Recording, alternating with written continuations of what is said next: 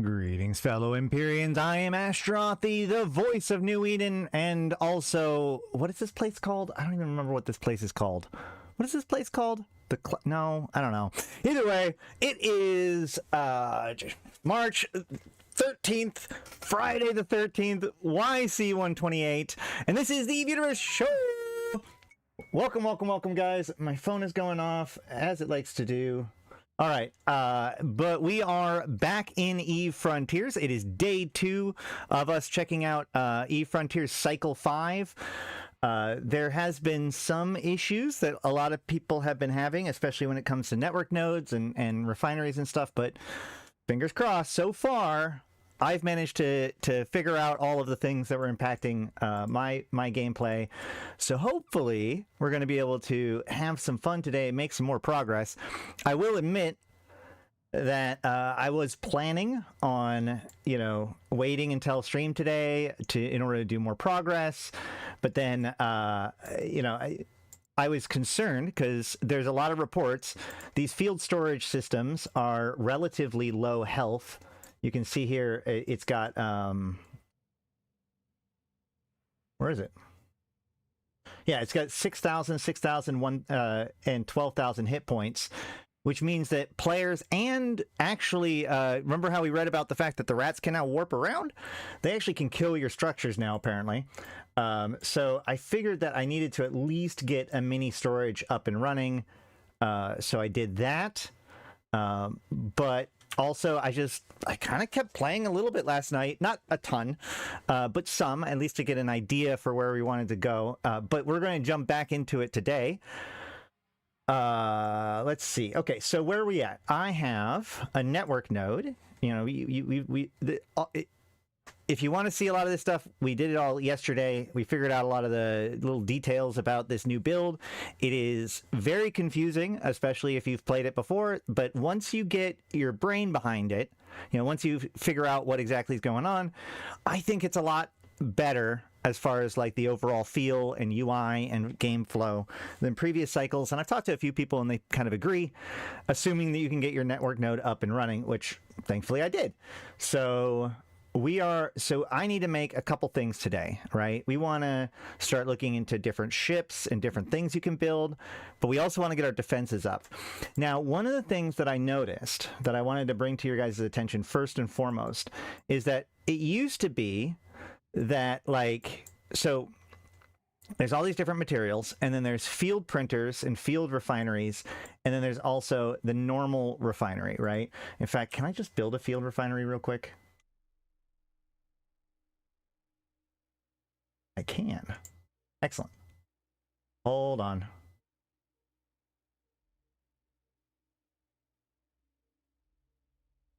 So if I place down this field refinery and then interact with it and where would I have that stuff? Would it be in the field storage? I didn't put my stuff away from the field storage yesterday because I'm bad at this. Or no, actually, I think this is from refining stuff, but I still should have put it away. But either way, it doesn't matter. This doesn't have what I want. Why did it say I could build it? Do I have any feldspar crystals here? I do. Excellent. Uh-oh. Oh, no! Wait. Okay. Can I put this in here? Oh boy. Wait, did that work? Hold on. Unable to add items. Smart storage is currently offline. Okay, so this is actually the problem that I had with my refinery. It wasn't allowing me to pull anything out or put anything in. It says it's online because I can offline it. In fact, if we go to my network node, you can see that all of my stuff is online. So, but what I found, at least with the refinery, and now we're going to try it with the storage, which, whoo-wee, is this going to be nervous. I don't want to lose everything, but we're going to try the classic IT solution of turning it off and on again. It's Friday the 13th. Nothing bad can happen today, right? Hey, what's up? Contrarias 6969. Nice, nice. All right, let's try. I hope. Okay. Probably it'll be fine. Might destroy all my stuff. Let's give it a shot. Offline the unit. So when I did this last time, it says that it's successful. It gives me a transaction hash, and then it says fails to turn offline. This is what happened with my refinery. So far, so good. Oh, actually, this didn't even update when I did it to the refinery. It did this time. So let's go ahead and hit online unit. It's online. Oh, it didn't even give me an error. That might even be better. Okay, let's see if it works now. Yes? Yay! We did it! Okay. Nerve-wracking. Okay, and then we just drop these in here. And it builds my field refinery. Okay, so this is one of... Hey, what's up from Texas? No. Welcome from... What is this place called again? I can't remember what it's called. What is the name of the whole place? Does anybody remember what they called this place? Let me go look it up real quick. Hold on. Eve Frontiers. Oh, I guess it's just called the Frontier. It's just called the Frontier. I bet it's just called the Frontier. Is it just called the Frontier? Am I that dumb? Yeah, it's just called the Frontier. I'm so bad. Yeah. All right. Welcome to the from the Frontier. No, okay, so basically, like, one of the things that they did, you can reprocess. In previous versions, you could reprocess a material in a field refinery and get certain materials, but then you could process the same stuff in a normal refinery and get like more advanced stuff. I don't remember if they fixed it, if they changed this in a previous version, but what I found that they've done now, see, like feldspar crystals comes to hydrocarbon residue and silica grains, right? But if I go to my normal refinery, we can see that, hold on, withdraw, field storage. We can come to the same thing and we can see that it feldspar, wait, right? This is what we just looked at. Yeah, feldspar crystals turn into hydrocarbon residue and silica grains. So that's actually the same, right? But the difference is, if we scroll down here, we can see that there's hydrocarbon residue also can be reprocessed into these two things. Troilite or whatever, sulfur grains, and tholin aggregates. Okay, so what they've done is they've made it so that you reprocess it a first time, and you get the basic materials from the ore that you've mined. And then to get the advanced materials, you reprocess it a second time. And that second time has to be refined in the refinery. So it's no longer like, oh, if you refine it like in position, it actually costs you something. You want to haul it back and forth every time. You can actually reprocess it while you're in the belt and then move the reprocessed material and refine the secondary material a second time to get the stuff that you need. So that is, I think, what we're kind of going for here. So let's go ahead and look at what we want to build. There's a couple things that we want to build. Oops. We want to build, we have a printer. We have a refinery. We need a mini berth because that allows us to build shuttles and corvettes, but we don't want a shuttle or corvette. We want a frigate. So we're going to need to build a berth at some point soon. And also, I guess we might want a relay. This allows the... Oh! Whoa, wait a minute. So it used... Okay. Let me take a step back. In Eve Frontiers, one of the fundamental principles, like Eve Frontiers are trying to learn a lot of the lessons that they learned from Eve Online. And like one of the problems with Eve Online is multiboxing, right? Which is, as a more technical term for that, would be agency multiplication, right? As how much impact can a single person have? If you multi-box, you can have the impact of multiple people at the same time. And in Eve, there's the idea of you have to have your accounts plexed in order to have multiple accounts, but obviously that's not a giant disruption. And once that, the problem with that is that once those multiple accounts are paid for, it's like in your best interest to get the most out of all of them the entire time in order to get the full value of the fact that you're plexing multiple accounts. In EVE Frontiers, they want to make it so that, in theory, botting and multi-boxing and all that kind of stuff doesn't have an actual impact in the simulation in the same kind of way. And so rather than the main cost being in your account, the main cost is in the form of fuel. Now, we made some fuel yesterday, and our basic Corvette takes some very basic fuel, but more advanced ships, more advanced stuff does take more advanced fuel, and that is mined from rifts, right? We checked out a rift yesterday. But this is important because this also becomes part of how the game like funds itself, right?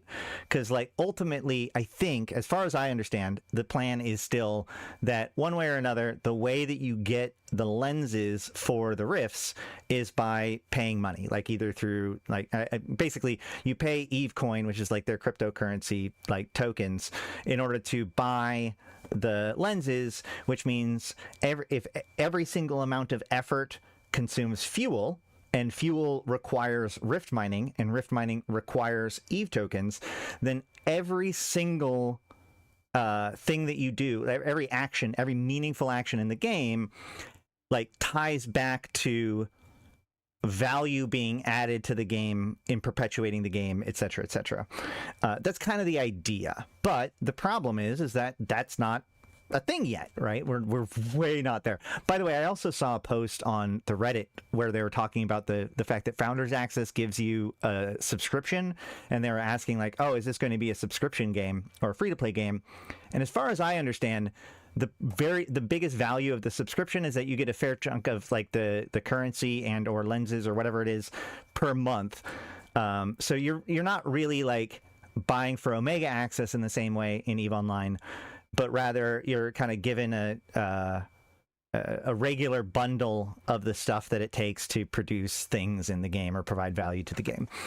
But we're still not there yet. So the question is like, and this is one of the things that I was asking myself and a couple people talked about, was like, okay, well, it used to be that you would get lenses in the stations and you would have to mine like steel, like build some like extra steel beams to go sell it on the market to NPC buy orders to get the in-game currency, so that way you can buy the lenses and then go and mine. But in this cycle, and I think even the previous cycle, but definitely this cycle, they've basically shut the markets down, right? They've shifted further and further away from people having to live and operate in the stations and closer towards players doing everything in their own operational area, right? Which I think is really cool.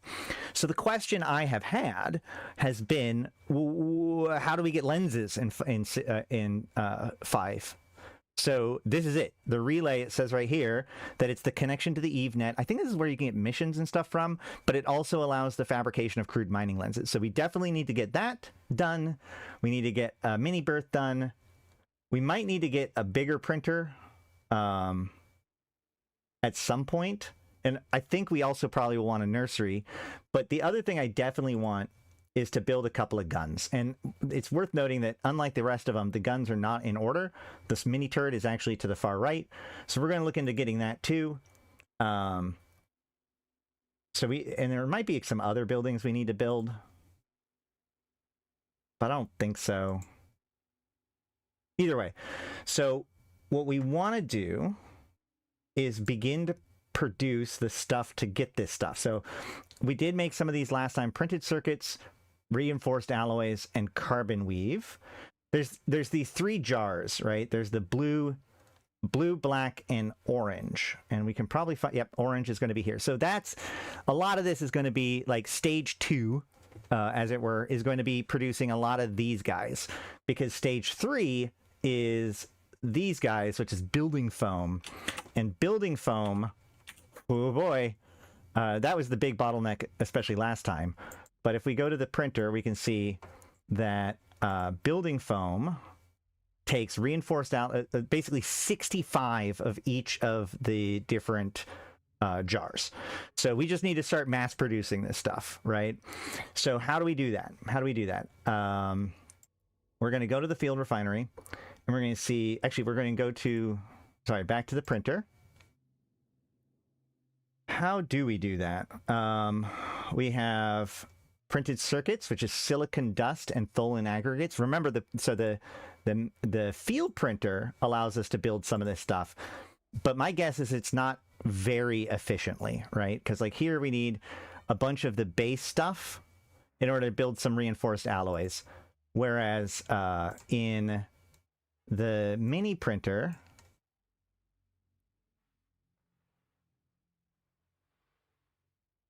we need the I think this is, yeah, more of the advanced stuff, nickel iron veins and feldspar crystal shards to build reinforced alloys, but we get a lot more.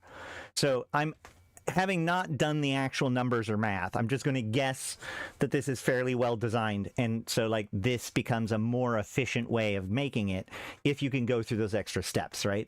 So we need nickel iron veins, feldspar crystal shards, as well as for the thermal composite, we need silicon dust, Tholin aggregates, and more feldspar crystal shards. Is there the black one? Printed circuits need silicon dust and Tholin aggregates. So we that, yeah, silicon dust, Tholin aggregates, feldspar crystal shards, and nickel iron vein. So those four things so far gets us all three of the things that we're looking at here. But we also need carbon weave, which is more Tholin aggregates. Okay, great. So those four things, Tholin aggregates, nickel iron vein, silicon dust, and feldspar crystals. Let's figure out how to get those. Silica grains is actually right here. It's in the basic palladium matrix. But we can get, so we don't need the advanced stuff yet. You can refine the advanced stuff in the refinery, just in case you didn't know. But this is for like cruisers and above, more advanced stuff. Don't need that yet. But what I do need is there's silica grains there. But so if I refine feldspar, I get I get silica grains, and then I also get the residue, which I can then turn into Tholin aggregates, which is something I need. This sulfide grains thing, I don't need that yet. I don't think. Iron-rich nodules, which come from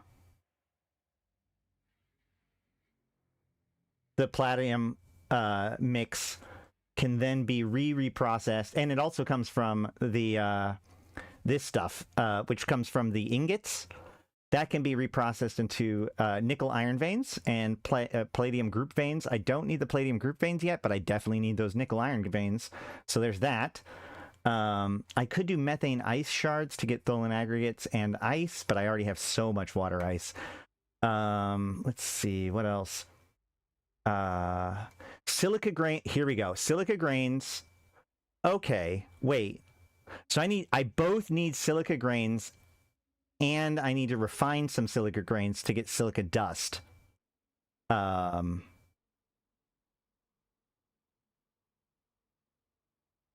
so hold on. There was four things: nickel iron,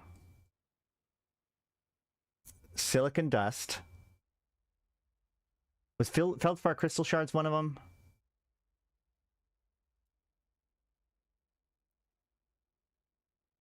Tholin aggregates, nickel iron vein,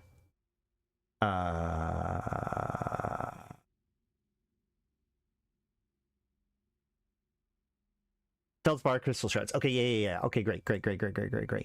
So what do I really need to do? What do I actually need to do? This is hard to kind of keep track of like all the different stages here. But so I just need. Wait, so palladium, platinum, whatever mix gives me silica grains and iron-rich nodules. Does palladium reprocess to anything? No, I'm just going to have that as like a byproduct, basically. The silica grains need to be reprocessed, or reprocessed, I should say.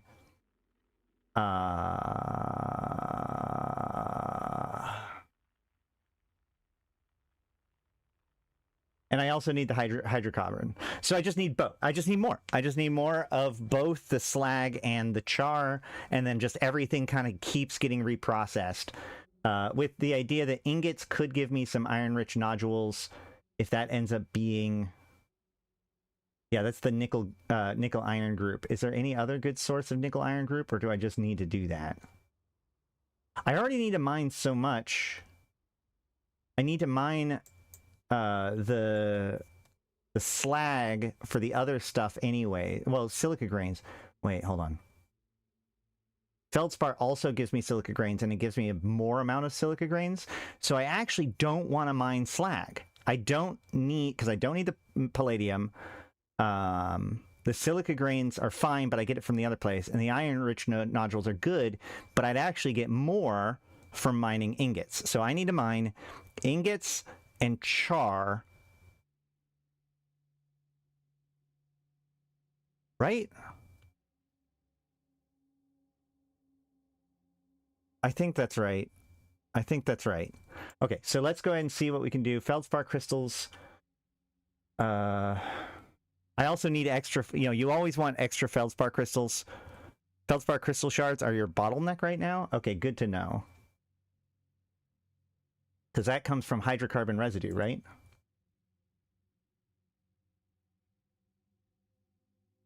No. Wait, hold on. Ah! What'd you say? Feldspar crystal.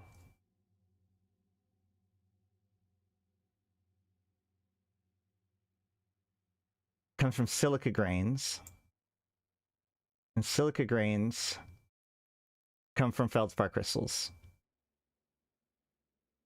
Right? And then the hydrocarbon turns into tholin aggregates, which I also need. What is tholidite sulfide grains? Is that a thing I can reprocess, or no? What do I need it for? I don't know. Let's find out. So much stuff.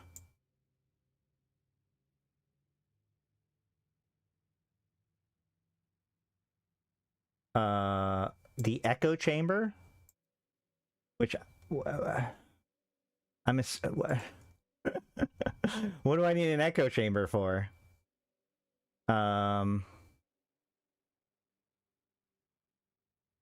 Maybe more advanced stuff? Maybe one of the other manufacturing centers? Okay, great, cool. I need char. I need char.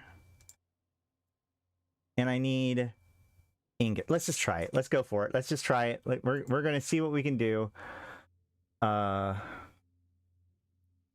Fail faster and all that. So we're going to open up our assets. Turns out my field storage that's in position in the mining area didn't get blown up, so we're going to go.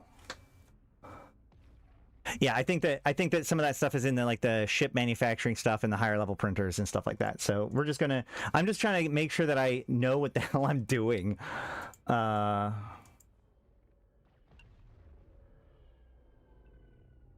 Okay. So I don't. Char is that stuff.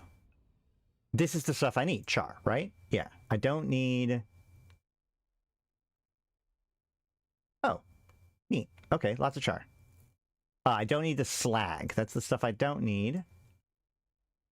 But I could use some ingots. Oh, hey, look, there's an ingot. This is a great spot. Good job, me. Way to set things up for my success. Okay, so we're going to just start mining some char. Nope, that's too far away. Never mind. I didn't look at the distance. There's the char.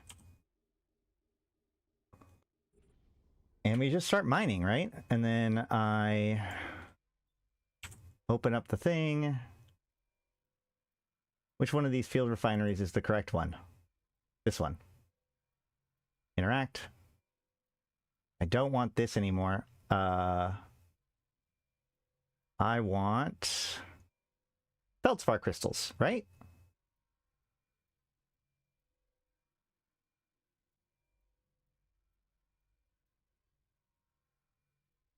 Yeah? Right. So hydrocarbon residue. Okay, so I get hydrocarbon residue and silica grains from feldspar, and I get hydrocarbon residue and water ice from comets. I don't need the water ice. We have so much water ice at this point. So we're going to just start mining feldspar. Unable to select because things are still in here.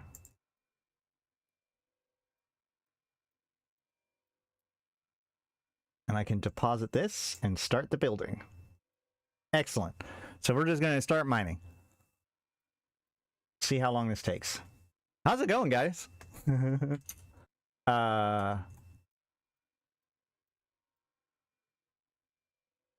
know what? Since we are a little set up, why don't I set it up so that way we can watch that YouTube video that we were going to watch the other day, the EVE Online one.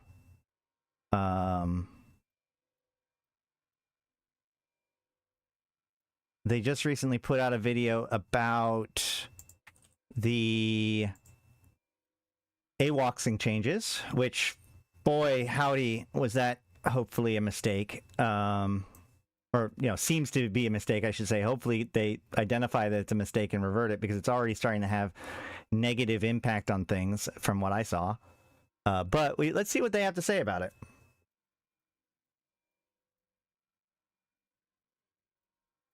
Oh, nope, not that one. I don't have an expanded cargo on there yet. I haven't figured out how to build that yet. At least not this time. Oh, I need to deposit more. Start. And then pull this stuff out. Let's see.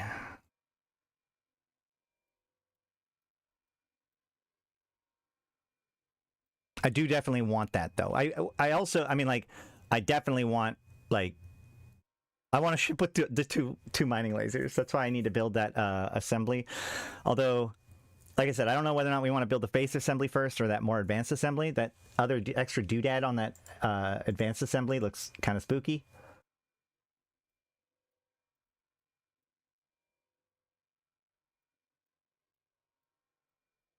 Is this going to work? Yep, let's go ahead and make this small so that way we can see what I'm doing, as well as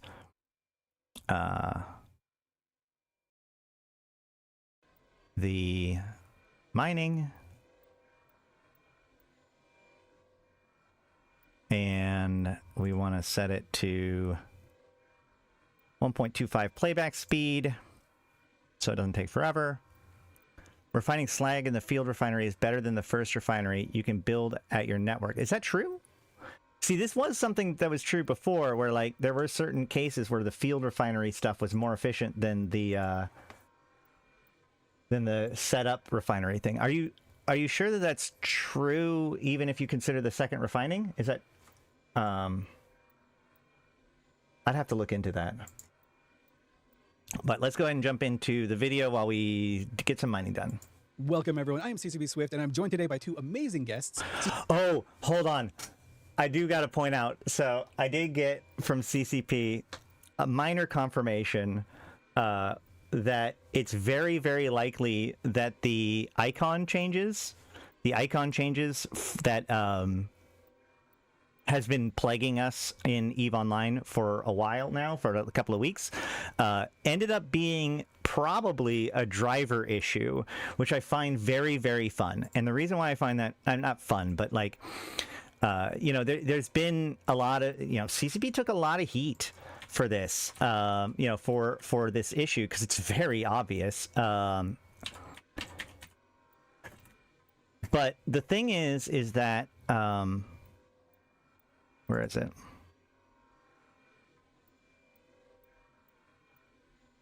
Where is it?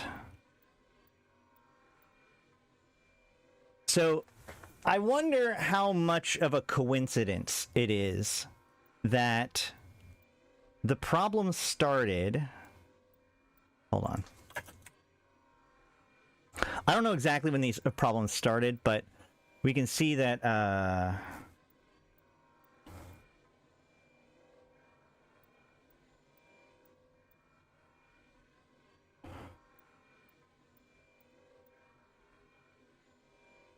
I'm just going to go to a random website. Hope it's fine. So NVIDIA, like one of the things that has been criticized, one of the criticisms that CCP got was that, you know, oh, well, they're having all these problems with their game because they've started vibe coding, right? So what is vibe coding, first of all? Vibe coding is this new term that has kind of gained popularity recently that basically it's where you use the AI to do your coding for you, right? So rather than you write the code, you just explain it to Claude or OpenAI or, you know, whoever, what needs to happen, and then they generate the code and you go kind of back and forth. You basically talk through the problem with the AI, and the AI generates the actual code. Now, before we begin as to how silly this all is, let's explain why this is arguably a good idea. The thing about coding is that, like, a large percent, I almost said like 90%, but I'm not 100% sure like what percentage I would give it, but a big percentage. Why is this so choppy now? Wait, why is this suddenly so choppy now?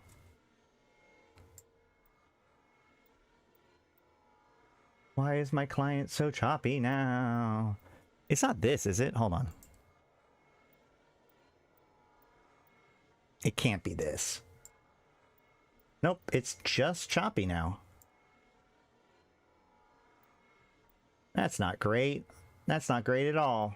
You're not making my point any easier. I wonder what the monthly subscription will be. Well, that's what I'm saying. I don't think that you're necessarily going to need to pay the subscription in order to do that. No. Okay.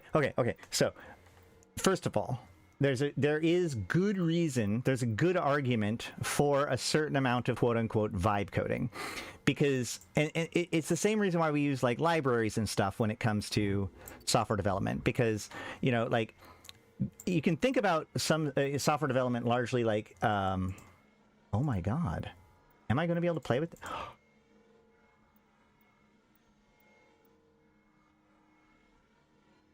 Is this going to work enough for me to be able to even do this?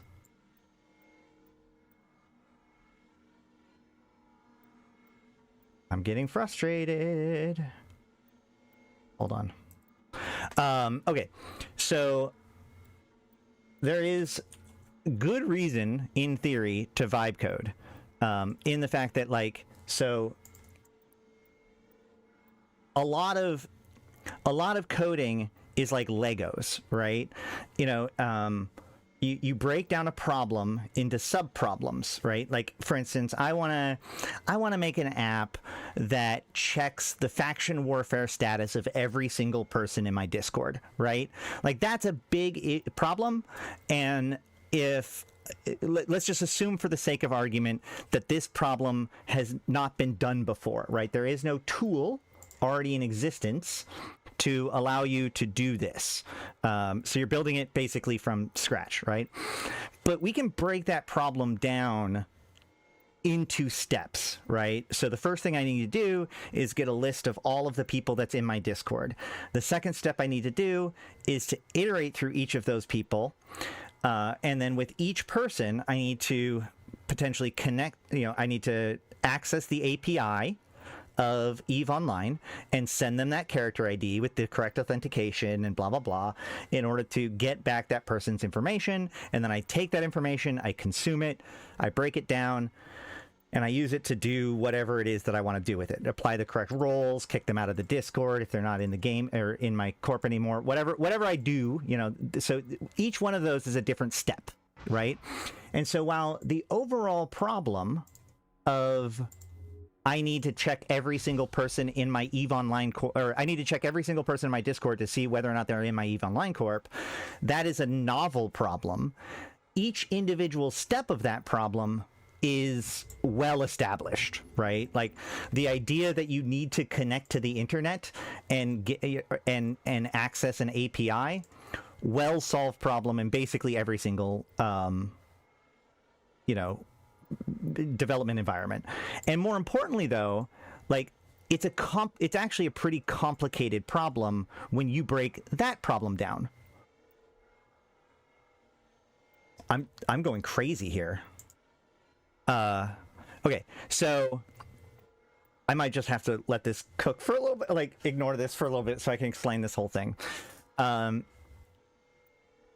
So, you know, when you make a connection to the API, there's going to be a lot of different steps to that. You know, what if I need to check to see if the network is correct? What if there's a problem with the network? What if I need to handle the authentication key? There's all these little weird things about how to properly access and communicate to an API. So rather than build every single component all the way down to scratch, you know, most software development environments of all programming languages, I would argue, have like people have already solved this problem, and they've already solved not only the problem, but they've already like fixed or dealt with all of the consequences that come to that. Like, for instance, if you're going to be accessing, here's a good one. So if you're going to be doing the API check, you don't want to check every, you know, you don't want to check 1,000 times a second, because then you'll get rate limited. Everybody will get mad at you. You know, it's a big problem. So what if the system does try to check something 1,000 times in a second? Well, we can assume that if the data if we already have some of the data and that data is not that stale, then we should use the data that we already have rather than check again, right?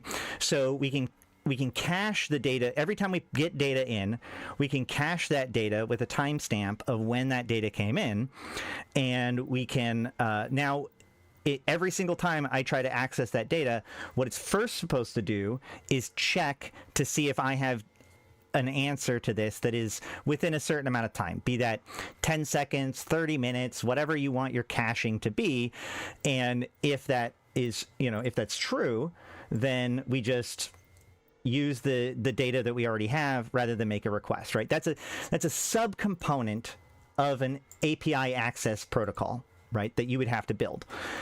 You don't want to build that shit every single time. So you get a library where somebody has gone through and thought about all these different issues and already built a pretty robust networking protocol, and you just use theirs, right? You figure out how it gets used, you use it. So you don't build your own networking protocol, you just load in their the kind of established one, and that kind of builds out all of the nice stuff.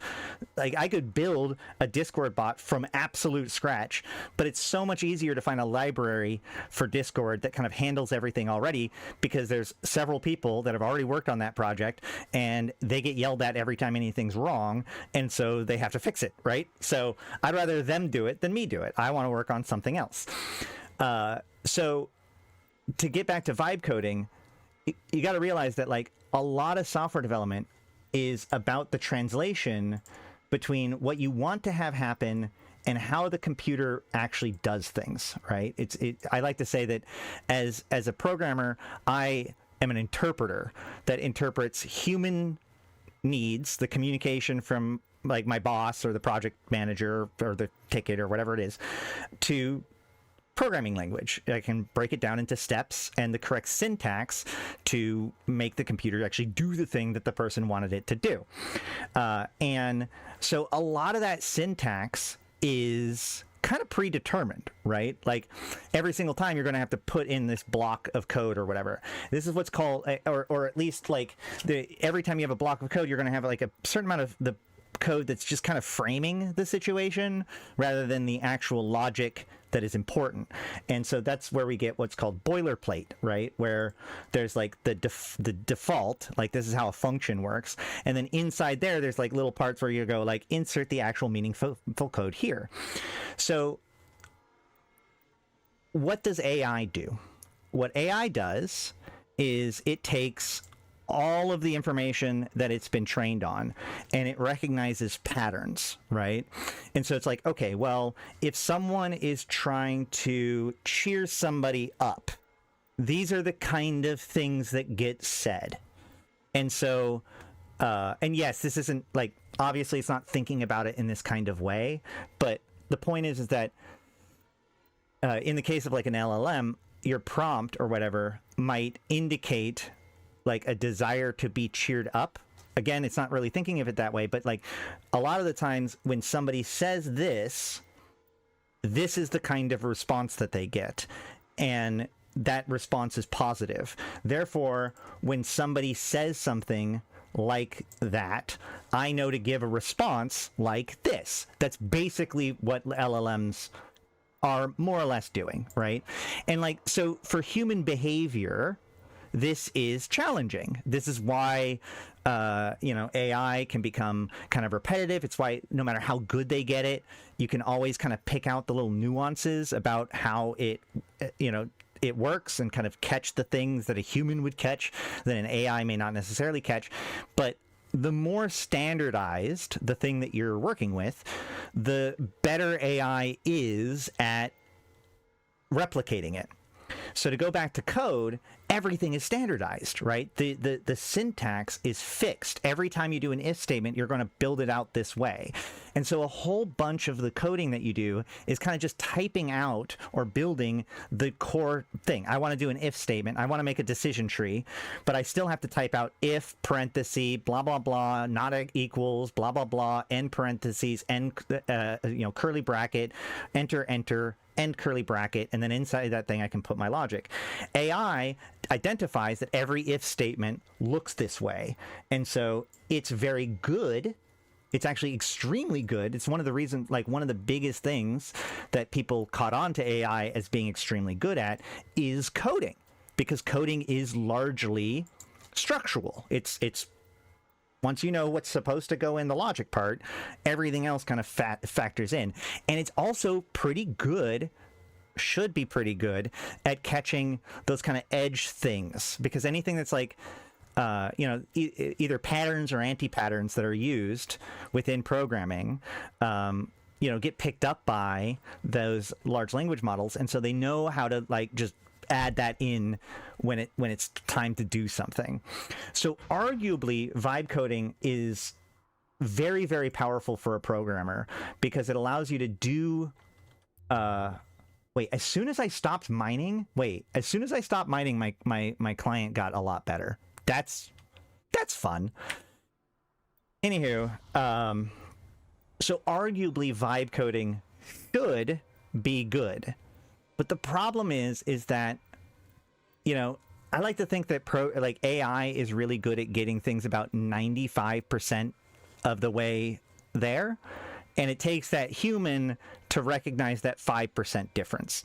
A good example of that was like I was doing, I was making my my presentation on Celis Agard.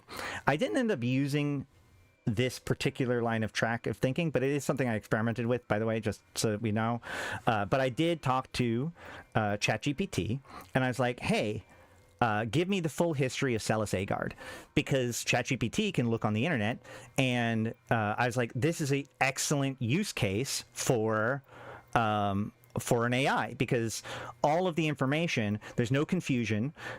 All of the information is like in specific repositories. You just go to the universe.eveonline portal and pull everything that's ever there about Celis Agard and kind of collect it together and put it together and all that stuff. It's a very clean environment for an AI to be able to build such a thing. But what I found was, while the AI was actually really good at building out that stuff, it missed stuff, right? Just because of the way things work. So if I didn't know the story of Celis Agard myself, if I just read what ChatGPT outputted, I'd been like, yep, that's it. But the problem is that I do know a lot about what happened with Celis Agard. And so when ChatGPT spit out to me the information, I was like, well, what about this and this and this? And, a lot of the things that a lot of things that ChatGPT failed at was like secondary effects, right? So Celis Agard has a lot of connections to Kellen Ontbod and whatever his name is, the guy that's always crapping on her, so like they picked up some of the stuff about the people in Celis Agard's orbit, but not the follow-up stuff about them, right? What else was Belleron, right? Like Belleron has a huge history with Celis Agard, and so to understand the history of Celis Agard, you kind of also need to understand the history of Belleron. And ChatGPT was able to find, like, when Belleron directly commented on Celis Agard stuff, they caught that, but it didn't catch it when when there is something unrelated, supposedly unrelated to Selasagard, that Belligerent did. So it didn't build this like larger constructed understanding of what was going on. But I was able to like point this out and together kind of construct a more complete thing. Now there are still some struggles. I actually very frustrated with working with AI at the moment, so I'm not going to say it was working well. But you know, that as a person who knew the actual answer, I could help ChatGPT in one prompt. I'd be like, tell me everything you know about Selasagard, put it in chronological order. And ChatGPT spit out a whole bunch of things. And it got me about 95% of the way to a really good telling of the events. But if I didn't know anything about it, I wouldn't be able to identify that last 5%. Since I was able to identify that, I was able to point out that last 5% and try to like get it closer to being actually the correct story. Take that back to coding, right? The problem, vibe coding for a senior software developer is very good. Because basically at that point, you're not replacing a senior software developer, you're replacing a junior software developer, right? Oftentimes, a senior software developer will, you know, pawn off the easier work or whatever on a junior software developer, and that junior software developer might struggle with pieces of it, but that's okay because, like, he'll get a huge chunk of it done, and then the senior software developer can kind of come in and help get it that rest of the way. So in the same sort of way, a senior software developer working with a ChatGPT or a Claude or something like that can usually work together. They can identify the mistakes that Claude is making and help correct that. This is the real problem with this development to AI. It's not that it's that we no longer hire junior developers, because a senior developer working with ChatGPT can do the work of a senior developer and a junior developer. But what that means is that we don't have junior developers. And so those junior developers never develop into senior developers, because it goes back to, I think it was Hank Green that was like, the real problem with AI is that we're not giving people an opportunity to do things badly anymore, right? And like, you don't get good at something until you're allowed to do something badly. So what ends up happening is we have a lot of software developers who are relying increasingly on AI and lack the skills to actually identify what the AI is doing wrong and correct it. So we're kind of manufacturing our own, what is that called? Dunning-Kruger effect, right? Where you now create a system where nobody in the system truly can appreciate can't recognize good code from bad code. It all looks the same. So that's both the positive and the negative sides to vibe coding, right? Vibe coding is when you allow the AI to do the coding instead of you, right? So what has actually happened? Okay. Hold on. Let me catch up with your guys' comments. People expect I'm good when you say, how are you? Exactly, good, great point. What I've heard on the subject, coders essentially found a way to create their own replacement. Yes, except that final piece that I was talking about. And thus no juniors will be trained. Yep. Won't the AI reach a level that surpasses seniors? Maybe eventually. But the problem is that historically we have gotten, we have a diminishing returns problem. Historically we've made better LLMs by using larger and larger data sets, right? But this kind of gets to the, oh man, what is that one where it's like computer power doubles every so many years because the amount of transistors that we put in doubles every few years? At a certain point we kind of hit a wall on that because we got down to like transistors that were 1 atom thick. You hit a wall because you can't develop anymore. Like, ChatGPT 3 was better than ChatGPT 2 because it had a bigger data set to work with. ChatGPT 4 was better than ChatGPT 3 because it had a bigger data set to work with, and it had more refinement. But like, ChatGPT 5 is already trained on like the entirety of human history, like the entirety of the internet. So how do you improve it from there? How do you make it get better? Well, again, in order to do something well, you got to do it poorly. So, now it's gotten to a certain point, but we get diminishing returns on the improving of quality. And in order to actually get that further quality, someone has to look at the outputs and tell it that this is good and this is bad, which means somebody has to make that understanding. Somebody has to make that determination for the AI to learn what is and isn't successful. Not to mention things like alignment problems and all that sort of stuff. I'm not even worried about that. So all this brings me to NVIDIA. You need infinity amount of data to get a modicum of improvement. Yeah. And this is, by the way, one of the things that really spooks me about all of these different companies allowing us to interact with these chatbots and, LLMs for free. Because it's not even that they're doing it because they want us to sample it or get used to it or rely on it. They're doing it because our interactions with it becomes new data, right? Here's something to think about. God, I'm going down a couple of rabbit holes, but who cares? So here's a question. Why do we need all these giant data centers? A model once trained does not take a whole bunch of resources to run. You do not need a massive data center to run ChatGPT-5. ChatGPT-5 is already trained. You could theoretically run a model that is basically ChatGPT-5 on your home computer, and some people do. Not exactly, but you know what I mean. Something that is almost equivalent in its quality. The actual model itself does not take as much resources. The thing that takes the resources is the training. Okay, so if all these models are already trained, what do we need these giant data centers for? They need to crunch through data. What data? What data could they possibly have to crunch through if they've already gone through the whole of human history? Our interactions with the thing. New data, further refinements. That's the thing. So every time you interact with ChatGPT, you give...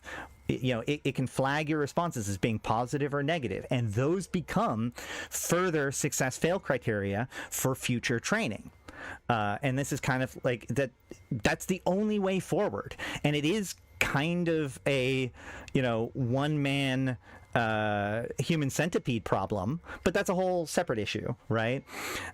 So let's take a step to the side and talk a little bit about what is it, blah blah blah. Hold on, I just messed this up. Let me fix this real quick. I put it in the wrong box.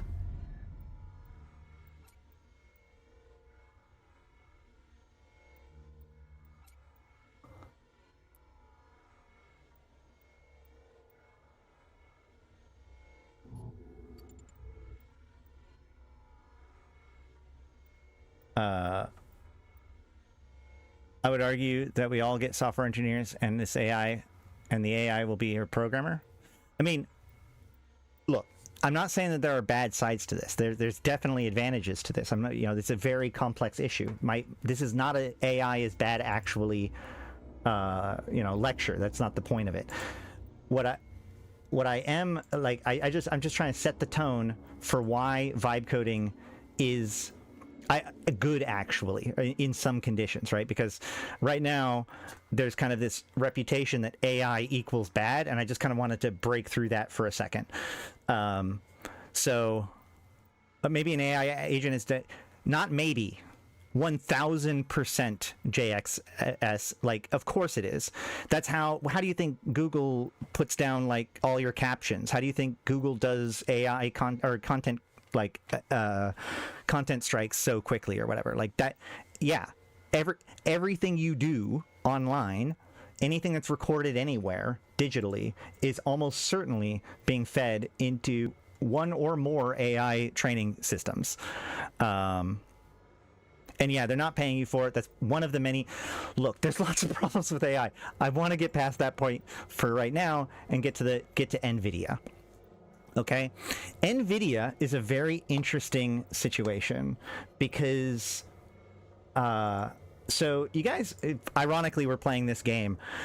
You guys remember like when Bitcoin and crypto was like this super fancy thing, right? Bitcoin, not to get too deep into it, but Bitcoin basically and other crypto systems use huge amounts of math processing in order to achieve results. It has to do a bunch of work in order to get little tiny results, and that's how you mined Bitcoin. Now, most of the Bitcoin, because there's diminishing returns, we're now basically at a point where you kind of can't mine Bitcoin. But back in like 2018, 2019, absolutely still did. Remember when GPUs exploded in price in the late 2010s? That's why.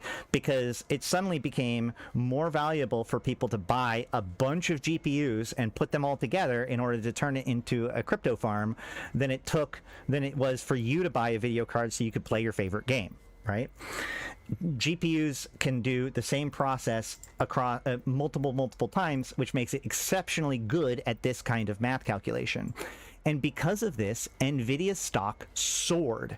We had one of the largest explosions of value when like NFTs were popular of any company. In fact, I think NVIDIA had the largest stock increase in the history of stock when this all happened. But then when the whole NFT crypto thing kind of collapsed, they also had the largest drop in stock value in the history of the stock exchange.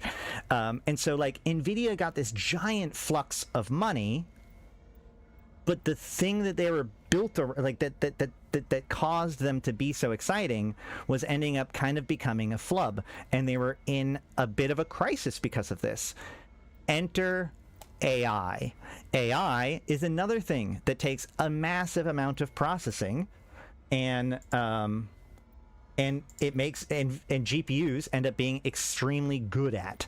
So NVIDIA pivots from crypto to AI modeling, and Bob's your uncle.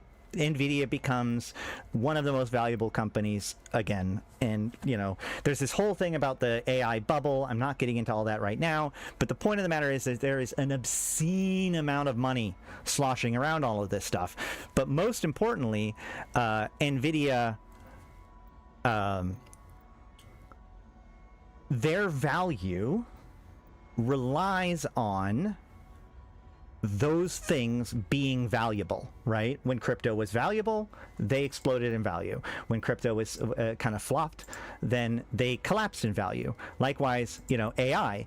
As AI became popular, they exploded in value. So the one thing that NVIDIA needs is for everyone to believe that AI is valuable, right? Because that's where their money comes from.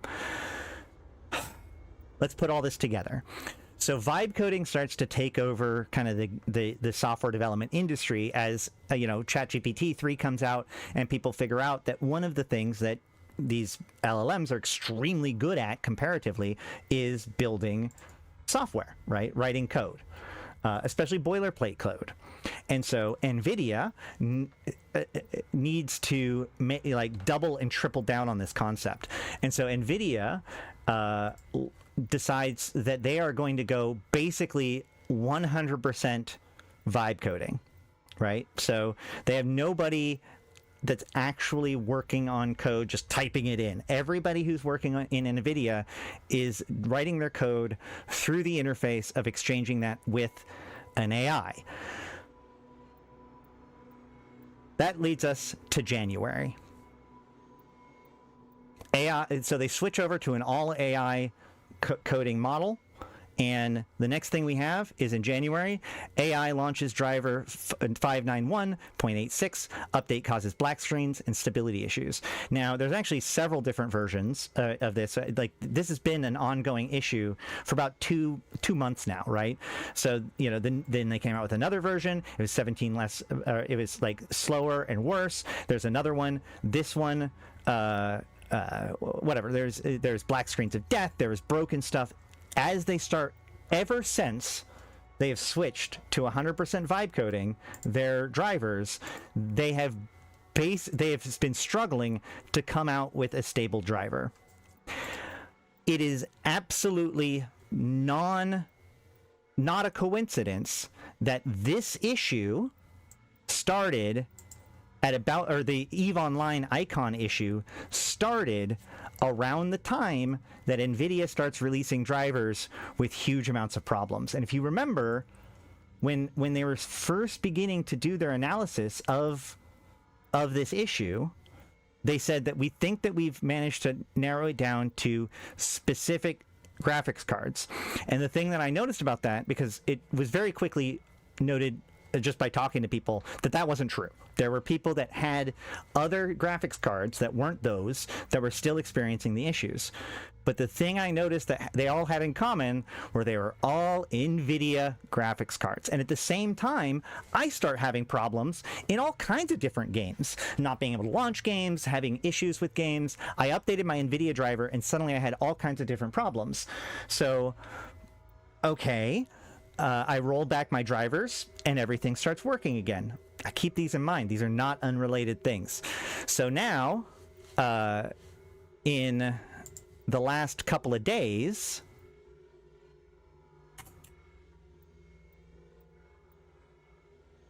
three days ago, there is a new NVIDIA driver that comes out. NVIDIA releases Game Ready driver, fixing many of the issues. 2 days ago. Do you guys think it's a coincidence that as soon as NVIDIA fixes their driver problems, suddenly EVE Online's icon problems also start to be fixed and go away? I don't think so. In fact, this was so bad that they actually had to roll back one of their drivers in February.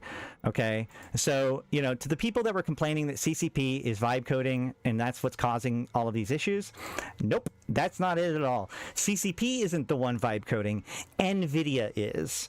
And I did actually, like, I reached out to one of the people I talked to at CCP, and I was like, I am so interested in what went wrong. Like, once they got it fixed, I was like, what happened to cause this? And what I got was, from what I understand from some of the tech stuff, part of it was actually driver related.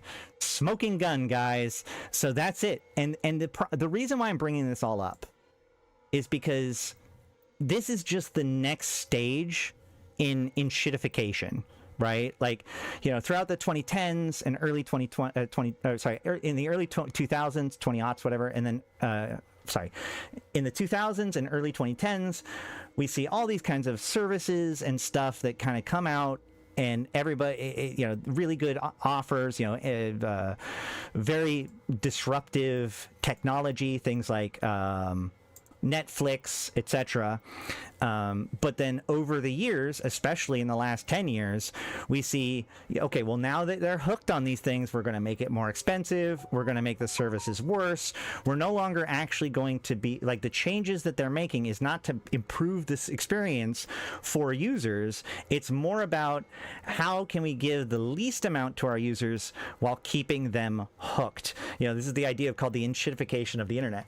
And I think that this idea that things like vibe coding and things like AI and just the AI thing in general, yes, the icon issue is allegedly solved, and I haven't heard any more complaints about it for 2 days.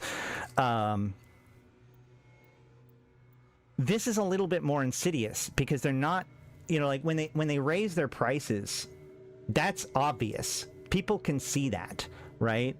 But when they start switching over to AI, like, AI is not as effective as humans in a lot of things, but they're training us that this is good enough. You know, we get used to the good enough, that 95% that AI can get you, instead of the last 5% that we often need for things like serious, like, foundational pieces like graphics drivers, right? And so, like, we don't get a choice of whether or not NVIDIA makes good drivers. We're kind of, you know, they come out with a new driver and you download it and, like, that's what you get, right? So I fear that we're going to see, that we are seeing more of this throughout multiple industries. This is just one example where, you know, for the last 2 months, games across the board has been having problems, optimization issues, etc., etc. And we, as people who are using these games or these technology, the software, blame the developers because it's the software that's changed to us, right? So we get mad at CCP because suddenly there's this new icon bug. That icon bug didn't exist before, so we're now mad at CCP. Nobody's mad at NVIDIA for coming out with drivers that don't match quality control, and it's not gonna happen until they start melting people's cards, which, by the way, some of this has bricked people's cards.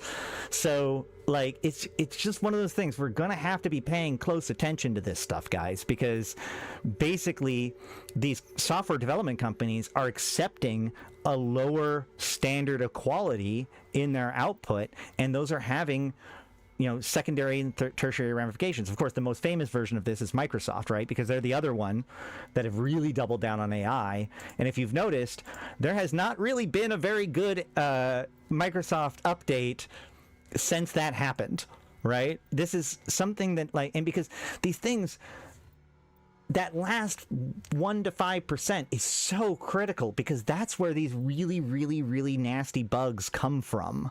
That one little piece that's like outside of people's thoughts, which was already hard for a human to get. But now that so much of it is just being managed by AI, they're not catching these problems, and they're becoming deeper and more systemic. So that's my story about why vibe coding is both good and bad, and why we shouldn't be mad at CCP per se for the icon issue. And we're just it's going to get weirder in multiple industries. I'm trying very hard to like avoid certain topics when it comes to that, but you can extrapolate however you want based on what I just said. But I hope for some of you, at least, that gives you enough extra information for you to process this stuff going on. If one of your favorite games starts having problems, the chances that it's a driver issue is actually stupid high right now.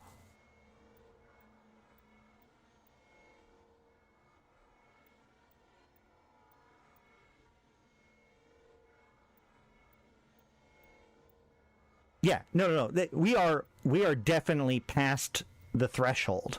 But that's the thing, is that, like I said, if they're going to raise the prices, or if they're going to rate limit it, or if they're going to make it so that you can't share your Netflix account with your buddy, like, that is a kind of enshittification that we notice very clearly. But this stuff is insidious. Systems are just not working as well. More things get relied on by AI, and then AI becomes kind of an excuse that things are not quite as stable as they used to be. And I don't know where the answer to that is.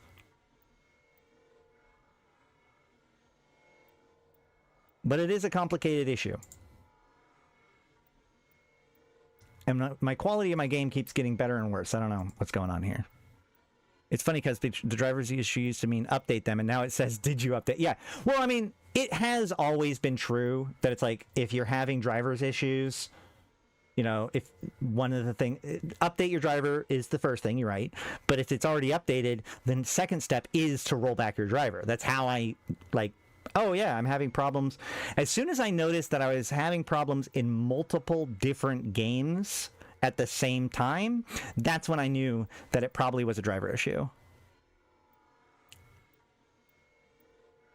That is how I have learned to debug I mean, this is true for hardware, this is true for software. Like, if you can recreate the problem in one thing, replace a piece and see whether or not you can still recreate the problem, right? If your computer it doesn't turn on, you got plug in a different power cord. If a different power cord, the problem still happens, probably not the power cord.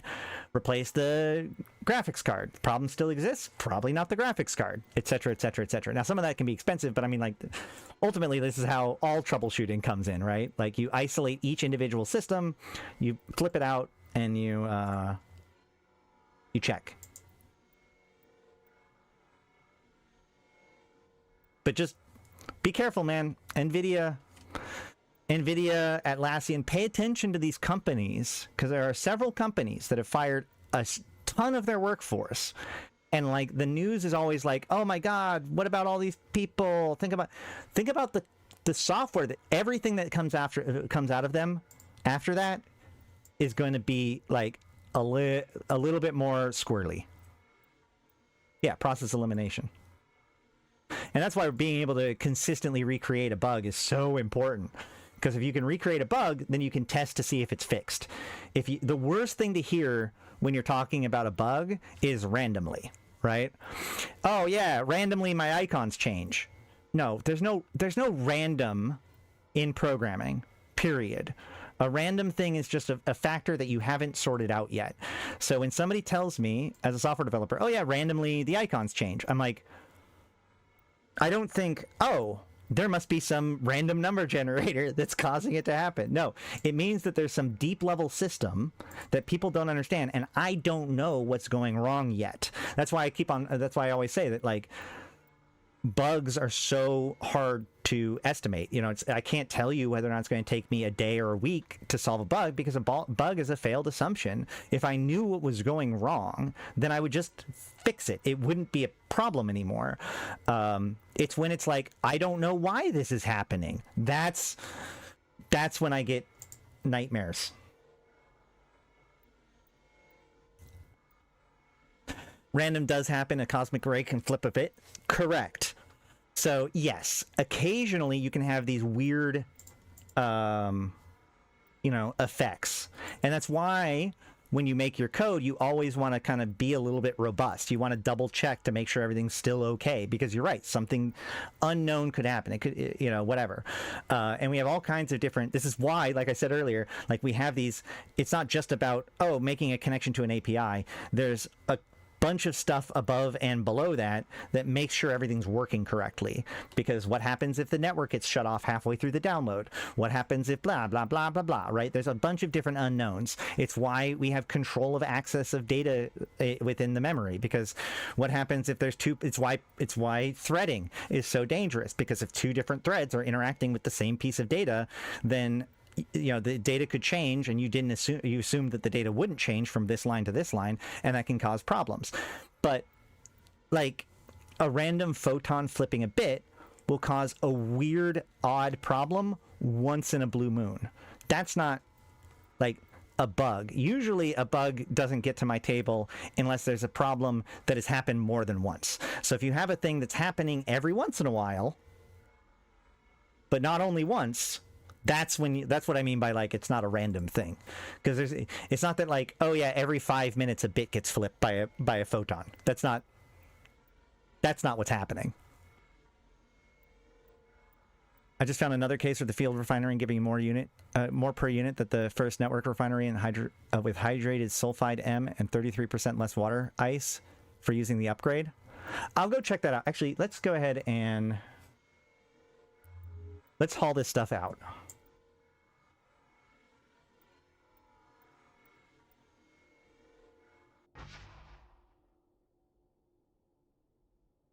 Okay.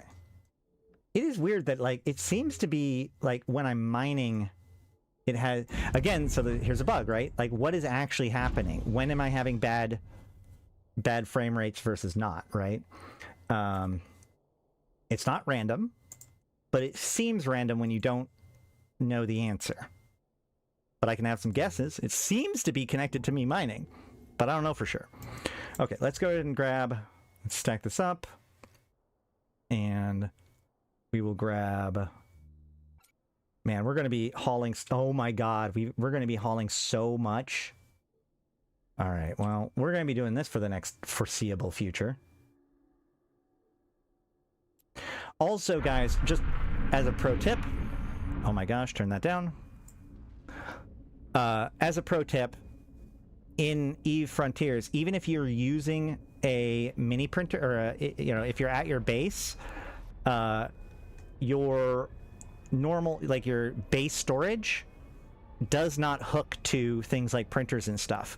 So what I try to do is, that's why I have this field storage here, because the field storage functions as my like working memory, and then mini storage is my like deep storage. So I put stuff here to keep most of my stuff, but then when I'm working with it, I actually have to move it to the field storage so that way everything can work.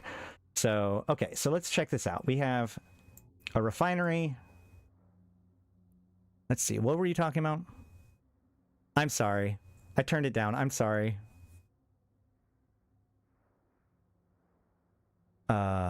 Hydrated sulfide. Yeah, that was very loud. It was. If it helps, I have it in my ears too. Okay, so hydrated sulfide matrix is 40 for 20 and 200. So hold on, half and 50, right? No. Yes. Half and 50.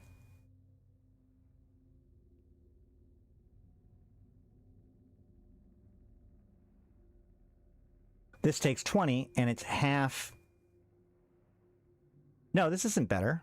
What are you talking about?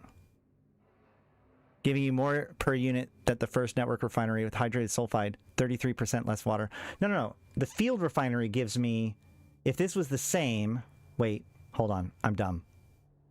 Nope, you're right. Because if this was the same, I would get 100.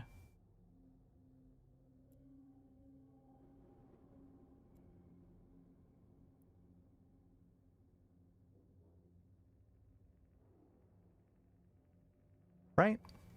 Yeah, 40 to 200. So then 20 would be 100. 40 to 20 half.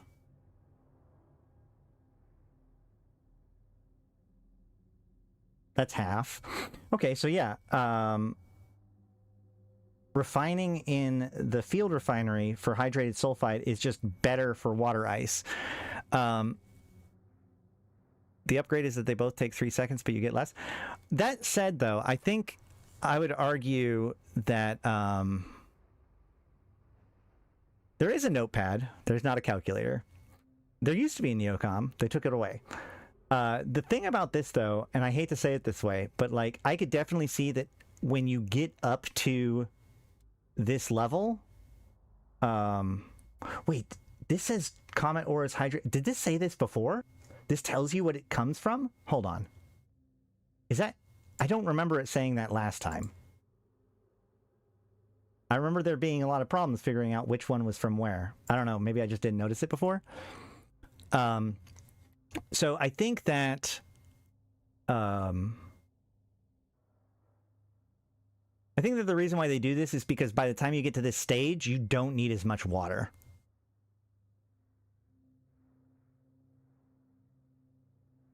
But it is weird that it just gives you less.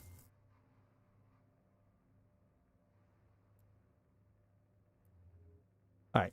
Either way. Let's just start dropping this stuff in here.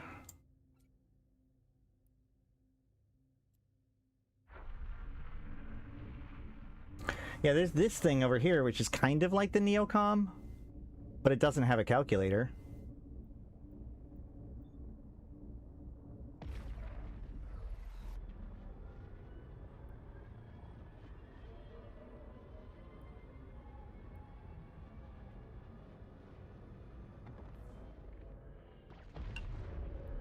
Hold on a second. Hold on. E online UI / command open calculator.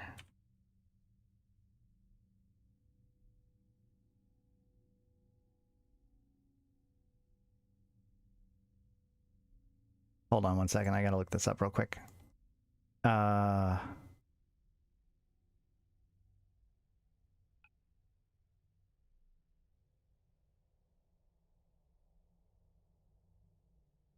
No, I do not want to try the AI mode right now.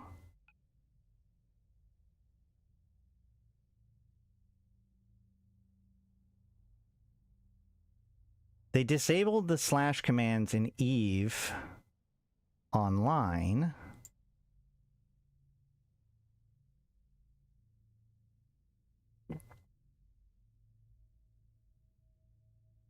Can I Nope. Can I do /open notepad? No, it doesn't work.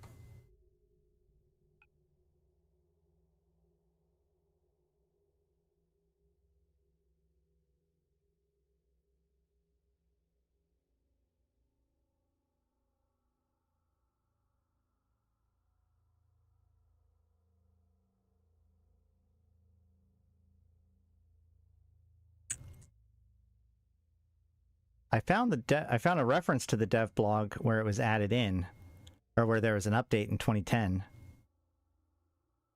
But that doesn't link to anything.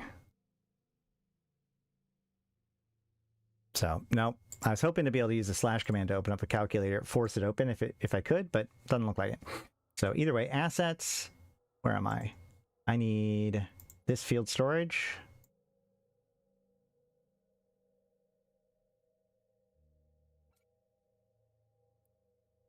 Lordy, I need a cargo extender.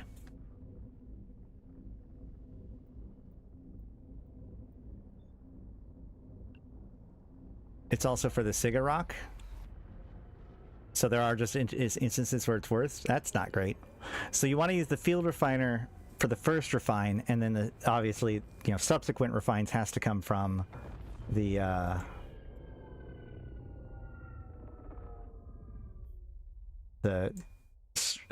structure, the node refiner.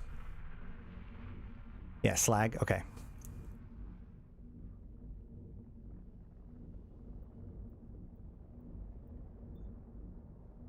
I also find it kind of frustrating that, like,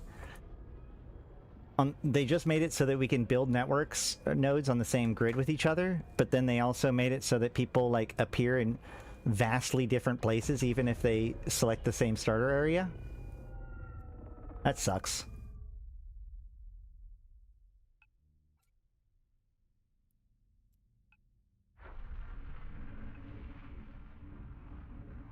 So yeah, now you know a thing or two about how coding works, I guess.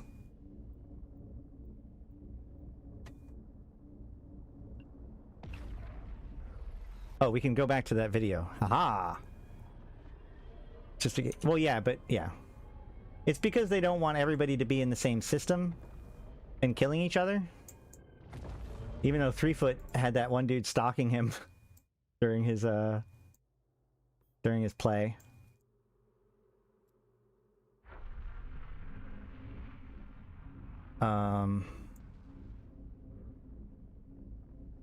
Okay. Let us jump back into this. CCB Master Plan and CCB Kestrel to talk about some of the new changes that are coming regarding AWACSing and standings in the factional warfare ecosystem. Hey guys, how's it going?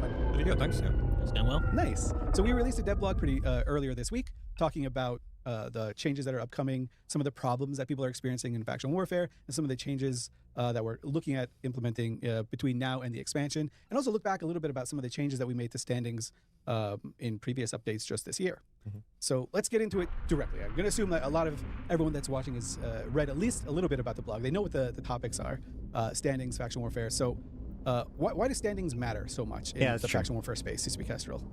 So for factional warfare, one of the reasons that standings matter is that if they go too low, then you will get... Well, so I've been seeing a lot of refineries when I go around, but not a lot of people around them. And I think that that's because there's fewer sites, and sites don't despawn. So the chances that you're going to go to a site that a person has already been to, did their stuff, and left is high. Because with enough people, that's true. But because the people are spread out more, overall, there are less people in any given system at any given time, even though there's more remnants of people's activities left behind in the same place that you end up going to. Because it used to be that they would just put their stuff down, and then it, like, sooner or later that site would just despawn, and then you wouldn't stumble upon it in your own journey. But now, since it's all just one site, you will stumble upon every single person's remnants up until that point. get kicked out if you're directly enlisted, or So, by the way, this guy who's talking right here is Sutonia. He's amazing. He's a genius. He knows more about Eve than you. I can say that because he knows more about Eve than me, and I don't even feel bad about saying that. So, but that being said, here we go. matter is that if they go too low, then you will get kicked out if you're directly enlisted, or if you're in a corporation, if your average corporation standings go too low, your corporation gets kicked out, and the same is true for alliances as well. Right, yeah. The kind of the standing system, at least conceptually, thematically, is meant to reward you for doing good stuff and punish you for doing bad stuff. And if you've done enough bad stuff, you tend to just get the mechanisms in place so you get kicked out. Yeah, it's the in-game equivalent of the social repercussions that you would get from a player. That's true, right? Yeah. Right. Okay. So that's great in theory, but how's it working in practice? I guess where's it going wrong in practice right now, where we wanted to kind of step in and look at some changes? I'll throw it to you, CCP Kestrel, because I know you roam around in this area of space. You know what goes on. Sure. So, like as we mentioned in the blog, one of the problems, at least when it comes to corporation and alliance enlistment, is that because it uses an average, it means that if you have enough good people in your corporation, you can support one really bad person in your corporation. And some people are abusing that to be able to just kill people with friendly fire indefinitely. We call it, well, the players call it AWOXing. So like you're in Galanti and you're -10 to Galanti, but you'll never get kicked because you just happen to have like 3 or 4 other characters in Galanti that have like 4.0 standings, and then you can just kill all the new players you want. Yeah, but it's not only new players. It might be someone, like when we talk about new players, sometimes it's an older player that's trying the space for the first time or something. And I know we've talked about this CCB Master Plan before, where like you just joined FW, you run into a complex, you see all purple militia people in local, you take the gate, and suddenly you're explodified, and you're like, well, shit. I know low-sec is dangerous. I know it's not the safe. I've talked about this for the last several streams, quite in depth. So, if you want, like, I know I'm not saying very much right now, but if you want, I'm letting them explain the problem because they're doing a good enough job explaining what the situation is, and I'll give my feedback when I need to. Spot, but I thought these guys would be my friends, and then you kind of like piece out of the content. It's not like you're gonna rage quit the game or anything, but yeah, and it's a sucky experience if you're not aware that that people are going to do this to you, right? Because it's breaking that implied trust of we're all on the same side. Why are you killing me and trying to take what should be kind of shared between the group? Yeah, and CCB Kestrel, you mentioned this is players refer to this as AWOXing.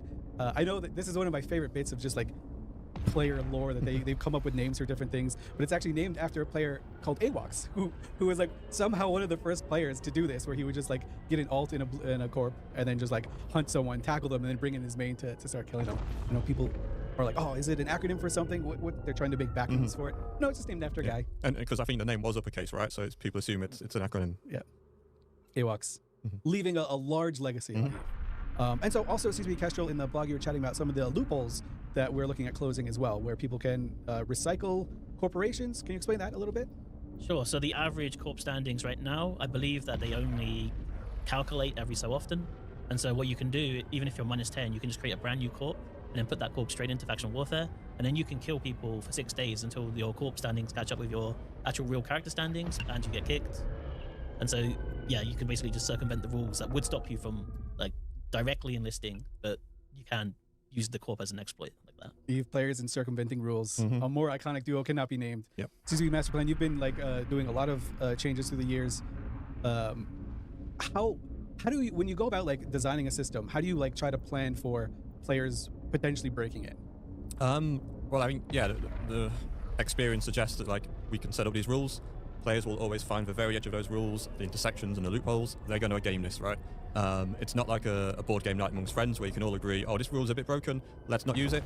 Players are not going to do that. Any little advantage, they're going to take advantage of it. Yeah. Yeah, and that's why AWOXing is an issue right now, right? Because they, like people that are doing this, they don't want to share the reward with someone else. So it's easier to just kill you, even if you're a friend or foe. So I can get. What I don't like about this framing is that, like, and maybe they will explain, like, go into it later or whatever, but you know, this is one of the things I talked about a lot, which was like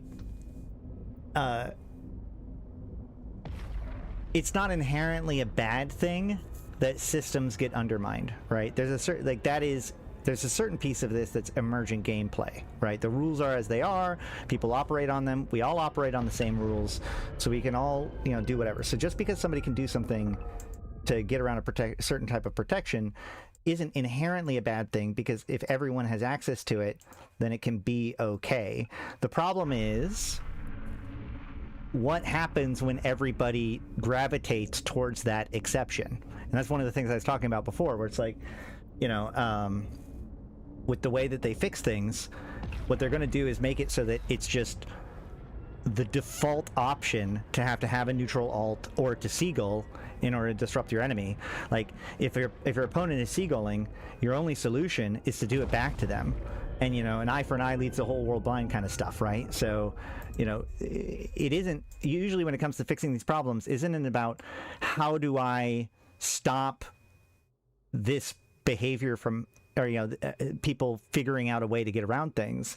The real good solutions are often, how do we, when people do try to get around the problem, how does that create a better situation? Like, when someone's trying to game the system, does their attempts to game the system actually cause them to do behavior that we want them to do? A good example that I can think of off the top of my head was the Drifter Crisis, right?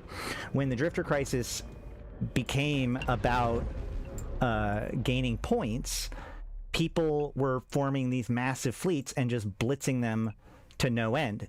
The entire challenge, all of the design of those sites was completely broken. You couldn't even run the sites authentically if you wanted to during that time. And there were some people frustrated by that, notably Dutch Gunner was, but others too, because they wanted to run the sites as they were, but you couldn't, because every single site in all of the different systems that were part of the Drifter invasions or incursions or whatever they called it was full of like 30 plus people. And so, that could be seen as a bad thing, but like the point is that the behavior that actually came from that was people constructing these public fleets and getting people in, and everybody kind of hanging out with each other in these big fleets for quite some time at a time, and a whole bunch of really cool experiences came from that. So you could argue that, like, oh well, they're just gonna get around it by building these giant 30-man fleets. Yeah, but I mean, to a certain extent, that's kind of cool too, right? Another good example, when we did one of the Galente challenges, I put up a bounty for all of the tokens that represented like you had to do the thing and then you got a token for it. And I put up a reward for the tokens. And people were like, well, people are just going to buy it off the market. And I'm like, yeah, but if they buy it off the market, they're paying the person, like somebody had to do the work in order to make the progress, and that token just represents that work. And so if someone buys it from the market to give it to me, what that actually does, what that behavior, that practice of people buying it from the market to turn it into me, increases the value of it being on the market, which means that the other people who may not necessarily even know about my offer are doing this, getting the tokens, and then selling it on the market, because selling it on the market is valuable. Why is selling it on the market valuable? Because people are buying it. Why are people buying it? To give it to me, right? So even as someone tries to get around the process, even if somebody tries to win my challenge without actually having to do the work, they're still doing what I want to have happen. They're still feeding into the system in a way that ultimately benefits me and gets the result that I am really doing this for, right?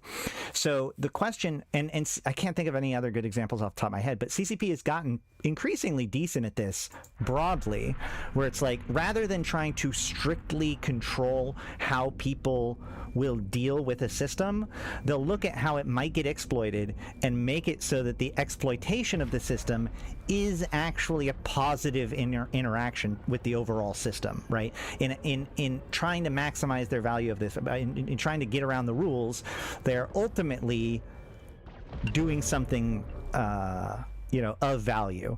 A negative version of this, and I'm not saying this is necessarily true, but like if I wanted to be cynical, I could say like, okay, well, what about the latest PvP Fest thing, which was such a mess? But what about the PvP thing, right? Like what happens if somebody just uses a bunch of their alts? Well, they made it so that you can't do it with the same guy over and over again. They have to be unique people. Okay, well, what if somebody just keeps making new characters and new accounts and all that sort of stuff? Well, to CCP, somebody having a bunch of accounts is actually kind of okay. Like, that's fine. So it's that behavior, while it is overall kind of meh, and it makes it so that, like, literally the winner of the competition says rigged all along, in rigging it, they did put in the work. They had their accounts and they had their Omega subscriptions, and yeah, they probably did some biomassing and stuff, but that can only go so fast. If you really want to get at the top, you have to have multiple accounts, which, I mean, arguably would be a benefit to CCP. Like I said, that's not necessarily a great example, but there are other examples of this so far where, in order to exploit the system, you actually end up doing a behavior that is like what we would want you to be doing anyways, even if it's not the specific rules as it seems to be being presented. You get to be clever and also doing what everybody wants you to be doing. And so the idea that AWOXing is an exploit, or like these corporate shenanigans is an exploit, and that inherently makes it bad, I think that that's a very dangerous argument, because remember, one of the curse design problem side of things is that players should be free to do what they want to do. So by designating it, CCP needs to be very, very careful with what they designate a problem, right? Because what's a problem for one person is an opportunity for another person. So, you have to look at that secondary effect. So that's why, like, when I talk about the seaguling and stuff, what the problem is that results in this happening more and more and more. And it isn't even necessarily the new guy that gets frustrated because he gets killed a couple times. It's the fact that, like, as this becomes, people didn't necessarily quit doing faction warfare with us because they got mad that, like, Frat was AWOXing them. They actually got more mad that people would just come in and, like, flood the thing. And it's like, well, shit, nothing I'm doing is worth anything, and I can't do anything about it. I'm just in this bad state. I don't want to do it anymore, right? So, that's why, like, the balance between AWOXing and seagulling is so important, because the negative consequence of openly allowing seagulling is diminishing people's value while making them feel like they're having their hands tied. The only people that are being punished are the people that are trying to play it legitimately, right? So either way, that's just my thoughts about that so far. Oh, hey, Satonia. I hope you were here when I just totally glazed you. Well, you're still free to do whatever you want to do. If you're willing to pay the standings as a consequence, good example would be the recent changes to career agents giving derived standings. Veterans can exploit them if they haven't run them yet to a bunch of extra standings in empires.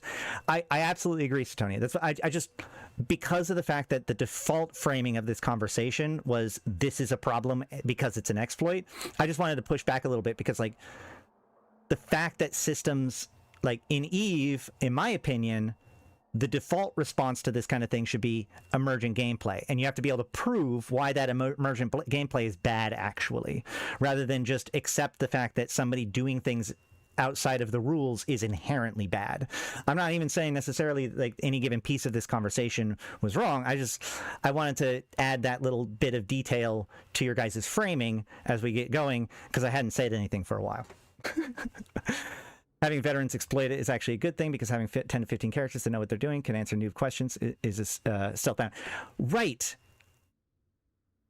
Yes, exactly. Yeah. Like, how can we get it so that even the people who are exploiting the system end up being a positive force to the overall system? That should be the ultimate goal when it comes to fixing these kinds of more social problems.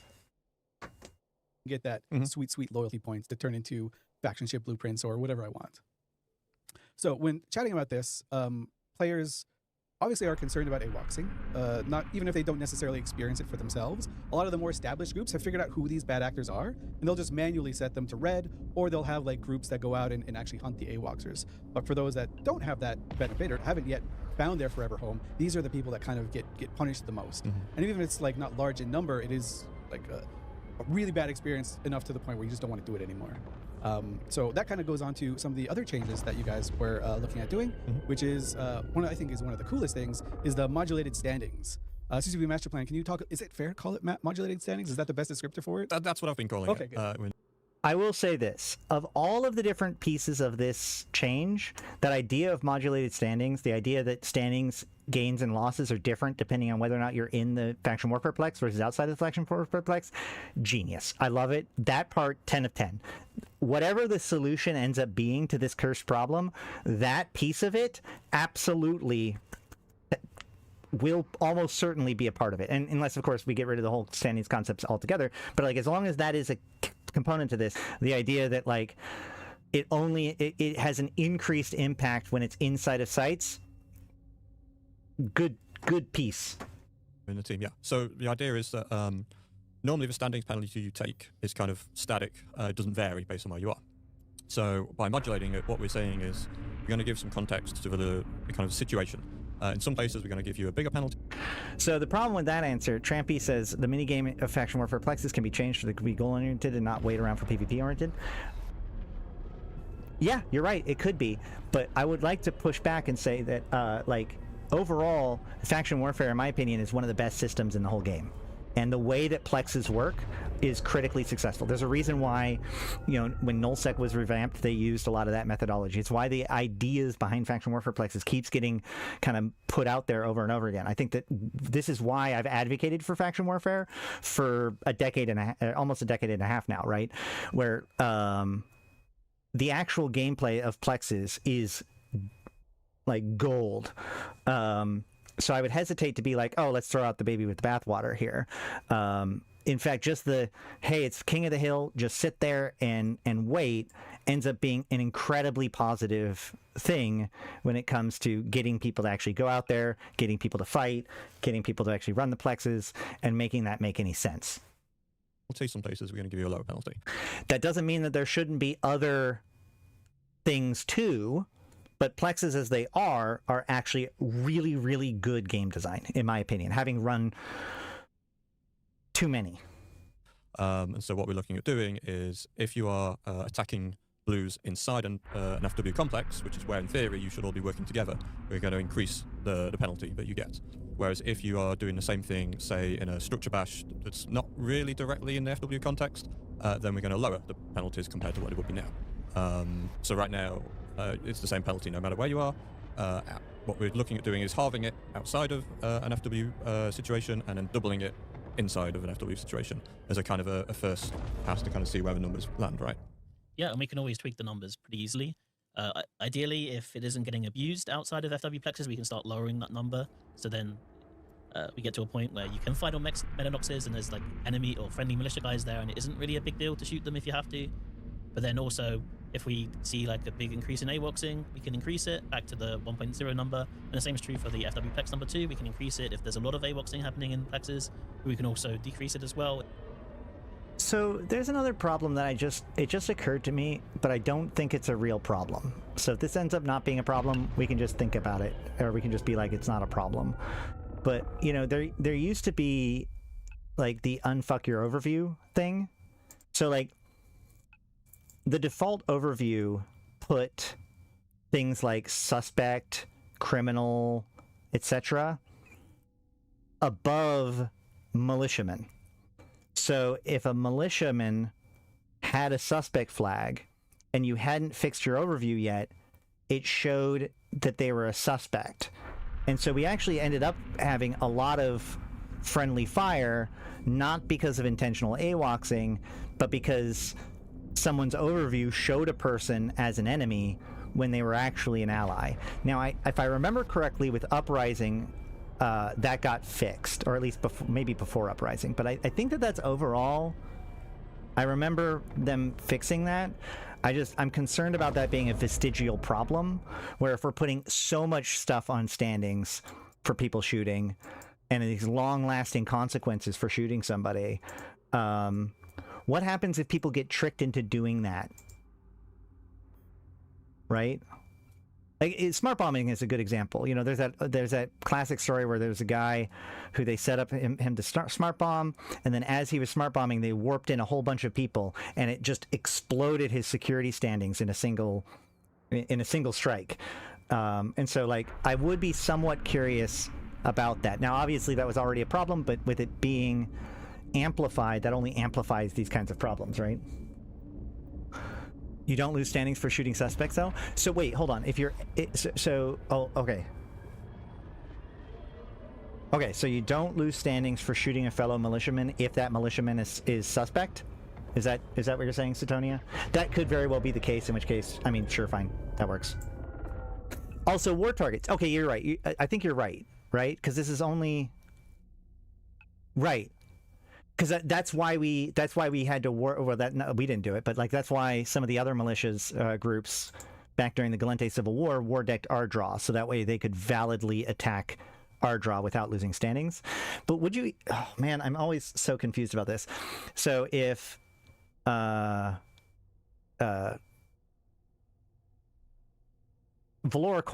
I'm just going to use old names.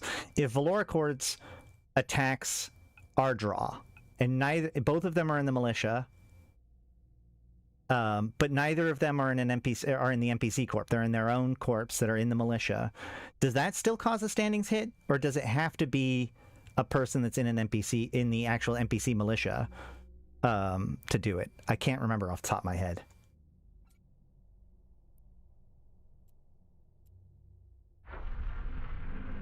Or if we really need to. Right on. Yeah, so it's just like a new lever that we are able to do. And I think this is one of the cooler systems. I'm very Eve coded, where I just think of like how Eve has always been. And it never occurred to me that we could just have standings be like the standings hit that you get be less somewhere else, like where you are in space. So like that is a really neat concept. Yeah, I mean, we do a similar thing with security status standings, right? The penalties you get for doing a crime are bigger in a 1.0 versus a 0.5. So you're going to have a bigger standings drop if you're doing something in GDA versus kind of somewhere that's a bit closer to low sec. Yeah, and why I kind of like bring this up and why we're chatting about this now is because this is something that players get concerned about when we talk about punishing people for having negative standings. There are lots of incidental ways where you could accidentally get negative standings. As CSB Kesher was saying, if you're fighting on like a Metanox or an Upwell structure or something like that, you're firewalling and you accidentally hit all of your fleet mates. Suddenly, oh no, I can no longer participate in faction warfare. And that's a great point, and this is why I think that outside of faction warfare plexes, I would support completely removing, instead of half, reduce it to 0, so that way, because like I would argue that AWOXing in faction warfare outside of faction warfare sites is not a problem, and I'm sure that there's some people that would argue differently. I think that they could just get around it. But the idea that like now things like bubbles and bombs and smart bombs don't have standings concerns within the militia outside of faction warfare plexes, like that would be so huge. I'm not a bad actor. I've just been trying to get rid of drones or missiles or something like this, and I just accidentally hit my own fleet. I do this to pad my killboard, but like other people have more noble intentions to do it. And so this is where the modulated standings come in. So if you are doing that, it's not going to be like you're out straight to jail. And CSB Casual, can you tell us some other ways that we've removed some ways where players might incidentally get some negative standings? Yeah, so to other factions anyway, we've removed all forms of derived standings from factional warfare. So when you get promoted in factional warfare... Yep, nope, that statement's correct. You'll only get standings to the militia you were promoted for. So if you get promoted for Mimitar now, you only get Mimitar standings, instead of before when you would get some Gallente standings because they're allied to Mimitar and then lose Kodari and Amar standings. And that kind of sucked if you were like, you're a Amar mission runner, but you also play with your corp who's in Mimitar or something like that. So now you just don't have to worry about it. And we're doing a similar thing to the... I would be concerned about malicious actors blocking a system in the gates that is 5 corruption that has a battlefield or ice heist. I would to that, Malak, I would argue, like, what does it matter what militia those people that are doing it in is at that? Like, it doesn't matter whether or not they're in the militia with you or not. I mean, yeah, you might make it feel a little bad, but like ultimately, maybe I guess the argument would be that people wouldn't even see them on the overview. That's the big argument, because a lot of people just don't have militiamen show up on their overview, so you'd be blind to what they can do. But the solution to that is, I guess, people are just going to have militiamen on their overview if that's a possibility. And I don't think that's as bad of a result as some of these other results. So I still don't know if that's. I still don't know if I feel that that's a big enough problem to reject that change. faction warfare missions as well. We've already done level 1 and level 4s. We're going to do level 2s and level 3s on the lead up to the expansion. We've taken away all of the standing hits from the NPCs in there. So if you run a mission for Mimitar Militia and you shoot more NPCs in those missions, they will no longer give you standing penalties. Which also means that because the missions give you a lot of corp standings, a really good way to get promoted. It also means that you can like chase promotions as well and like double dip. All right, so it's like a really more. And I don't know if you saw this, Sidonia, but I did a stream with that, and it works very well. Very well. Yeah, but it's a way Frat could F their own militiamen outside of faction warfare space. Yeah, but like, okay. Okay. So I guess the reason why, okay, here's an example. Like, ultimately, when you're in faction warfare, a lot of people are in faction warfare because they're wanting to get fights, right? Like, I've had issues before where, like, as Malro, we've gone into low sec and we fought some people, and then it turned out to be Galmil, right? And so technically speaking, we kind of betrayed our allies at that point. But like, nobody was ultimately mad about it because we're all just the kind of like, as long as there's not work to get done, we're all just kind of there to fight. So the fact that there was just a good fight, everybody was kind of happy with that. It's only when it is about the completion of tasks that the issues of AWOXing really rears their head when it comes to faction warfare, in my opinion. Now, granted, this comes from my own opinions about faction warfare and the way that the militias work, and you can't get to choose your allies, etc., etc. Like, it really, like, the actual problems with AWOXing only really come into play when you're actually doing an objective. A more reliable way to gain standings and not lose standings in the process. Yeah, it's blocking others from getting faction warfare objectives. I mean, again, so like a guy who's camping a gate, you know, they could have gotten mad because they were plexing in that system or whatever, but like we fought them outside of the plex and everything like that. Like, it was just a good time. I see what you're saying, and this is where, you know, reasonable people can disagree. Other than the fact that most people would not even be able to see their ally on their overview, I don't necessarily see it as a problem that the person, like, if they're gate camping the system to ensure that people can't get to the sites.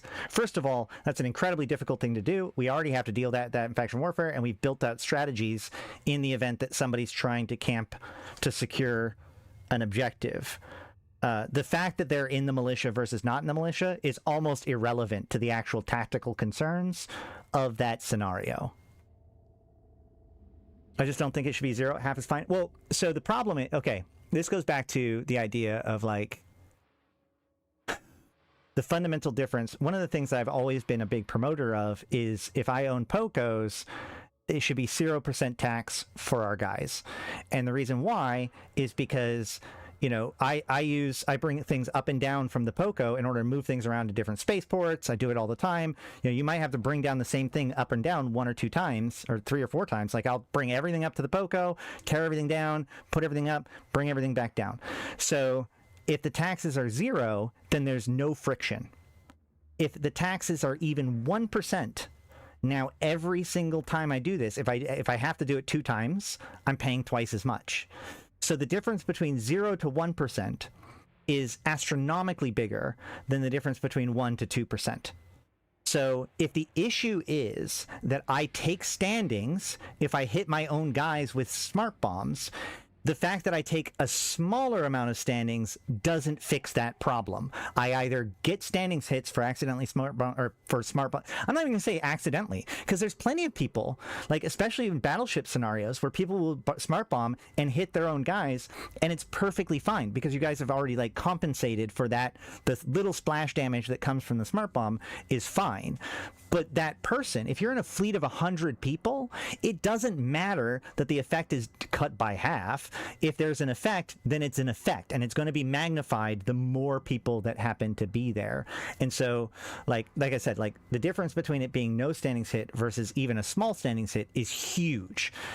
And the difference between a small standings hit and a large standings hit is less of a big deal when it comes to deciding what kind of tactics you're actually going to try to do, right?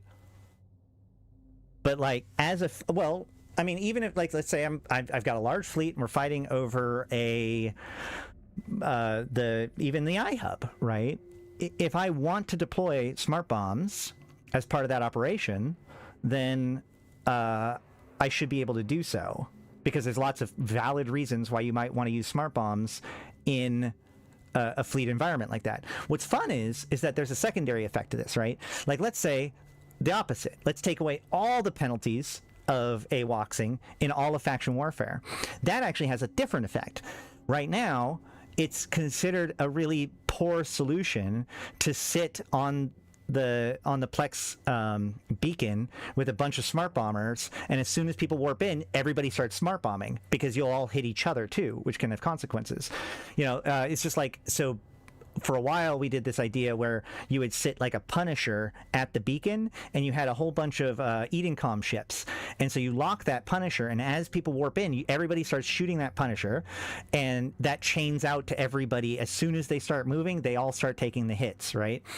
But if that Punisher causes a standings hit, now everybody's taking a standings hit for this tactic, and so it's harder to deploy that tactic. So you could even look at it and be like, well, that secondary effect of just blanketing a Plex with smart bombs is also pretty bad. So that on its own right is a good reason to stop it. Whereas preventing people from doing firewall tactics in a larger fleet engagement, like, is not good, right? Like when the bubbles caused standings hits, the problem wasn't that the standings hit was big. The problem was that the standings hit existed at all. And so people saw that as an invalid tactic. It's not something that you can like strategically adjust for. You just don't get to use AoE abilities as a militiaman because of the ramifications of it. Even if it's small, it builds up. I know a lot of people, at least in the groups that I play with, when we're talking about FW missions, they generally try not to do them too much because they're afraid of any standing hits that they might get, or it's also kind of dangerous. But like, danger is part of the game, so that's still staying the same. Yeah, it also makes things more consistent too, because when we did the original rework in 2012, just way before my time, well, as a player then, we took away all of the standing hits from the NPCs that appear in the capture complexes deliberately. So like, if you're doing kind of like the PvP capture side of faction warfare, you wouldn't lose standings to NPCs. And then in the Uprising expansion, all of the new content we added with the advantage objectives and sites like battlefields, all of the NPCs in there, they don't have standing hits. But we only had standing hits on the missions. That could also be confusing for like newer people into FW2. And there was also like a lot of people saying stuff on Reddit like, don't join faction warfare, you're going to lose like tons of standings, and other people arguing with them like, no, I just do PvP, I've never lost any standings doing. I'm the other person in this scenario, by the way. I am that other person pretty consistently over the years. Faction warfare, but now it's like a lot more consistent. Yeah, it wasn't very intuitive at all, was it really? Yeah, that is a really neat thing to look at. And I know this is, I guess, more tangentially related, not directly related, but earlier this year, you guys fixed a bug that was super annoying to players in Corruption 5 systems when they would have a bubble, like an interdiction bubble, and someone would try to warp in there. They would occasionally somehow get a standings penalty for doing it. So if an entire fleet tried to initiate a fleet warp in a bubble, that guy's standings were just gone forever. But you guys removed that. Yes, yeah, and that was a weird interaction. Right, and that's my point, is that if that's a problem, then legitimate uses of smart bombs is also a problem. That's just my argument. Action between kind of high-sec systems and bubbles, which normally would never meet because of the rules we have. But with the corruption, that could kind of temporarily kind of cross those two areas.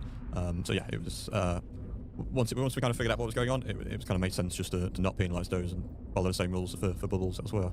Right on. So I just see like a trend going on here where you guys are removing some of the ways that players might legitimately or were legitimately having their standings decreased. Yep. And we're trying to leave it so it's only the bad stuff, like shooting another player or trying to get them out of your FW complex, like specifically in your own militia. One of the other, like as we were chatting with the community about this, they came back with a couple of like really valid concerns, and it was really well formulated. They got a whole. Well, there are some small differences between bubbles and smart bombs in that smart bombs punish you at the time, whereas bubbles could punish you for somebody warping in 90 seconds later. You know what? I don't necessarily. I feel like that's a distinction without a difference, but I can definitely see why you would feel differently for sure. So even if you were considered, you could lose stand. Yeah. You could do everything right and still mess it up, and therefore that just.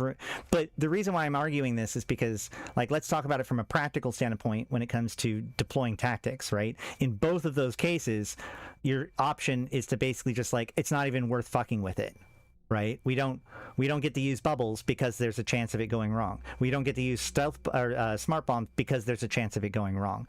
Obviously, you guys have the metrics. You're going to be able to make distinctions based on actual like player behavior and whatnot. But that's my point, is that ultimately, like, whether or not you feel safe to use smart bombs while in a militia is a binary thing. You either lose standings or you don't. It doesn't matter how much those standings are.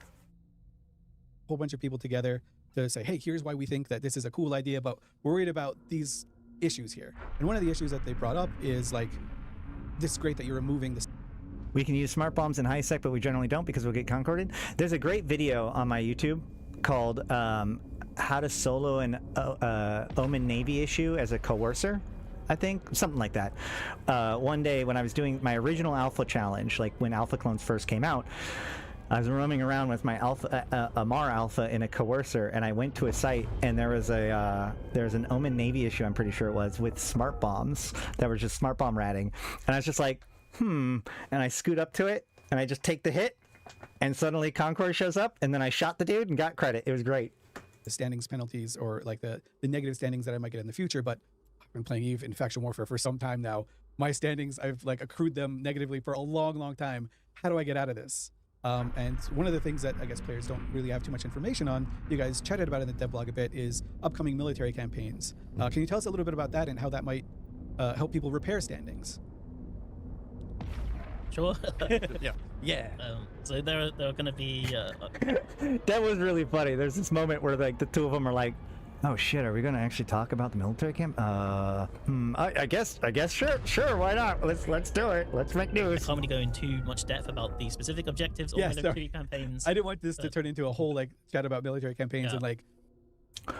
Maybe the real solution to smart bombs is add a description blurb, use it your own. No, my point is that like as an FC in the military, in the militia, I would just tell people to not bring smart bombs. Like that's the answer. You're right. There could be a little blurb on it, but like the question is whether or not this should be able to be a valid strategy to use as a militiaman versus not. Right? Like, yeah, there could be warnings, but that just makes it into a bad idea. We tell people those warnings already, so those warnings already exist. The issue isn't the warning necessarily, although there is definitely that like it's confusing or counterintuitive or blah blah blah. But like, and there is like safety settings that make this into a thing, but like ultimately, the fact that militiamen have to take the strategy off the table is the problem that I have. Yeah, you already have to have safety set to red to use them, and most people. Well, not most people, but I've always recommended people like not necessarily set their safety to red while in faction warfare. The only reason why you need to is use very specific pieces of equipment like smart bombs and, to pod people. So if your normal course of operations, you only need to have safety set to yellow, unless you're Logi. Logi you have to have red. Leaking all the cool things that we're going to share at FanFest. But I guess just in general, how players are going to be able to raise standings. So in general, there'll be like objectives that you can do as part of military campaigns, and one of the rewards of those objectives will be standings to the faction that you're completing them for. Okay. And will that be limited to people that are only in faction warfare? No, you don't have to be enlisted, although some of the objectives will require enlistment. Okay, cool. So I guess that's a bit of a missing piece, because right now, how do you gain standings besides promotions and like running the sites and running FW missions? I guess how do players generally try to repair their standings or grind their standings? I mean, it is very tough. Probably one of the best ways to do it is you can also buy standings from other players, although they're pretty expensive, because you can share the Epic Arc rewards. So you can get someone to run like the Moonlight Epic Arc for you, and then you like buy their standings from them. Like a manufacturer warning that says we're not liable for loss of property due to concord or reputation loss due to the product.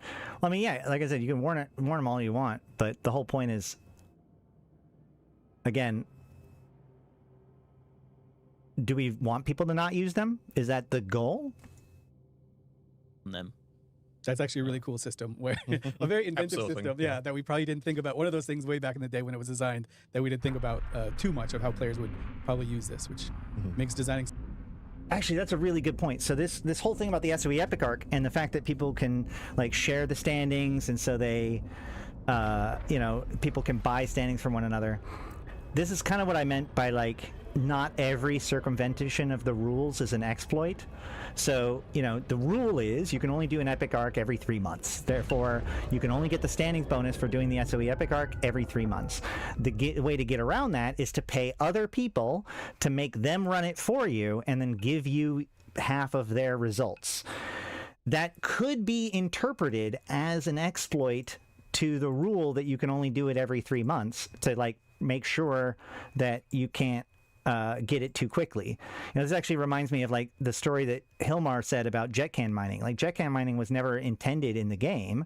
It is technically an exploit to get around their ideas of how much cargo a person can have before it's time to go home, and and that controls how fast everybody can mine, which controls how much resources are coming into the game over time, which controls how fast it'll take for everybody to get to battleships and stuff in the early days of the game.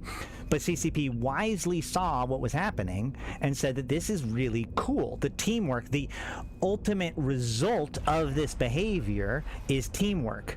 It's players working together to circumvent the problem. In both the SOE Epic Arc and in jet can mining, players are working together to circumvent the rules or the limitations that any individual player has.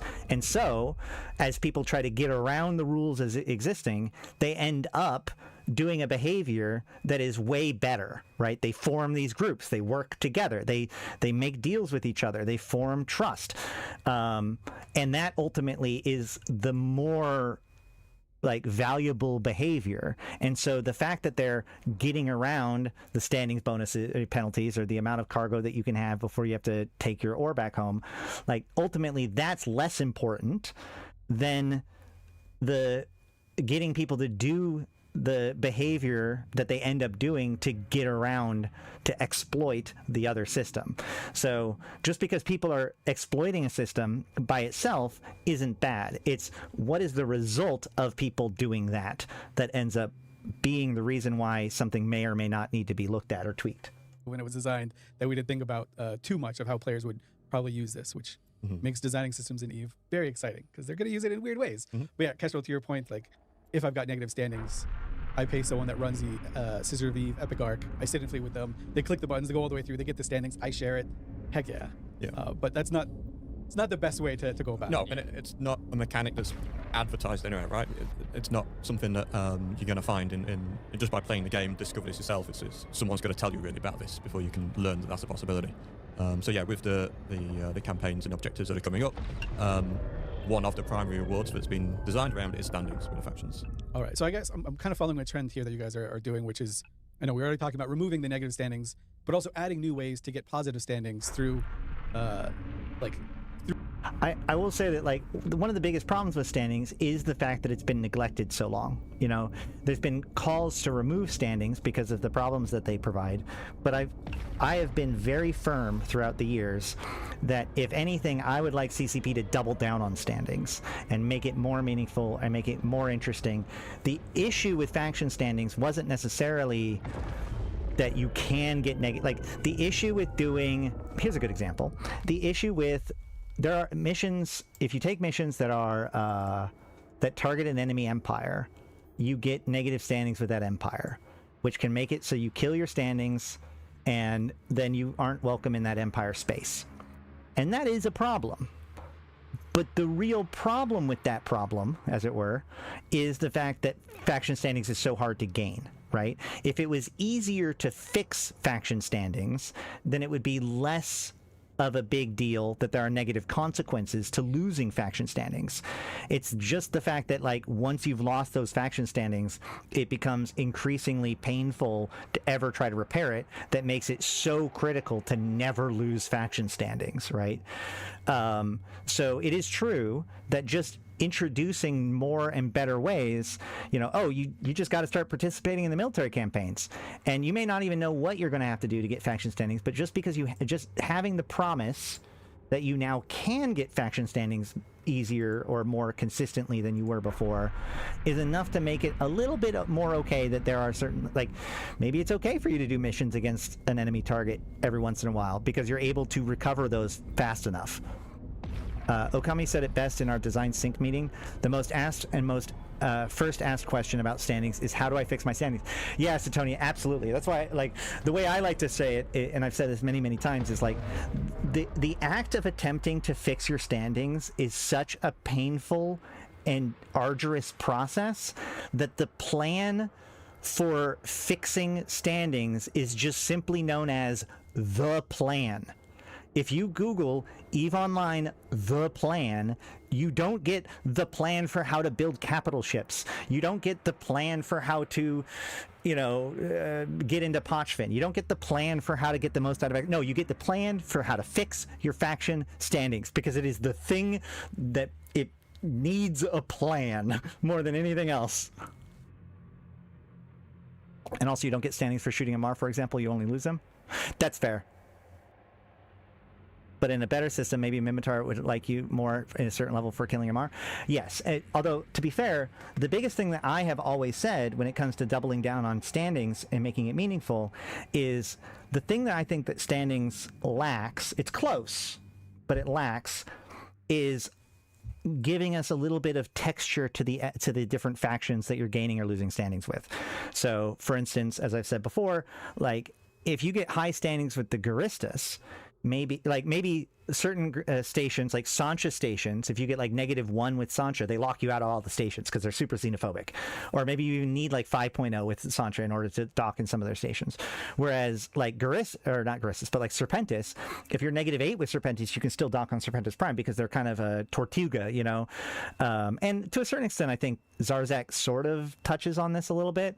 But like, what if there were different advantages for being high standings with different groups? So like, what if you got positive standings with the Guristas and that gave you access to their pirate gate network, right?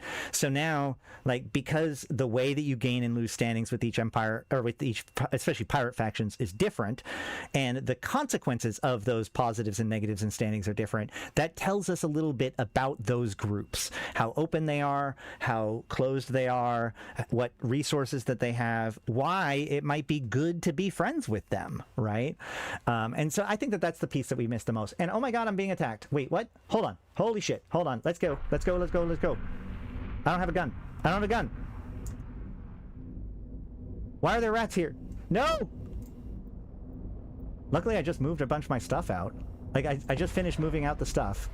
So, that's fine. They yellow boxed me. They didn't red box me. They didn't shoot me. It doesn't tell you, hey, go run career agents. Or, hey, your SOE at ARC cooldown is up, so you could run that. Yeah. There's also no call to action in any of the in-game UI windows. Standings window only tells you the current state. Yeah, but that's my point, is that, like, what I've always been afraid of, my point that I was trying to get to, is that my biggest fear was that because standings has been neglected, that the impulse is to just remove it, right? Because it's only a problem, and, like, the nuances are kind of bleh. And things like what happened with invasions, where suddenly dual standings was put in, and that kind of undermines a lot of the value. Standings in invasions was this cool system to kind of help track whether or not you were helping or hurting the invasion. But then when they just added in dual standings, it made it so, like, that was just the objectively correct answer. Like, why would you ever have negative standings with one? You shouldn't. Like, I liked the fact that I had difficulty in HiSec or in Empire space because I had betrayed my people. I wanted there to, and I also liked the fact that there were benefits to that, right? Like, the Trig treated me better, Eating Calm treated me worse. I had certain struggles that I had because I betrayed humanity, right? Like, that's actually good for me. But because of the fact that they made it just an objectively good idea to have dual standings because that was an option, it's now just like, I've made a mistake, or I've put an arbitrary difficulty on me, not an actual consequence, not like I'm building friendship with one at the consequence of the other. And so I didn't like that. My concern is that standings get seen as being too messy to really care about, and so it becomes more and more relegated to the sidelines. I strongly believe that standings should be meaningful and interesting in the game. And so the one thing I like out of this, regardless of whether or not I agree or disagree with this particular change, when you combine it with things like the military campaigns, I like the idea that like standings is in the news again. Faction standings is now, and with things like the missions that were, the changes that were done to missions and promotions, this is great. This just makes it an objectively good thing to do now. Like, there are two kinds of faction warfare used to be kind of like, oh, should I go in and lose some standings with my other empire? As I have to keep a track of my Caldari standings as I'm part of the Galente, because I need to make sure that I don't go below 2.0 or negative 2.0 rather, as I get promoted or whatever. And sometimes I have to go run the SOE Epic Arc for the Caldari in order to keep it up, and I have to know to do that. So there is a friction there, and now it's just an objectively good idea. Like, a character that hasn't done the promotion just hasn't done that yet. Like a character that has gone and gotten promoted in all of the different militias is just a more complete character than a character that hasn't. It's just objectives to, checklists to get to either get around to or not. And I actually really, of the two, I mean, like I said, I would really like it if there's like meaningful, like pro and negative meaningful changes to standings. But when it comes, like, if it's between this and not having standings at all, making standings and the accumulation of standings just an achievement to do is also pretty good. I'm actually willing to live in that world. I still think that the other stuff would have been better, but like the idea that a character that has low standings, like one of the things that you can do if you're bored, you can just spend a couple months in faction warfare and get promoted, and now you just can run those level 5 whatever missions that you want. You can do that. You've unlocked these functionality for your character. Your character's further advanced than it was before, and that's just an objectively good idea to do. I actually really like that overall. So I like the idea that if nothing else, I like the idea that they're bringing standings back into being relevant, and the idea that military campaigns give you new ways of gaining faction standings. I'm almost willing to just wait and see how that affects things overall, because that may actually just fix a lot of these problems. It may in fact be the case that, like, well, since you're already doing military campaigns all the time, and because you're already getting promoted so much, losing some standings every once in a while by smart bombing, not as big of a deal. Might be fine. So, yeah. Through gameplay that's not meant to like punish other players or AWOCs or like team kill or anything like that. So I guess if a player gets... rats can warp around to different sites, and also do not drop loot. Like, that's in the patch notes. Concerned about repairing their standings, there is some hope on the horizon of like, oh, there's going to be new ways where I can repair it, not just like... And this is one of those situations, we run into this time and time again. And, this makes things challenging, because now it makes it so the feedback that we give CCP might fall on deaf ears, right? Because, like, for instance, that one letter that was put up, they talk about the standings hits and getting people kicked out and how that's big of a problem. And one of the points that they point out is how hard it is to get faction standings back, right? But if CCP knows in their head that they're going to increase the ability to gain faction standings, then they're probably going to just dismiss that argument, because it's like, oh, you guys just don't know this other half of the equation. We're processing it based on where we're at now. Like, this happens all over the place. Like when the Reign of the Rook Wall, we talk about that a lot. There's actually an old video from back before the Reign of the Rook Wall, when they talked about changing the Rook Wall to make it so it had on-grid boosts. People were arguing that nobody would fly Rook Walls because who comes to defend miners? We didn't understand before that change happened that change was going to change the paradigm about how people relate to miners.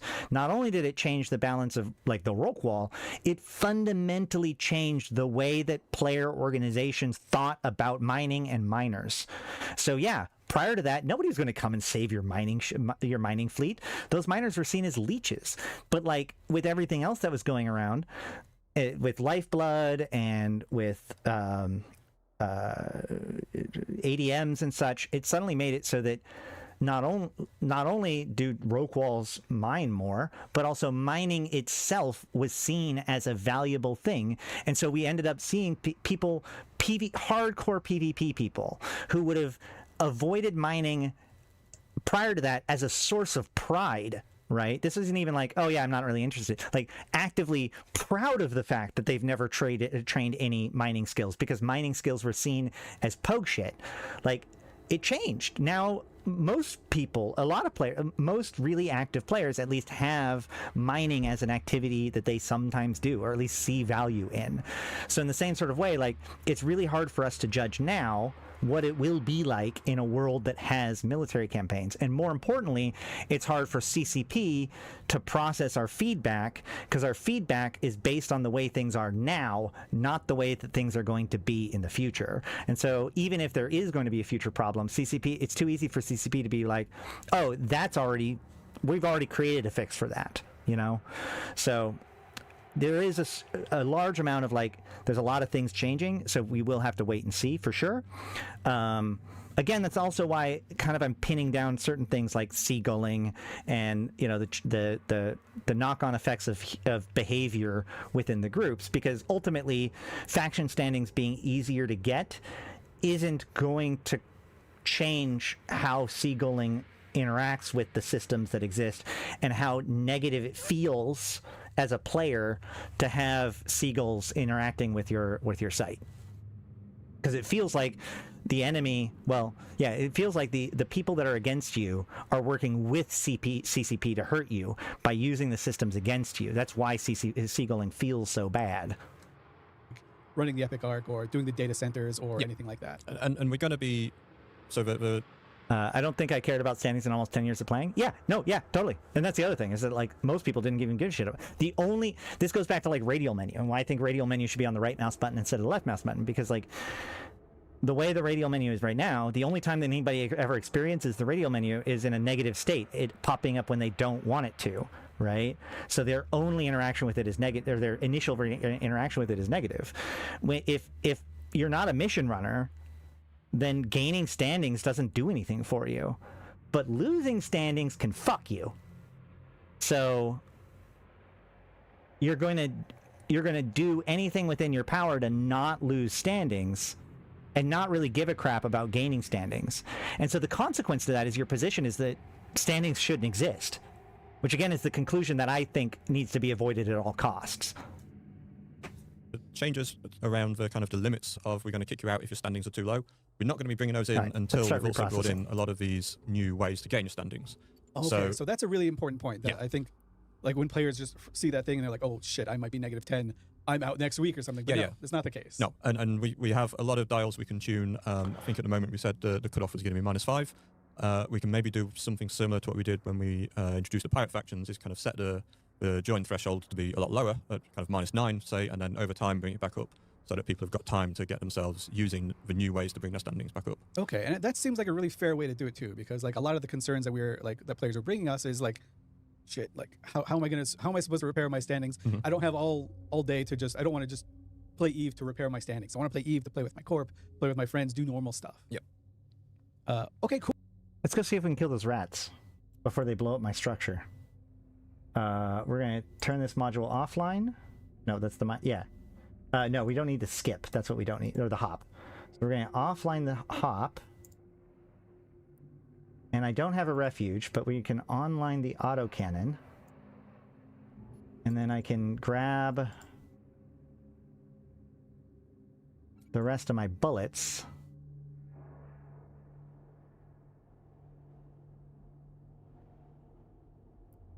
I don't want to die, but let's see if I can kill it before I have to run. Hold on, we'll keep this video going in just a second. I want to see how this works and be able to focus on it 100%.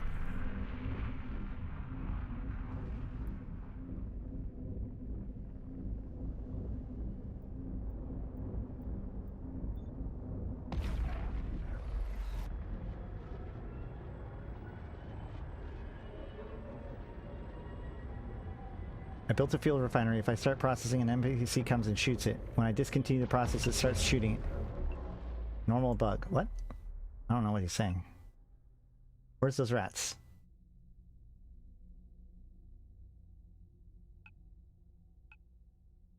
Are they gone? Did they leave? They didn't. Aww. Did they leave?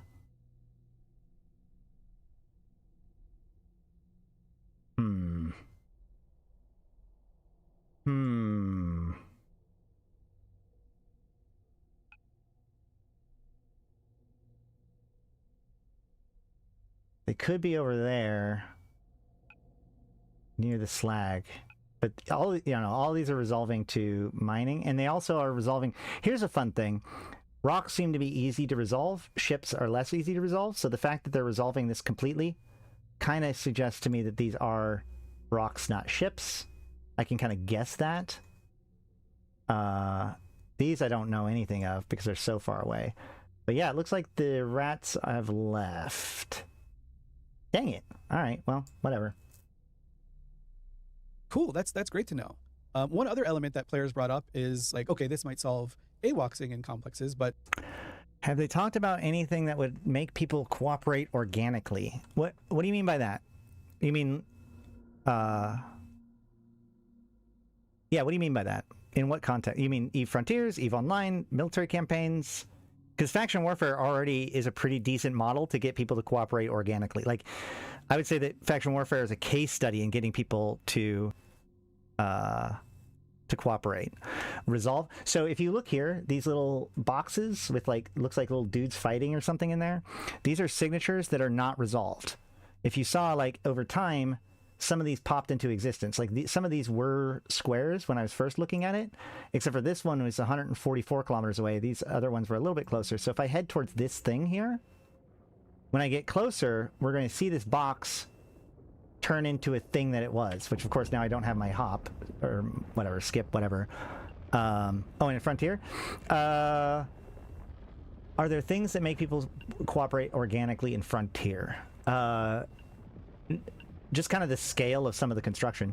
See, so these things resolved, and now I can see exactly what they are, and now there's other things to look at. So as you can tell what they are, actually, here's a great example. So this Char asteroid is 55 kilometers away, and if I go over here, so that way this asteroid here breaks the line of sight between me and this Char asteroid, what you're going to see is actually, because I no longer can see the Char, it's going to stop being visible. See? So because I've lost line of sight on the Char, I've lost my resolution of the signature. It's just, I don't know if that's like the official term, but that's the term I'm using. So as you get within range of things over time, things resolve. So they go from being an unknown signature to a known thing. And I'm just calling that resolving. The counterpoint to that is like, what happens when if seagulling takes off? Just be casual. Can you explain like what seagulling is? Yeah, what happens if seagulling takes off? Because we have evidence that this change has dramatically increased the amount of seagulling going on. And kind of how it works. Sure. So seagulling is when you leech from some player's reward. So for example, we're seeing this mostly in no, you cannot shoot, you cannot lock it until it's resolved. There was one example where there was like a ship that I ran into that was unmanned, so it's cold, nothing's happening with it, it's not moving, it was completely like somebody had left it behind, and it was the starter frigate or whatever shuttle, and I had to get within like 12 kilometers of it before I was able to actually see what it was, which made me really nervous because I was like, oh shit, this is going to turn into like a bad guy or something, but no. So yeah, in order to be able to deal with it, you have to be able to know what it is first. The new sites that were introduced in Uprising, the Battlefield site, which pays up to 30 people, and then the Ice Heist in Insurgencies from the Havoc expansion, because those sites are very rewarding and they pay up to 30 people. What some people are doing is they just put a character into that site and they don't really do anything. They just kind of fly around in a frigate and they don't actually contribute to like completing the site, but then they still get paid. Yeah, and that's really annoying, right? And that I think people are theory crafting like, well, if I can't AWOX anymore, then those guys get that much stronger because one of the ways you can deal with them is just like killing them in your sight. Yeah, but suddenly cool. Now you accrue more standings hits if you do that. So I guess when we think about like how players are going to adapt to a change and look at just the entire ecosystem, is this, excuse me, Master Plan, you were talking about this a little bit, like, do we have any, or rather I should say, what are we looking out for when players are going to do stuff like seagulling. Like, what are we looking for from the player behavior side of things, and kind of what can we do to combat that a little bit? Yeah, I mean, we've done, in some particular sites, we've done some things before by kind of tracking who's been in the site the longest and kind of paying the rewards out there. So we do have mechanics that we can kind of bring in. We might not necessarily use exactly the same mechanics as we've used elsewhere, but the idea of I've ticked this side up to 9 minutes out of 10, and then someone else comes in and kills me and takes the last minute. Maybe you should still get the 90%, right? So there's things like that we can start to bring in if this continues to be the sort of problem that it still is. Yeah. Gotcha. Okay, so this, to reiterate, this isn't like just us thinking that we've solved the problem. We know it's going to be a moving target, and players are going to do some wacky stuff. They always do some wacky stuff when they're trying to min-max things and get an advantage over other players and just earn a living in the ecosystem. But in general, our goal is to, if it's safe for me to say, like, reward the people doing it positively and try and punish people who are doing it negatively, and either whether it's AWOXing or seagulling or whatever the next one is. If you've got a great name and you have a great griefing mechanic that you have up for it, make sure to market yourself really well. So in like a year from now, when we're talking about the next big thing, it could be like, I don't know. It's all about branding. Yeah, right? It's all about the brand. We can talk about fixing like Bear That Caresing, if that turns out to be the new thing. All right, so got something that we're kind of looking forward, or not forward to necessarily, but looking ahead to is like trying to see how players are going to react to the next system and different ways that we can kind of circumvent that or make it less profitable, or really just promote people doing it the right way. Yeah, and we don't see what we've kind of announced so far as the final kind of, this is going to solve all of the problems. We're very much aware this is an incremental thing, so we're going to put these out, see what kind of what happens, what changes it produces, and then we can either tune things up or down, or just start introducing further new mechanics as well later on. Right on. And then the last bit that I want to touch on just a bit is the number of players that are going to be affected by this, and just like I think when you're looking at players who have accrued a lot of standings over the years, I think it's pretty easy to assume like, oh, so many people are going to be unable to join faction warfare because they've gotten a lot of standings, or like, oh, there's so many people in my corp who might be affected. Bear That Cares, I'll bring up the name again just because it's stuck in my head, did a post where he was looking at Eve Pandora, who have like this AWOX tracking system where they can like use Z-kill data and guess how many people are like AWOXing other people, and he estimated it's about like 1.5% or so. When you were looking at the data CCP master plan, about how many players, if we were to institute this today, how many players do you think would be kind of affected by this change? Yeah, I mean, or rather, I guess the ratio of players. And also the thing to remember is there's 3 ways, right, you can be signed up in FW. There's I can directly enlist as an individual character. Yeah. I can join the NPC militia corps, or my corp or alliance can join. This standings restriction we're bringing in is only going to affect the people who are in FW because their corp or alliance has joined. So if you are in the militia corps, you already get kicked out if you go below 0. Yeah. Same as if you directly enlist, you're going to get kicked out if you go below 0. So all of those people, it's not going to affect those. Of the people... I don't know if Satonia is still here, but I will say, like, one of the most salient points of that letter that was put out actually is the idea of, like, legacy characters. Because, like, so it's okay to say that you're going to get 2 months of warning or whatever to get your standings fixed. But, like, this goes back to that binary thing, right? Like, right now, no one can get forcibly kicked out of a corporation unless the players within that corporation make that decision. And after this change is done, there will be what's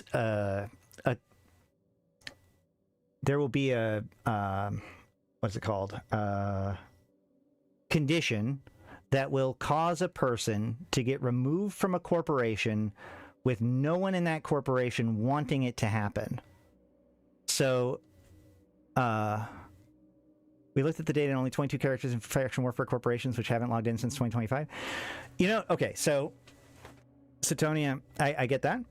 One solution could be that there could be some sort of amnesty where everybody's like negative standings get like reverted or whatever.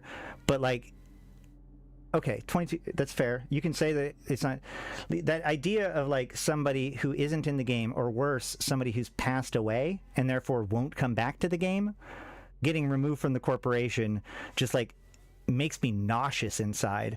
And so it's good to know that you guys have like figured out the real impact of this for sure. But yeah, I guess thank you for letting me know that you guys have your eye on the ball. And I'm sure that if it becomes I guess, like, long story short, if it ends up being that thing, somebody could theoretically put in a GM ticket and it could get corrected if need be. As long as CCP is like says that that's not the intent is not to do that kind of thing. Like there's been examples of that in the past. I honestly wouldn't necessarily even. I think it would be fine for there to be an amnesty where everybody who has their standings below -5 with a faction just has their standings reset to -4.99. That could fix it too, but it's good to know that you guys have your eye on the ball.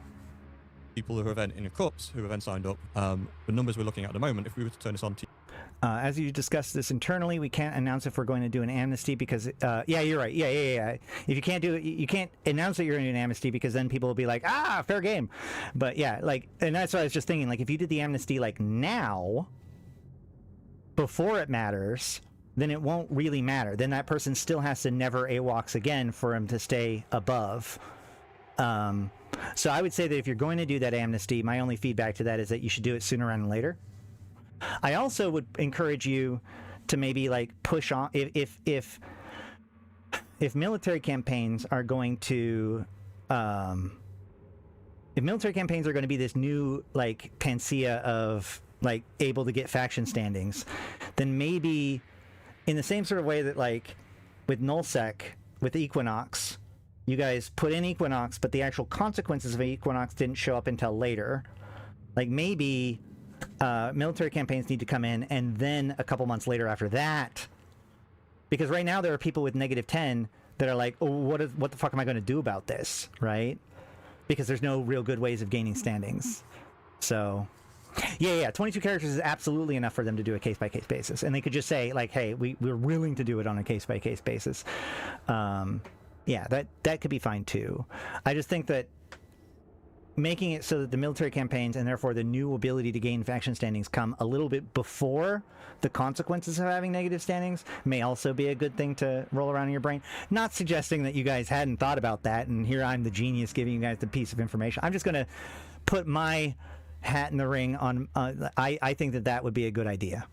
Yeah, it'd also suck if we did an amnesty 60 days later in the FanFest when someone had just spent 6 weeks grinding their thing. Exactly. If you are going to do amnesty, it needs to happen sooner rather than later for a lot of different reasons. I absolutely agree with that. TQ today will be less than 1% of people right now will be affected. Okay, so it's like a small number. Spoken as a person who was part of the whole Triglavian invasion thing and people getting mad at the fact that there were changes about the consequences of standings over time. And yeah, despite it being a small number, some of them might disproportionately affect a whole bunch of other people from wanting to join. And some of those people might have they might be the firewallers in their group. So they might be the ones that are just like constantly sit at -10 because it's easier to manage that way. You can't go lower than -10. There's no -11. We should make a dial that goes to -11. Doesn't go to -11. Yeah. No. Right on. Okay, well, that's good to know that like the number of people that are going to be affected is quite small. That said, we're still very much interested in hearing how players think about this, how they're concerned about it, how it's going to affect their gameplay. But it is, I guess, reassuring to hear that kind of like the idea of it as a concept. They're just worried about the implementation of it. Yeah, and these are fair concerns, right? And obviously, they're worried about losing people who might then want to leave their side of the game. They're going to be losing fleet mates and corps mates. So we do want to keep them in FW because it's a good part of the game, I think. So. Yeah. I think that the biggest thing here is that, like I said, my fundamental point was the fact that right now, nobody can get kicked out of a corp involuntarily. The entire corp can get kicked out of faction warfare, but an individual can't be kicked out of a corporation without a player deciding to do it. And so just crossing that threshold of now there is a way that a person can get kicked out of a corp with no player within that corp deciding that to happen instinctively makes us as players go, right? Like, even though it's okay, it just feels very like a Rubicon to be crossed, you know? It is an area of space that I quite like a lot. Before CCB Kestrel was CCB Kestrel, I would run around and see and like kind of stalk what fits he was flying in the FW space and just see like how he was getting fights and try to emulate him a little bit. Yeah, that was just my CCB Kestrel fanboy moment of the day. But right on, guys. I appreciate the chat. I think that covers just about everything. And yeah, as Masterplan was saying, we're very much hearing your feedback, listening to it, and it's a great resource for us because EVE players play the game in very weird ways that we might not expect. Like, faction warfare isn't just running complexes, it's living your life in FW, it's living in low sec, it's fighting people that might be on your side, but like you're fighting over a larger objective sometime, or players doing some goofy stuff where they try to flag you to get you in negative standings and get kicked out. But this is an aimed at you, and hopefully, if all things go well, we'll get it to a spot where it does reward the players doing the right stuff. Right on. Well, appreciate you guys sitting down to chat with me today and chat with all of our EVE players listening in. Any final words before we say goodbye? Well, thank you for having us. Yeah, enjoy the changes when they come out in the expansion. Likewise. See you, Kestrel. All right, cool. There you go. There's that video. That's a good one. I'm glad that we walked through it. And once again, guys, so much thank you, Satonia, for showing up in the stream and talking these issues with us. You know, it's valuable. And I hope, again, as I said before, you know, I'm not fixed in my positions. I'm not egotistically like defending my own positions for its own sake. I'm not dying on any hills. I am open to being. I want things to be good, right? Like if I'm saying that there's going to be a problem, I kind of want to be wrong in that.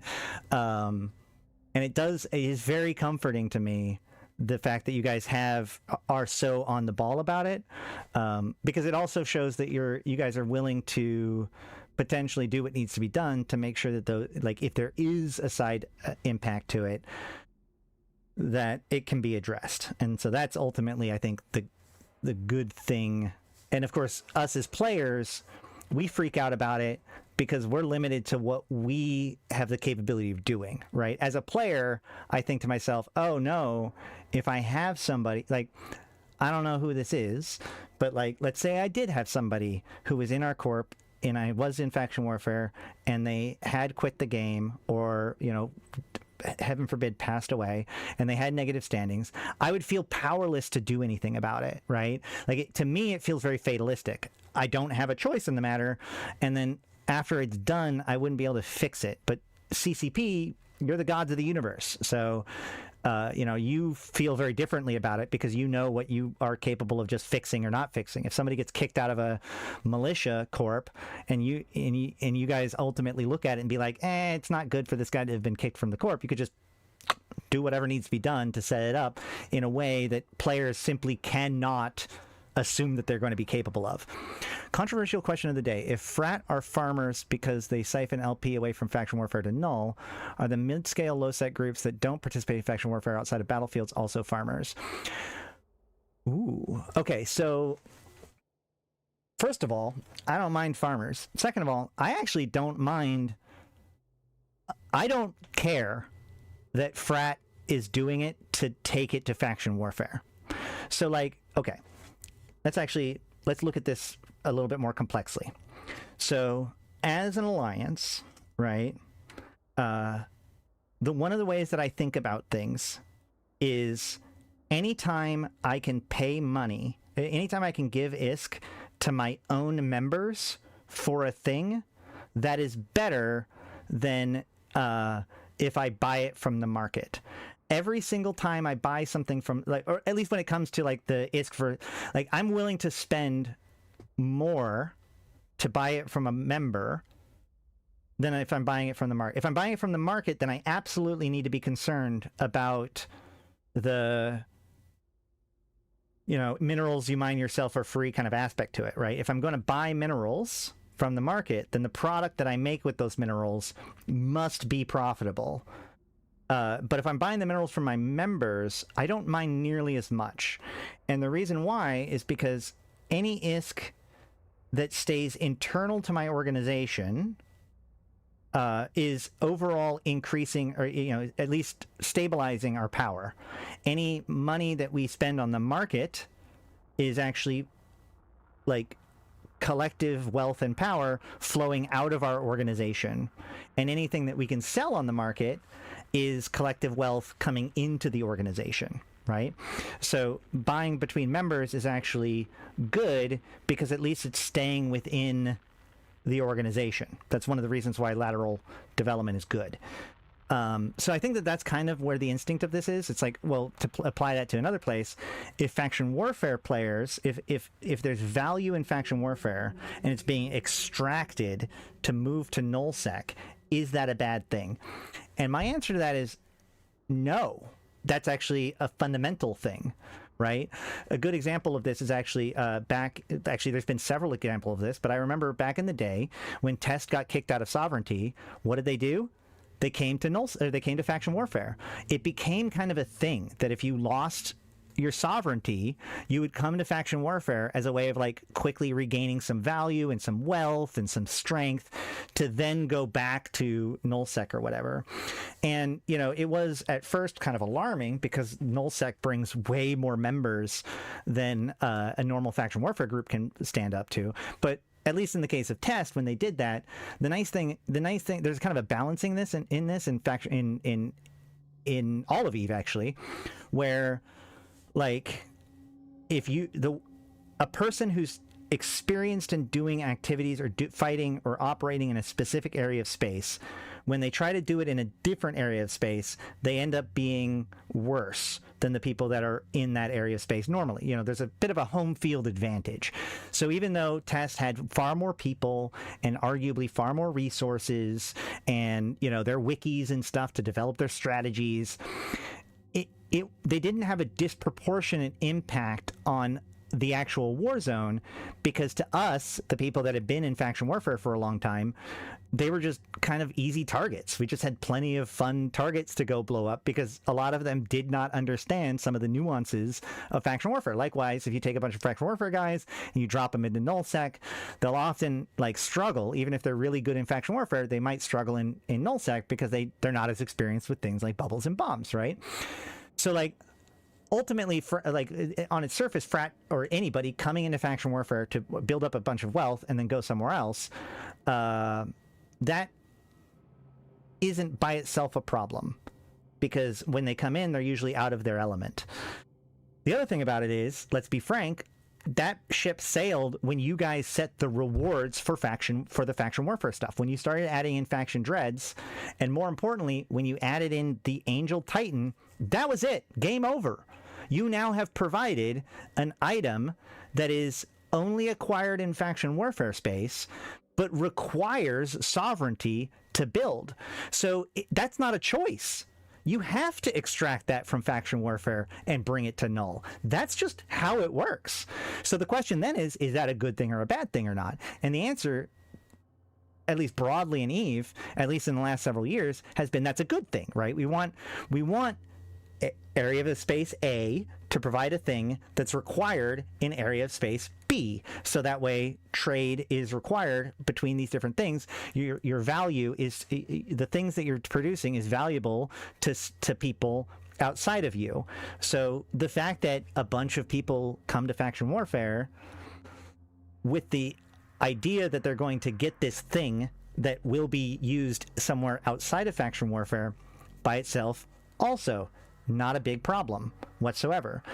There's a reason why I don't call guys who like only harvest LP for its own sake, I don't call them farmers. We're all farmers. I call them cockroaches, because back in the day, like, there would be the systems where there was a lot of heat, where people were fighting, where people were at. You know, this is before the Frontline system. You know, those systems would be contested. You know, if there were people fighting in a system, then those stupid plexers with no guns on their ships, they couldn't plex in those systems. Like, the best way to deal with those no-gun Atrons was to be fighting over the plexes, because obviously they're not going to be able to hold those sites. And as long as you have a fleet big enough, you can hold all the sites. Those cockroaches have to go somewhere else to do their thing. That's why I called them cockroaches, because it's like you shine a light, they scatter, right? Now, a lot of that changed with Frontlines, because now the cockroaches can't just farm in some backwater area. They have to figure out ways to farm closer to the front lines. I clearly remember disagreeing with that. Wait, hold on, what? And exactly as I expected years ago, faction warfare would just become a playground for pirates and GW being shafted. Hold on. The case that Frat shows up in the resources offered by faction warfare does not measure the resources in null.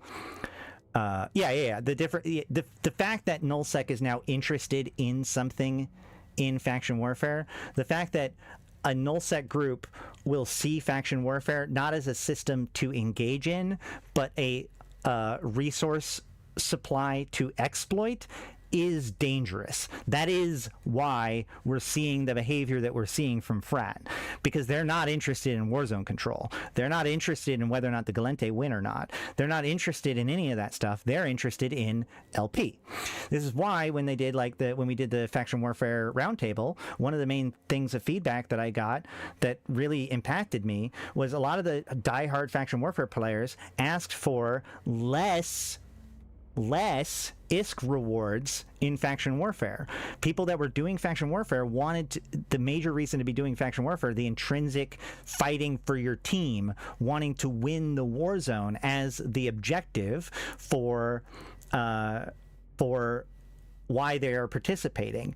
The more faction warfare is lucrative, the more people are going to ignore the actual meta of it and simply use it to their advantage. That's why I talked about this the other day about the difference between when we're working together as a team, we're trying to take a system. But as soon as you start talking about just the LP rewards, now we're actually in competition with each other. Now the more LP you get, the less valuable my LP is. This is where the bitterness about missions really originally came from, because the idea was mission runners were deflating the value of LP without contributing to Warzone control. And that second part was the critical piece. The issue isn't that they are doing this in order to get the valuable thing because they want it for somewhere else. The issue is, in doing so, they now have a perverse incentive to undermine the overall efforts of the forces that they are ostensibly part of, and so weaken their own side's value. The people that are actually caring about it have a worse situation because of their allies. That's the real problem, not where it's going. Now, the fact that nullsec has the additional resources and coordination to do it, that can also that is a magnifier of it. But ultimately, I've always said that faction warfare is a service to the community. We turn rich people's money into explosions because we plex in cheap-ass T1 frigates and destroyers. We buy faction stuff, and then we sell it to people. And, people with a bunch of money buy our faction stuff in order to do what they want to do.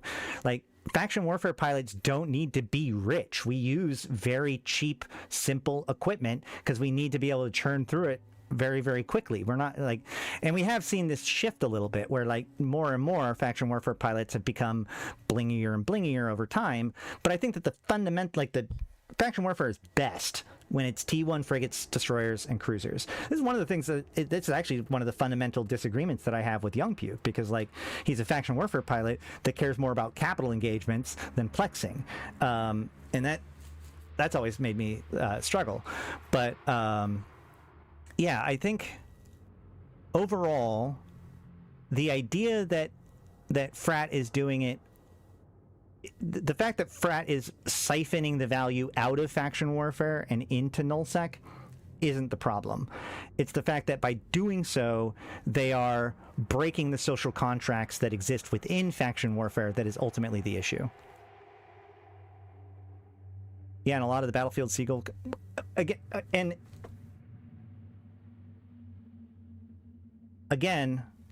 so these are perverse incentives stacked on top of perverse incentives. When faction warfare was more about frigates, cruisers, and destroyers in plexes, then great. When faction warfare was only about, or the only time you would ever use a dread in faction warfare is maybe for an iHub or for structure bashes, that was, in my opinion, pretty good. And it's why, I've recommended, in faction warfare, we didn't want, I didn't want to have to live in a structure. This is why I've said, I want to be able to have standings high enough to get bonuses. I want to live inside of an NPC structure. If I'm in the militia, I want to be in a militia station. If I'm in Pochfin, I want to live in a Triglavian station. So I want those stations to give me the same benefits as being in an NPC or in a player structure if I've built up the correct standings or promotions or whatever to do so. That's why I've argued that in the past. And I think that, dread brawls aren't part of faction warfare. They're not. They're just not. they're a thing that, and it's good that they happen in faction warfare space. It's good that they're alongside of faction warfare to a certain extent because it's exciting and big or whatever. But dread brawls don't make faction warfare great. And so the idea that everyone's doing it for dreads, like so many, like the fact that you do faction warfare to get faction ships so you can do better faction warfare, good progress. The fact that you do faction warfare to get dreads to brawl in other places, less, like, it's not bad per se, but it's not faction warfare. It's not feeding into itself. So yeah, the fact that the reason why the guys are mad that the LP is being stolen is also because they want dreads doesn't make it better. It just shows me that the problem is actually deeper than just frat. Does that... Okay, people were posting, so I want to see, because that was a great question, Satonia, and that was my response off the cuff, and I just kind of want to see what people are saying. I can also often make as much LP in Plexus as battlefields as I can in the battlefield. If there are just battlefields, maybe they're seeking larger fights. Farmers aren't bad. The other thing is that, like, okay, so here's the other piece to battlefields that needs to be thought about, okay? Plexes can be done as a solo. You can do them as a group too, and in fact, it's better to do an operation as a group, so that way you can do flying solo together as the fleet is maintaining and controlling multiple plexes, possibly even over multiple systems. But let's be frank, you basically cannot do a battlefield as an individual. Like, you can't just have one person show up and run the entire battlefield. So battlefields are designed to kind of construct a fleet in order to do that. In order to construct a fleet to do that, you need an FC. And this isn't just a NAF fleet. This is a actual fleet, often with doctrines, often with, synergies, often with tactics, often with one guy yelling at the rest of the people. And so I would argue that FCs are more likely to desire things like dread brawls than individuals are. This actually reminds me of, there's this weird thing, because the idea that a large organization can do undue damage to faction warfare is something I've thought about for a long time. As the former executor of FedUp, I have to take some responsibility for the damage that we did to faction warfare, because every single time that Caldari tried to rally themselves, we were so it was fun for us. I had this battle tactic table. We would have our map. As soon as you start plexing in a system, within 15 minutes, I know about it because of your tactics map. And you know what? If it's a big enough issue, we would have these battle tables where we would come together and we'd be like, okay, well, there's this system, this system, this system.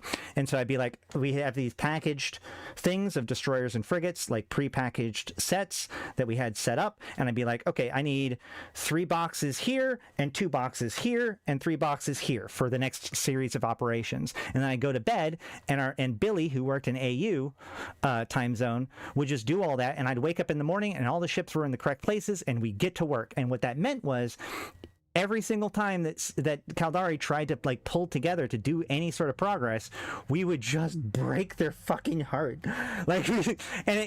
We broke our toys.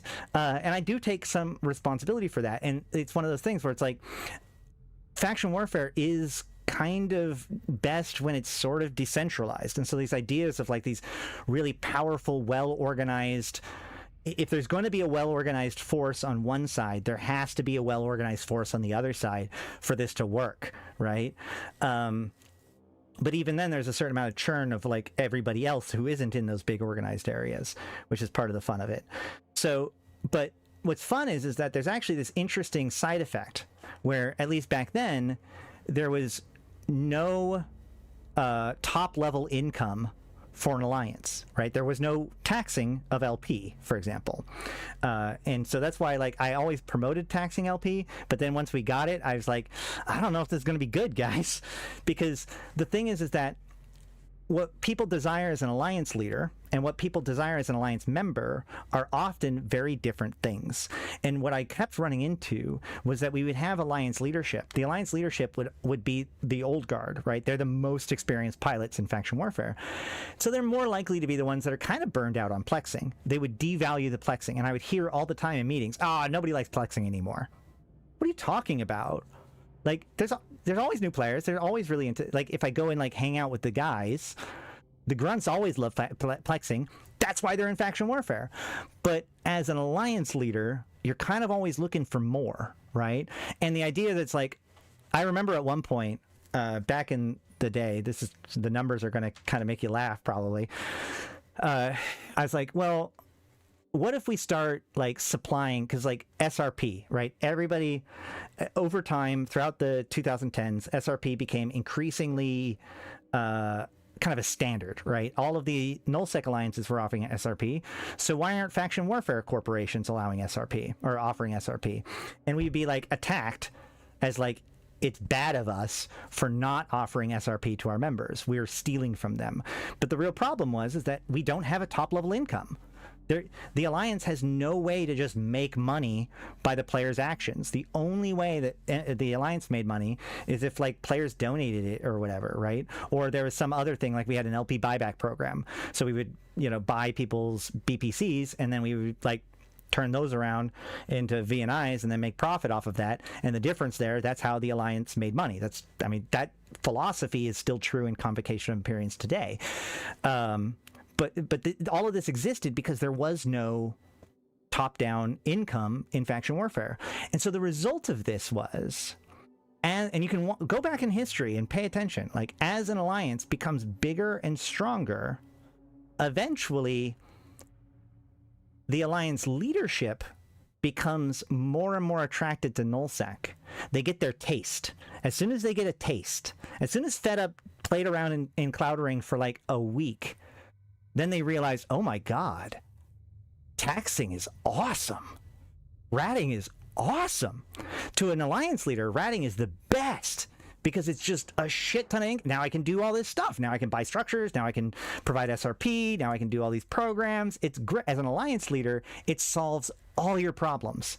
As a member, what's more exciting, Haven ratting or plexing? Right? So as the players end up wanting to be in faction warfare, the leadership want to be in nullsec. So over time, these groups, if they become big enough and sophisticated enough, eventually the temptation for that leadership is to move them to nullsec.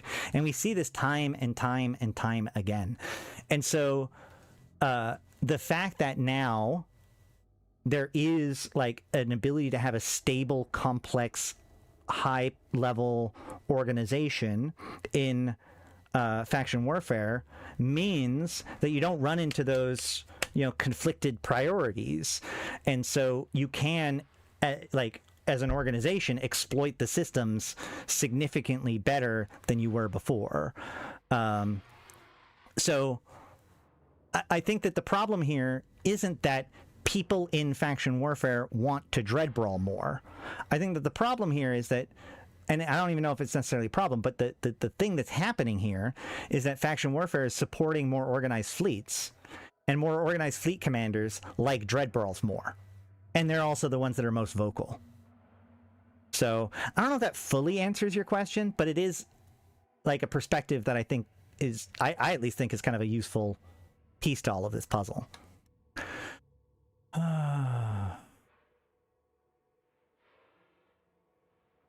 Case 1999 of why that focus on bigger vessels was a mistake.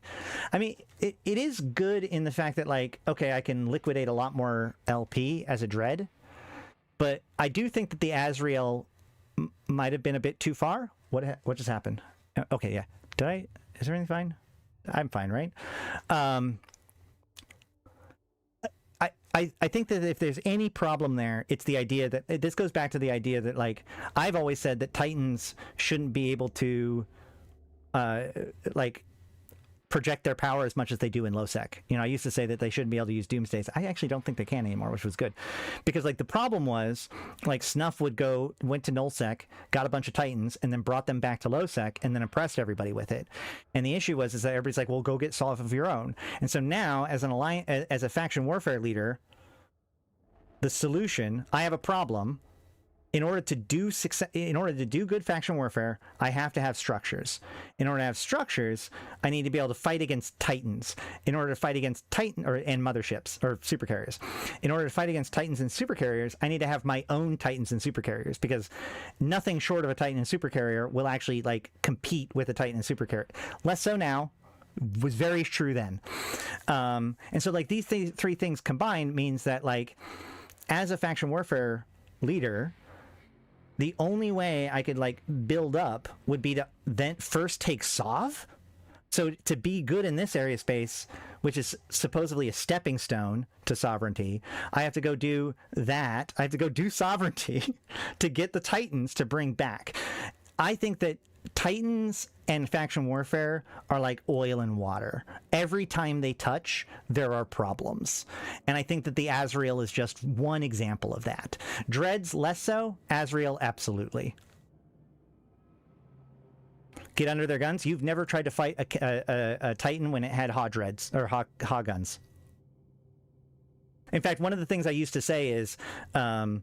one of my lines that I would throw out all the time is, if a Hick doesn't threaten a Titan, then nothing threatens a Titan. Because there was a problem where Titans could actually apply to Hicks. And it's like, well, what are you going to do now? Now the thing that's supposed to be your major threat, you just kill it and then leave. I do like being able to sell... Like, fundamentally, I don't mind the fact... Like, I don't want to mind the fact. I think that being able to build dreads and being able to sell dreads and be able to do this stuff is good. I don't want it to be a problem. But I'm just like, all I'm doing is trying to recognize how what's happening now dovetails to what I've observed over the last like 15 years. I will say that things like a lot of the problems I used to have with Titans are now fixed. Like the biggest one, honestly, is carrier changes, right? The fact that carriers can now do conduit jumps fixes one of my biggest problems with faction warfare over the years, which was that, like, in order to do bridging, you had to have a Titan. A group that had a Titan was just significantly more functional than a group that didn't have a Titan, which meant you had to have a keep star, which meant that you had to be able to defend the keep star, and that's what kind of led to this spiral. You know, faction warfare pilots want to just, like, in general, leadership different, but like in general, the thing that makes faction warfare so attractive, right? When I'm selling somebody on faction warfare, I don't say, hey, you should join faction warfare. You can get faction Titans. No, I say it's the best place for a solo and small gang PvPer to find content. It is the best place for a new player to find, to be able to do PvP because of the restrictions within the sites. And it is the only place to be able to make a meaningful amount of money while in a PvP environment by doing the plexes. And those three things have nothing to do with dreads.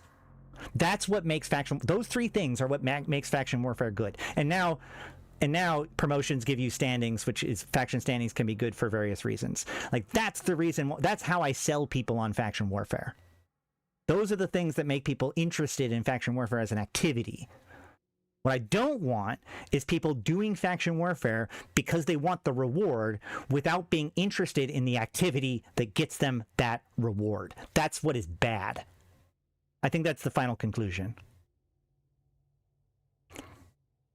Yeah, the carrier changes made requiring a Titan as a faction warfare group so much less. Preach, yeah, I know, right? Here I am. I'm even wearing my old WoW shirt too, which is what I always wear when I'm being like super subversive. So, you know, kind of squirrely. But yeah, I hope that's just kind of that's my feelings about it.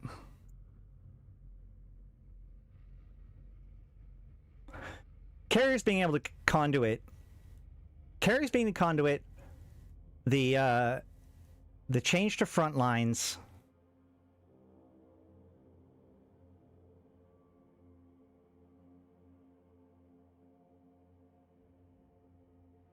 and to a lesser extent the addition of the the advantage system is like that's what made faction warfare better. The introduction of dread, the faction dreads, it isn't bad per se, but it's not what made faction warfare better. It's not what made Uprising great. To be fair, I am waiting for this thing to finish, so it's okay. It's okay that it's kind of okay that Frontiers is chilling for a minute. Speaking of which, it's done. See? Perfect. What else? What's the next thing to do?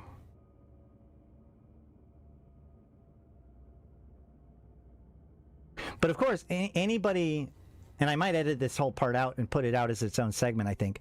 So if you disagree with me, please put it in the comments below. Again, I love to have my ideas challenged. The reason why I put my thoughts out there like this is so that they can get challenged. So if I'm wrong, please, I want to know why I'm wrong. I'm interested in what anybody else has to think when it comes to these kinds of things. Yeah. If any of the points that I've made is invalid, please let me know. I was a low-sec group that was maybe 15 people circa 2015. We had 2 Titans for bridging. You don't need a keep star. I mean, yes, we did have a Fortizar with the Titan, and you can like tether it, or you can use pauses or whatever. But it was a lot more sticky. I'll put that at the very least. So they have not talked about things that would get people to cooperate in the field and frontier, other than the fact that there are challenges that just take multiple people. Not really. Like, I mean, like building larger facilities, like mining enough to be able to put up stargates and linking together stargates, and then the fact that the people who build the stargates get to decide who get to use the stargates, and a lot of that naturally gets people to want to build tribes. And the other thing CCP does is they do they have the big challenges, like those huge feral drones to kind of try to bring people together. But honestly, like, tribes are very restricted as to how big they can get. It almost feels like CCP is trying to, like, if anything, there's artificial constraints to reduce the amount of, like, group teamwork stuff going on in the game at the moment. Yes, that's true. Frontier combat is far more engaged, which makes it so that a human playing it's not like you can just hit orbit and like know about what it's going to result as.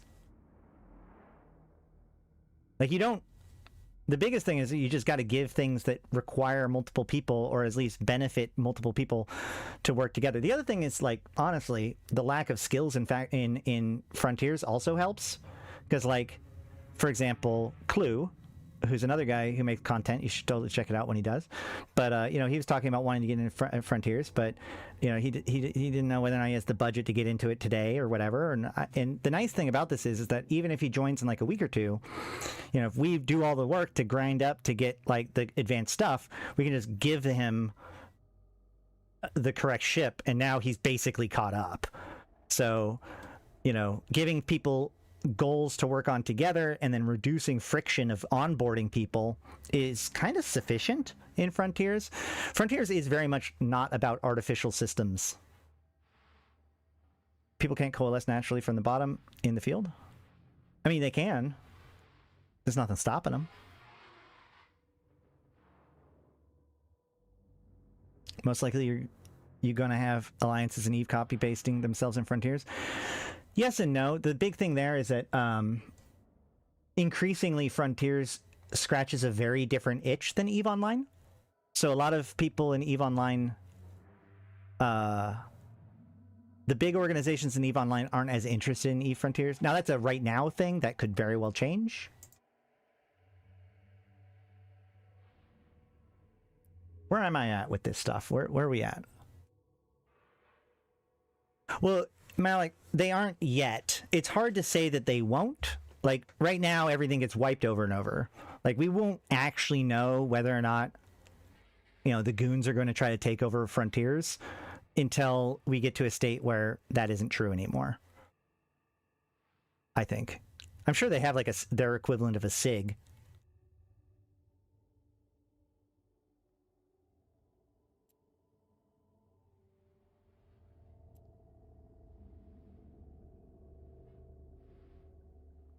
If they have Titans too. Yeah. Yeah. That's yeah, exactly. Like, people, that's actually a really interesting point. So like right now people play Frontiers because they want to play Frontiers. If for some reason you made it so that like playing in Frontiers allows you to earn a Titan in EVE Online, we're going to see significantly more misbehavior on Frontiers. Right now everybody kind of like, it's a 50-50 chance if you run into somebody whether or not they're going to be positive or negative towards you. Even though it's nullsec, everybody's free to fire at anybody. But as soon as you like make it so that it's meaningfully important for something else, then you're going to stop. People are going to stop being friendly with each other, or at least that's no longer going to be the default. I also just so that I said this the other day, and I just want to make sure that we clarify here. Frat isn't necessarily the devil in all of this. They are the most like extreme example of that. But, like, they're not the ones that created the conditions that made this mentality good. It's like, you don't blame the Munin for it being the optimal strategy for a while. Like, the conditions of how fights work is what made the Munin so good, right? So, you know, Frat just happens to be the optimized manifestation of the negative incentives that lead them to be that way.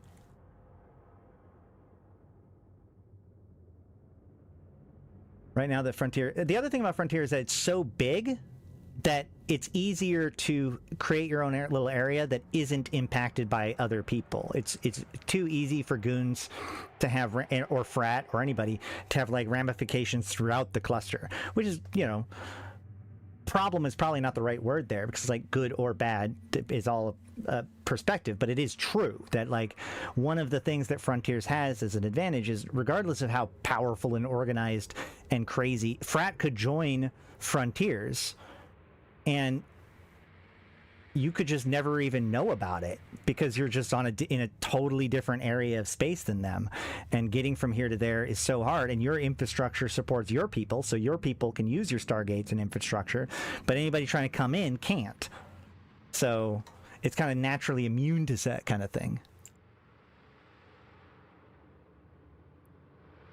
What are we doing? What are we doing?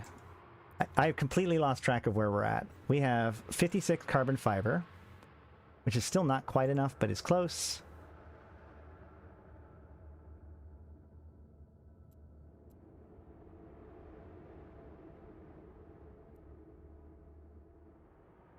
Frat would be heavily limited by logistics of Frontier unless they want to dump a ton. Well, I mean, you don't.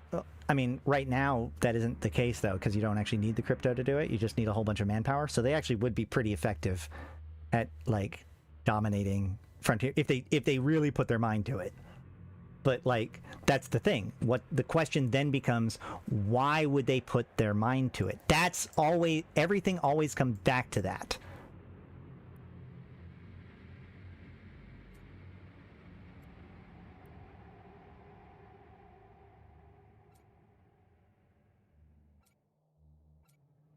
Okay, so I have plenty of carbon weave now.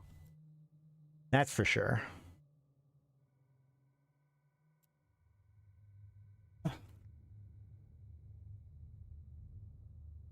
So then what do I need to do? I need reinforced alloys. Okay, so I need the nickel and feldspar crystals. This gives neither of those.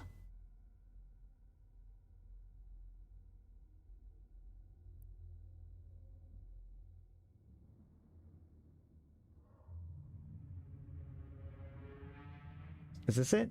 I need iron-rich nodules. Okay. And I need...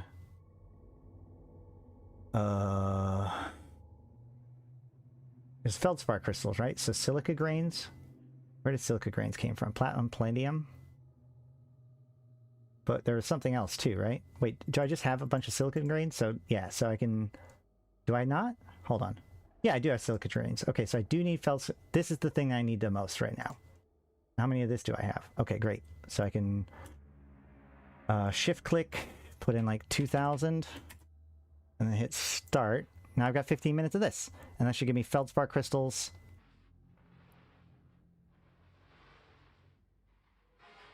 I have some feldspar crystals, but I need a lot more. or feldspar crystal shards, I should say. Okay. Where are we at? Well, CCP wants some numbers in the game. They better get an answer to that. What are you talking about? Like, so the core assumption of there is that Eve Frontiers is not doing well. But by every metric that I can see, especially given the fact that this is so early access and is basically a pretend version of its final form, like, it's actually way more popular than we give it credit for. Their Discord has more members than the EVE Online Discord. The Reddit, same way. Even today, you know, we're 3 days in. This corp has 210 people in it, which again may not seem like much, but I mean, this is a pre-alpha. I think that.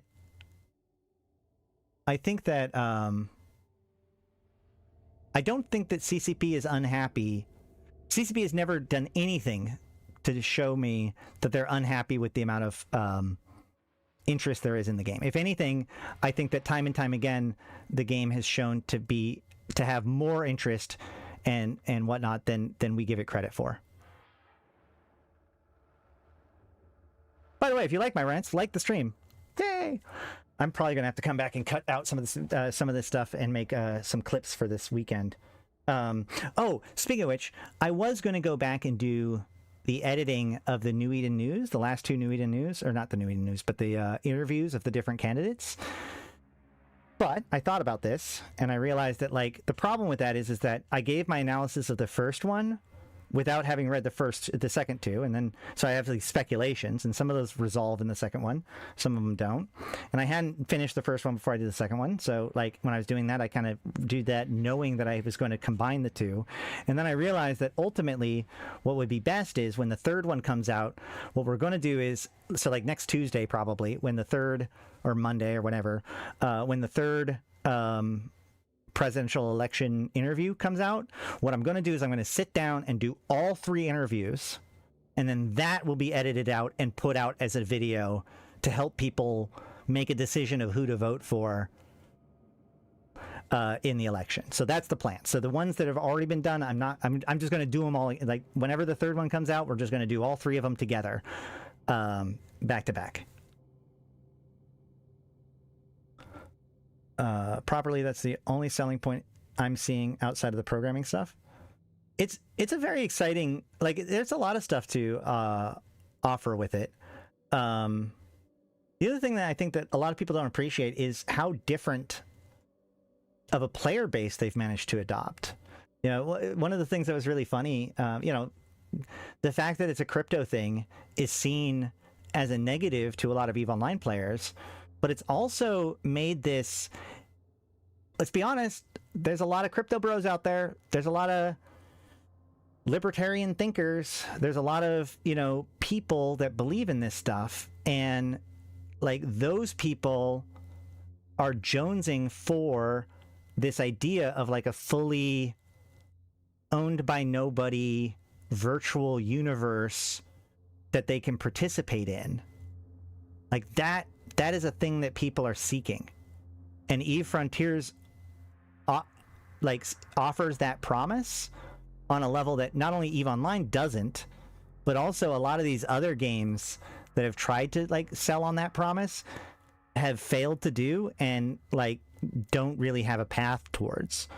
It is actually like true that like there was this energy, there's this huge amount of energy and money and interest in this idea of like a blockchain backed game that is like effectively owned by the people as much as possible. It's why that venture capital money existed in the first place. And the only thing that CCP Hilmar did was convince them that their model for that, like they showed off in EVE Online, was kind of the perfect environment to fulfill those promises. And over time, I would say that Frontiers is kind of proving that out. Now, they haven't, there's obviously still pieces of it that aren't like quite there yet. You know, the EVE coin isn't really a thing. The crude extraction system is not fully like realized in that sort of open world, open way. But like, just the switch over to SUI and the programmability and the hackathon. I need to do the hackathon stuff. Somebody was yelling at me that I need to go check out the hackathon stuff. I don't really know how to look at. I'll have to do that over the weekend and see what I can bring back to you guys tomorrow or next week rather. But like, to those people, those are not EVE Online players, but they are very interested in what EVE Frontiers is. And I think one of the biggest signs of that was that, like, so there's these not weird, but there's these cultural norms that existed within the crypto space, like everybody saying like good morning and good evening to each other in some way. I can't remember all the details, but like there's actually a special channel in the EVE Frontiers Discord that allows them to do that, because that culture just wants to do that. They're actually tapping into a totally different culture than EVE Online.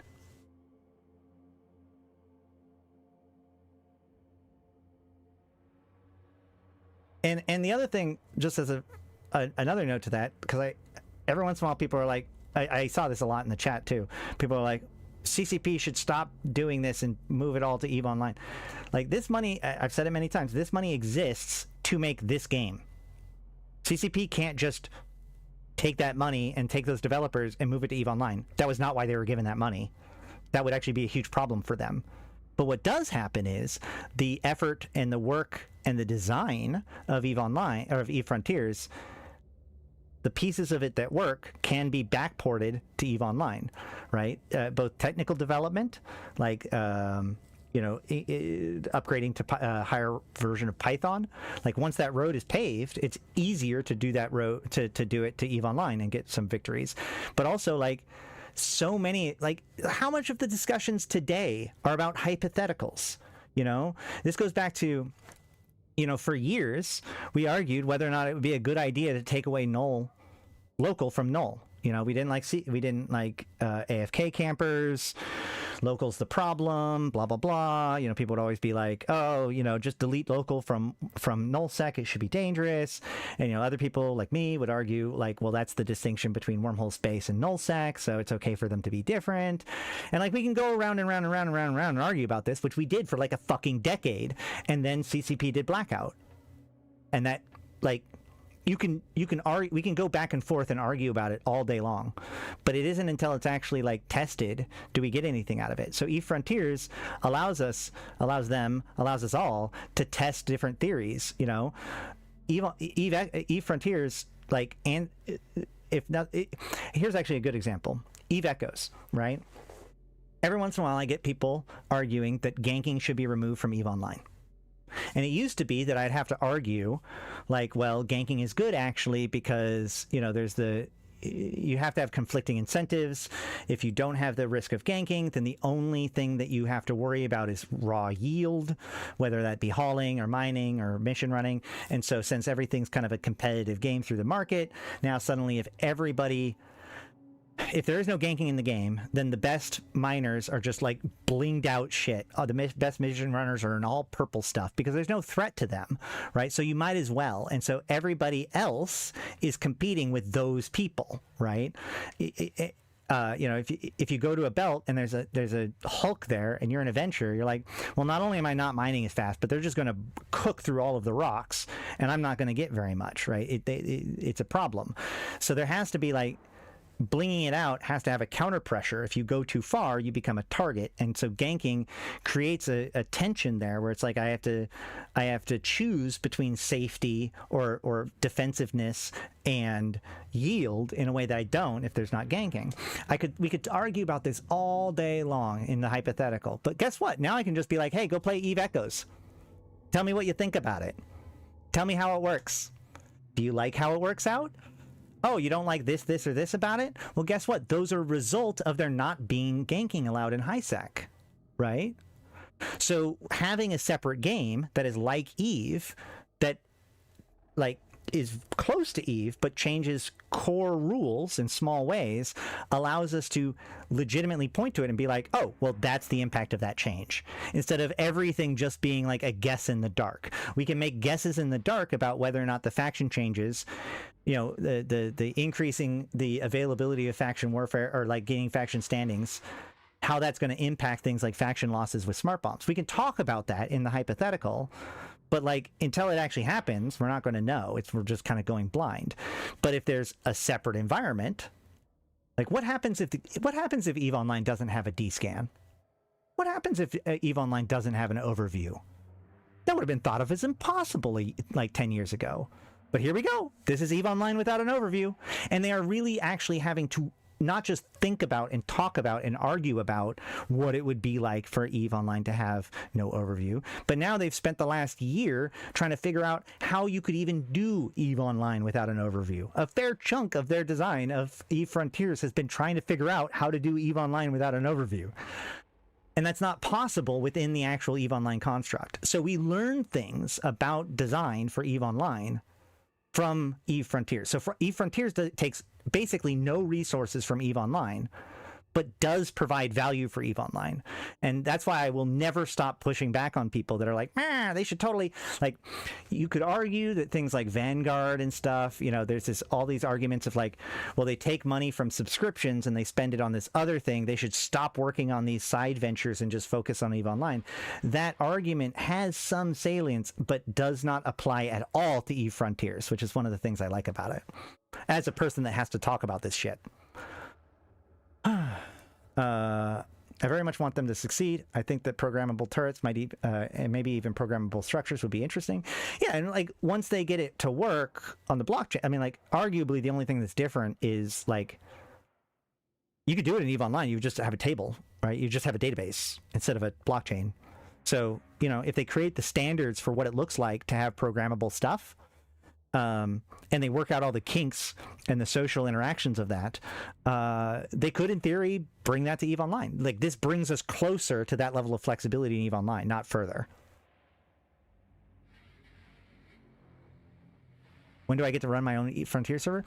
Well, that's the thing. Because it's on a chain, nobody's running the SUI, like, well, I mean, the people that are running the SUI blockchain are the ones running it. But like CCP isn't running the database in that sense. Now, obviously, right now there's a certain amount of like mocking that's being done in all of this. But I mean, like ultimately, that's the goal, right? So you wouldn't run your own Frontier server. You would just download the open source client, compile it, and then run it because it runs on the block. You'd have to have you could make your own blockchain, replicate the basic rules, download the open source code, point it to the new blockchain, fix all of the problems that happens, and lo and behold, you have your own Frontier server. Yep, you could totally do it. Hey, now I run missions in purple shit. Well, yeah, but you know what?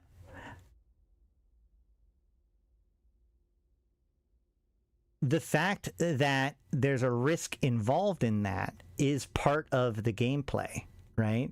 If there was no ganking in HiSec, you running the purple shit on your mission runner would just be objectively the correct idea. People would be like, you would do that or you would be worse off. The fact that you make that choice in a world in which ganking exists, then that's your way of navigating the risk versus reward of that scenario, which makes that meaningful. If you remove ganking, you remove the meaningful choice. Now, blinging out your shit and purple stuff is objectively the correct answer if you have the resources.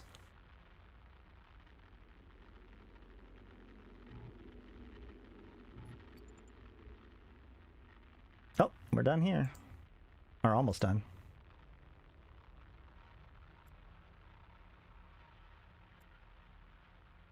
This has been a good day. We've had some really good topics, guys. Thank you so much. Is this the one I want to build?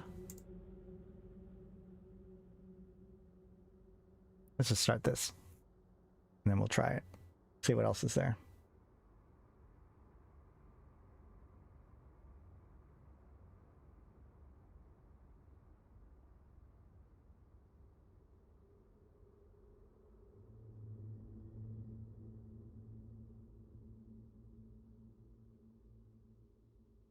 But yeah, I mean, like, they're nowhere near it yet, but the overall objective with EVE Frontiers is like CCP could just disappear as a company.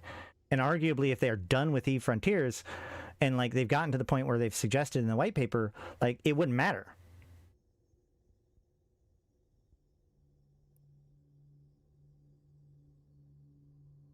There is a question of like, where does the Eve coin comes from at that point? Like there are definitely some issues to work out, but the whole goal is to make CCP not necessarily a vital component to the execution of the game. And it's not that alien, like in the same sort of way, you know, it's the same as like, okay, you can run your own Pal World server, right?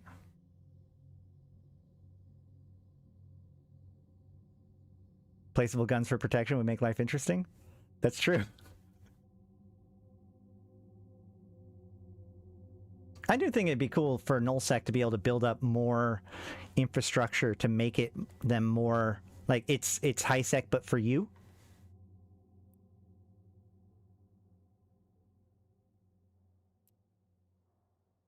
As long as there's ways to undermine it.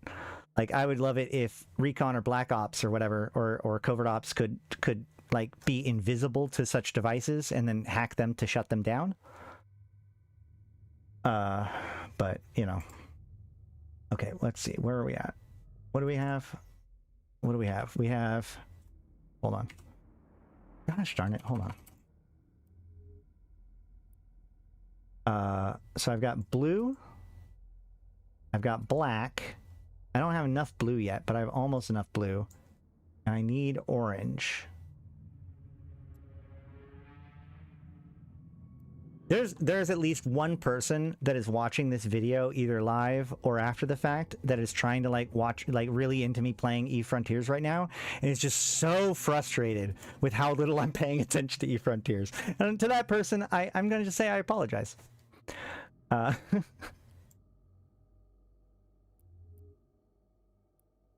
This really is just the background at the moment.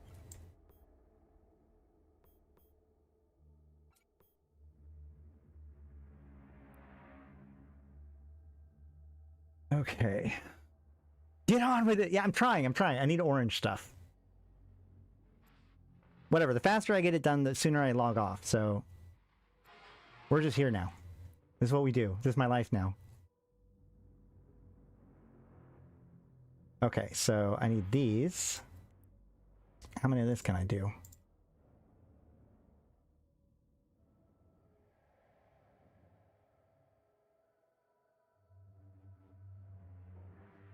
Perfect. Actually, let's go for it.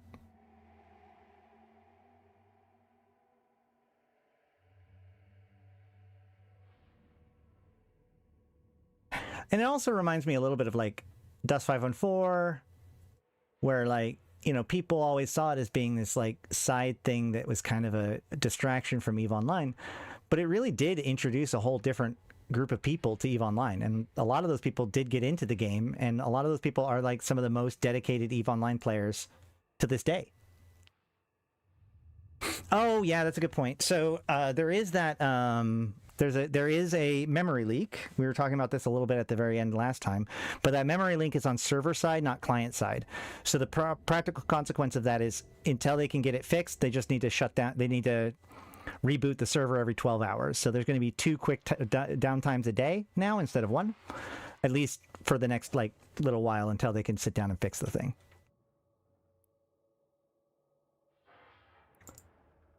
And no, I'm not going to launch back into my whole lecture about how bugs are hard to fix. We've done that already today.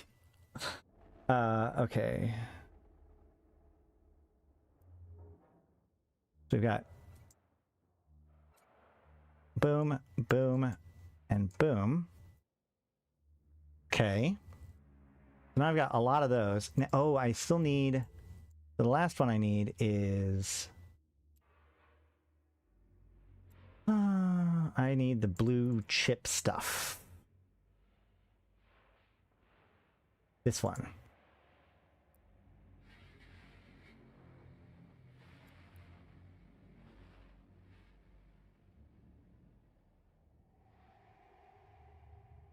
$40 runs. I definitely don't need 40 runs. How many of these do I need? Let's go look. And let's build... Let's cut this in half.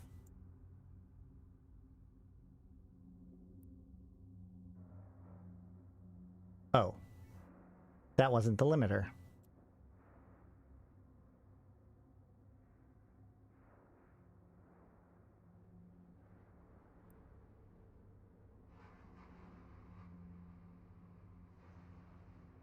I'm so confused. What? How did I reduce that? And how did I reduce both of these and didn't change the number of total runs?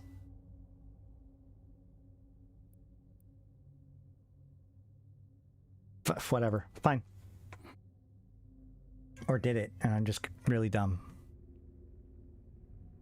I wasn't sure. Yeah, no, I forgot to. Pretty sure most long-standing EVE players have basic curiosity about Frontiers. That seems very optimistic to me. If you go into any, like, main EVE ecosystem area, I see nothing positive about EVE Frontiers. And if I go to any EVE Frontier space, almost none of them care about EVE Online. If anything, I constantly see things about how these people were, you know, like people that have been fed up with or gave up on EVE Online, people that rejected EVE Online for one reason or another over the years, that see potential for what they wanted EVE Online to be in EVE Frontiers. That's what I see a lot more of. Now, they maybe in the back of their head there's some of this stuff, and you know, things might change over time, and like I said, the non-permanency of the server at the moment is probably a big factor to this, but at least openly,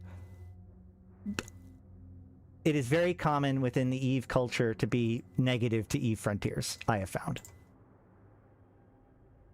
To the point where I was actually really surprised that EVE Frontiers got voted as the thing to play this week by my members. Speaking of which, if you like, or if you want to help contribute to what I do each week, I put out a poll to my members. So you can become a member for just $1 a month on YouTube, and you get access to my Discord channel, and you get to vote on what content I focus on with EVE. It's like WoW versus WoW Classic players. I wouldn't even say that. Those are far too similar. Those are far too similar. I don't know if I can think of a better, like...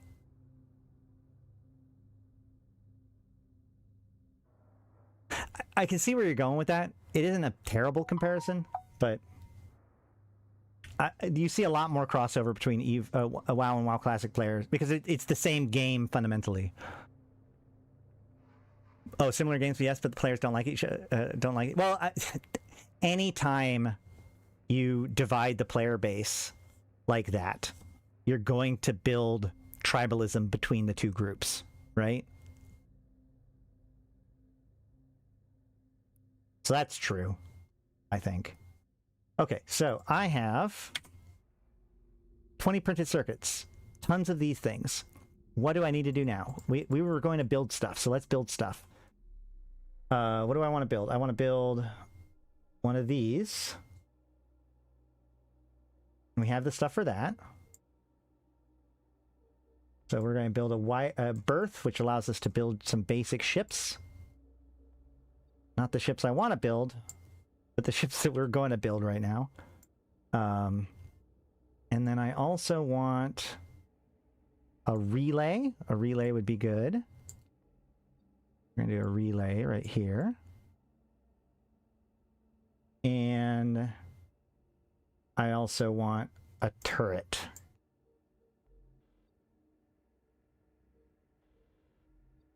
We're going to put the turret like kind of above everything, like this. And so now I got to find all these things. Here we go. And interact. Pull my inventory. So you guys thought I wasn't doing anything, but I was slowly, but I was at least making sure that I was doing what needed to do to keep progress going. So here we are. Now I can just do what needs to happen as soon as it happens. So see, I was working on it the whole time. Didn't seem like it. Didn't seem like it.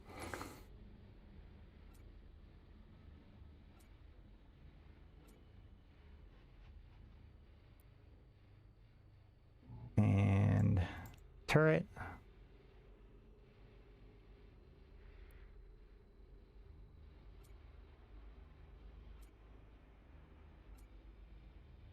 Perfect. Okay. Now let's fly up there and look at what we got.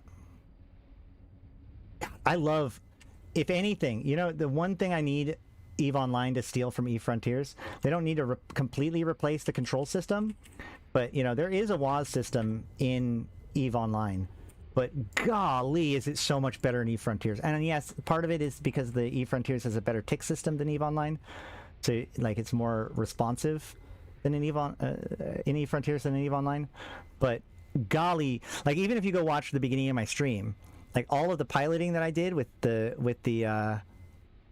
my UI turned off, like, you can kind of do that in EVE Online, but not nearly as well as I did in EVE Frontiers, let me tell you. Like, that, if there's anything that we take, that EVE Online takes from EVE Frontiers, it's got to be the improvements to navigational controls, if possible. Either way. So we got a turret. That's that's going to take 11 minutes. Okay. Well. And then there's the berth. What else did we do? We did one more thing. This thing. A relay. Okay, so this is how we get lenses. Wait. I have to buy it. Okay, so you get feral data, which you can't get from ratting, or from killing the rats right now. You have to go salvage them, or like go look around for boxes to get the feral data. You turn that in for lux. You get 3,000 lux per feral data, and then 100,000 per lens? 3 lenses. No. It's a lens 3x. So yeah. So you would need...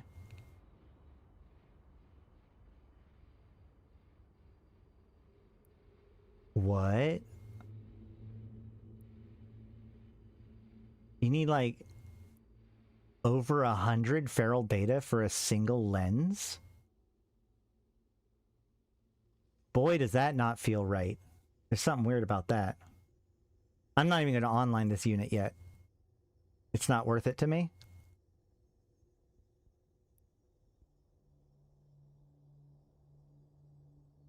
You found 21 in a wreck? Okay, well, I mean... Okay. Yeah, being able to play with a joystick felt really good. Even if it's kind of janky right now.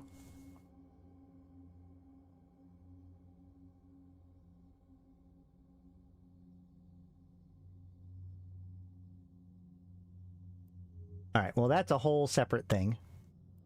Also, hold on. That means I also need...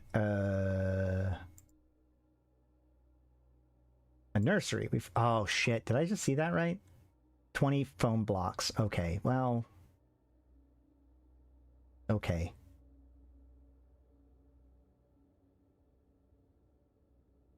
I guess we need to start working on foam blocks, which is even more of these things, right? Because, like, I have 66 of that, 18 of this, 72, so I need more blue, at the very least. I need, like, 65, I think. But how many do I get for 65? Oops.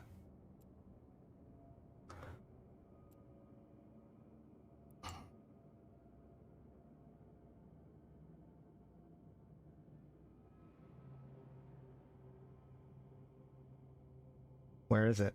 Wait, hold on. Where is it? There it is. Building foam. 65, 65. Oh, I get 10. So to build this, I would need 130. Okay. Okay. Well, let's look at what else we can do. The mini berth. All right, we've got the Karam, the recurve, the reflex, the retriever, the stride, and the wend. So the wend was the original one. The stride.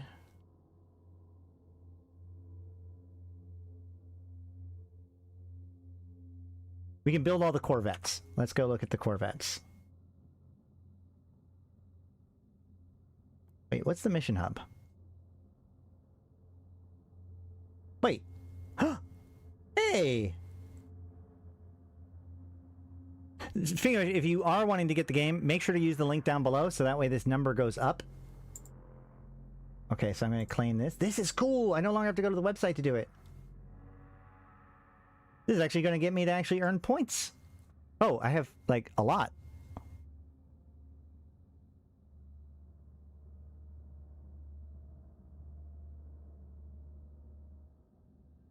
Okay. So here's your quest system.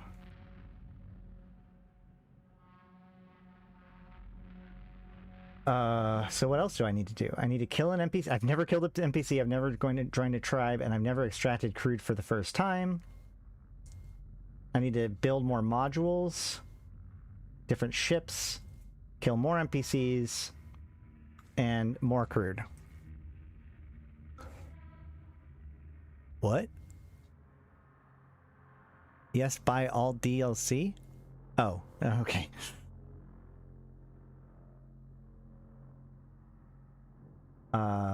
Those are the only things I built, right?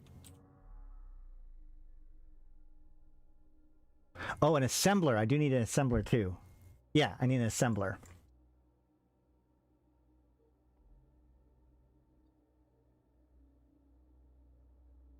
And yeah, eventually I would like to, like, set these all up in a pretty way, or, you know, a functional way or whatever, but, like, ultimately right now we're just testing stuff, so I don't want to spend a whole bunch of time fiddling with stuff like that.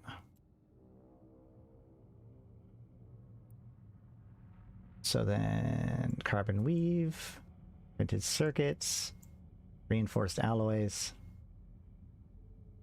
I don't have enough blue. I still don't have enough blue. Okay, great, cool. All right. Printer. Nope, that's the field printer. Mini printer.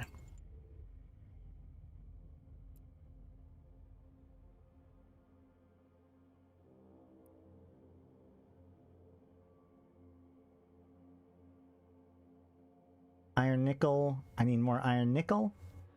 To get more iron nickel, I need the more... Okay, I already know where this is going. I know what we gotta do, but let's just double check it. Binary. Oh! No. This ain't it. But we're still gonna withdraw this, and withdraw this. So, do I have anything that gives us iron nickel that I can do just right now?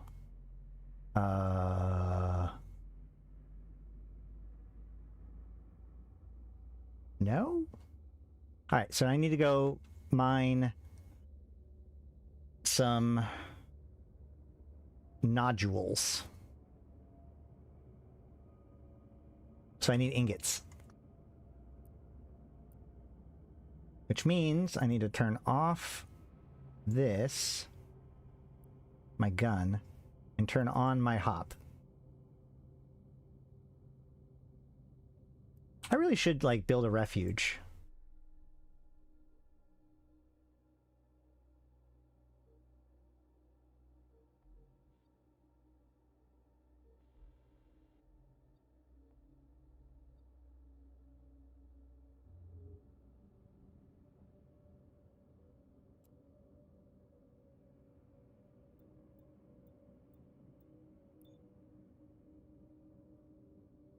Oh, I don't have enough of that either. So we need to go mine some platinum palladium, which is fine because I need that anyway. Or that'll also work.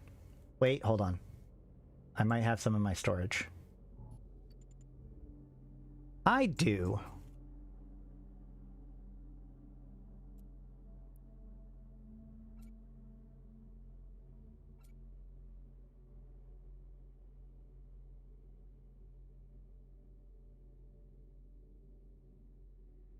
Let's also move some of these other things in here, because, like, I've been playing around with this stuff, and I'm going to mine more, and here is some stuff here. So, like, let's at least keep that in mind, including this. Okay. So now... Boom. And my refinery is not doing anything at the moment. So I can...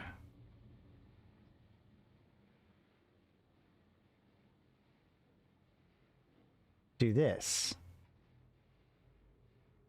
Oh yeah, I've got plenty of iron. I've got 15 minutes worth of refining and with rich nodules. So let's go ahead and just run that. Don't have enough glue. Story of my leather crafting in PAX Day. Yeah.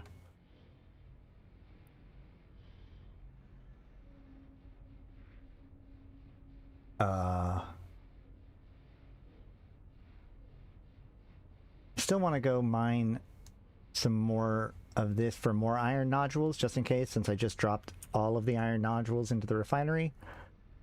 So we go into the mini storage again, and we take fuel. Ugh, I have to have the exact amount. Like, wait, what? I can't, like, shift drag? Wait. Oh, oh. Right, okay, hold on. It's because I have, like, no room, not low room, no room. There we go. Mini storage. 1,000 fuel.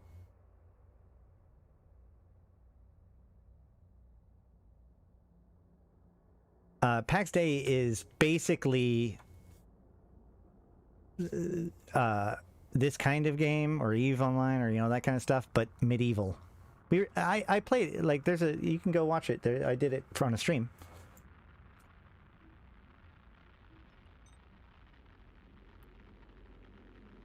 Okay. While this is cooking, I'm going to go warp back to my other storage where I know that there's metals and look for the ingots. Oh, can I turn this on? Nope. Oh, I'm in warp. Okay, can't do it while I'm warp. Good to know.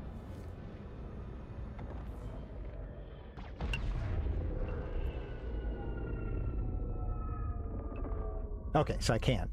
At least now I have a repper, just in case. There's slag. I don't need slag. I need ingots. Char.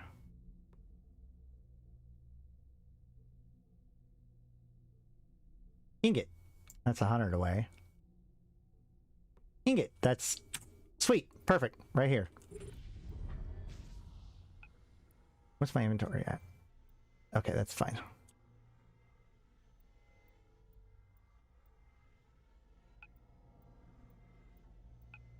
Make sure there's no bad guys coming after me. It is very spooky to know that, like, rats can just show up. I mean, arguably that's true in EVE too, but I also don't... I only have Hull at the moment.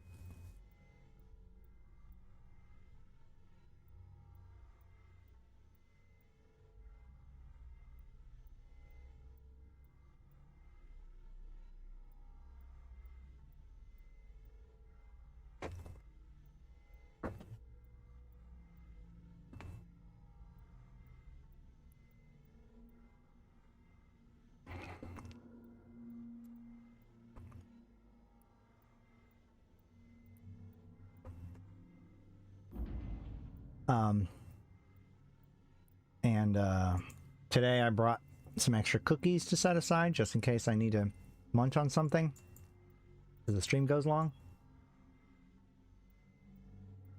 Do we know when the next downtime's going to be? Does anybody know?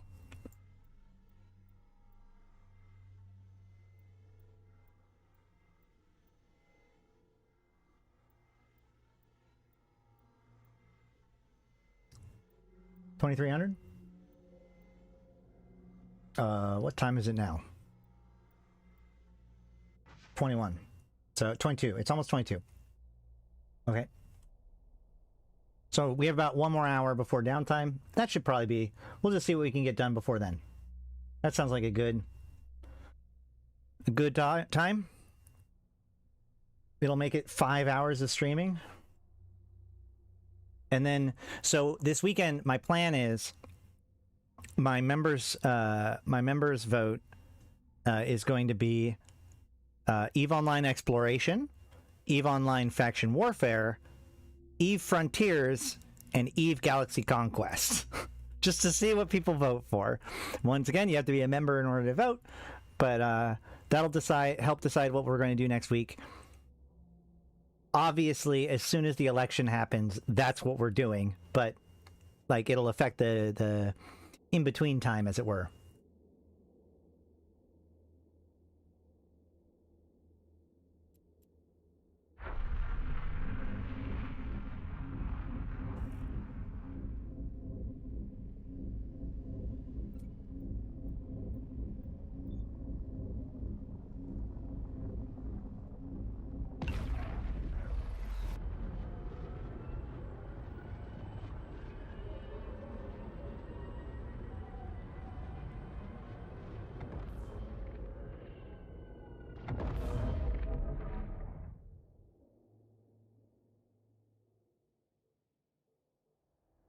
So we go to the refinery.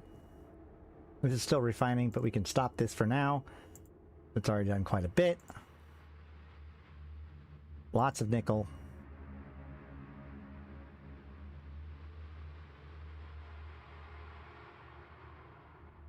And then we can throw in this.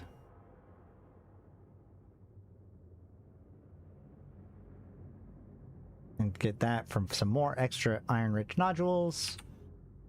Okay, and then, so from there, we need more blue, right? Wasn't it blue? Well, yeah, that seems to be it, because that's the one that needs iron nickel vein. Oh.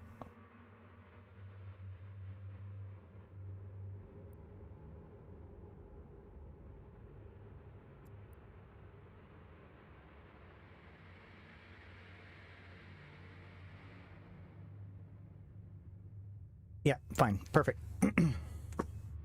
And we'll be processing more iron nickel veins, so it's okay that I'm using them all here. Cool. So we have about an hour left, so if anybody has anything that we want to talk about in the meantime, we've had some really great discussions today.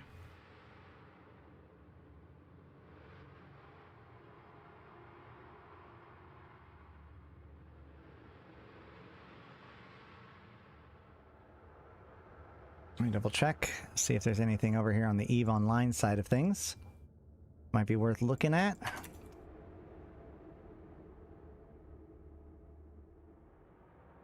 Oh, I don't know if you guys have been paying attention to this, but apparently people really don't like Hard Knocks right now. And there's one guy who keeps like posting information about Hard Knocks' home hole.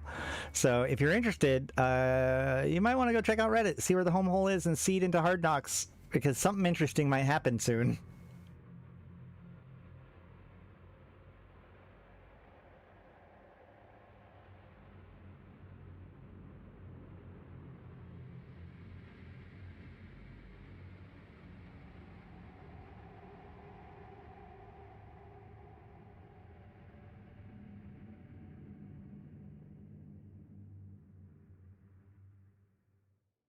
Let's see.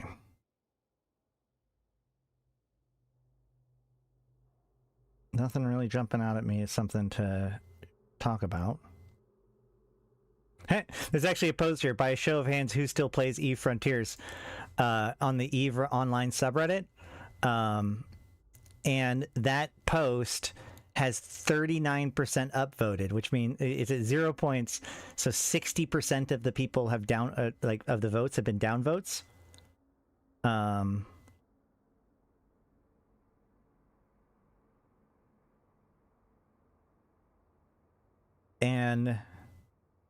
there's actually a couple people that are saying positive things. Like this guy says he wants to, but he already has a job. Okay, never mind. Maybe not as positive as I thought.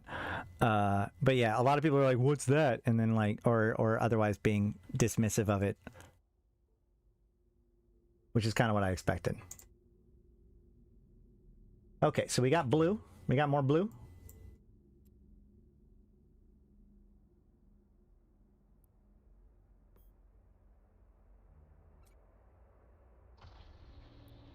Cool. And now we also need to arm our turret. We can online it. And then put some ammo in here. Hey! Alright. Now my stuff is defended. I can change it. Oh, I can set it to everything in range. And that's it. That's my only choice. I don't have other choices.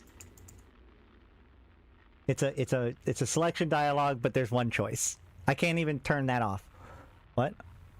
On Reddit? Yeah. The Eve subreddit is what I was looking at.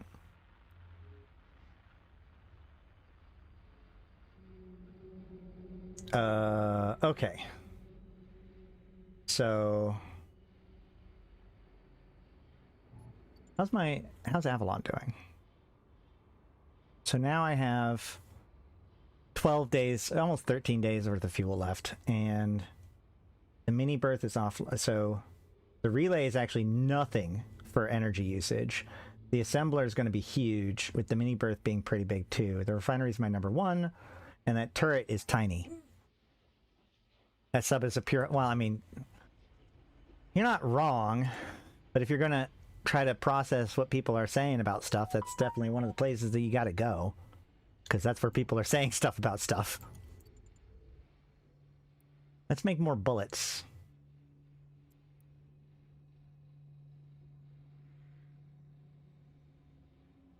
Uh, 240, 480.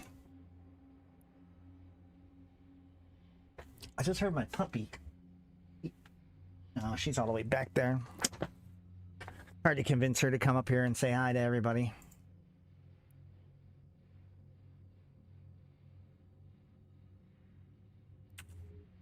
And the refinery is done.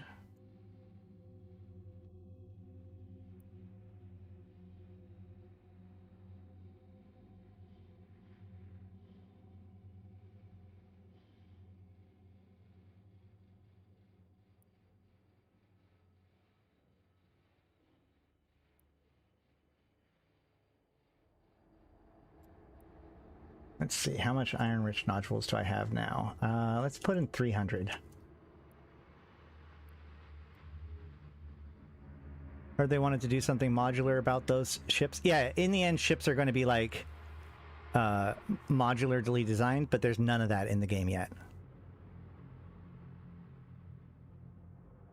They haven't even really explained how that would even look compared to what they have now.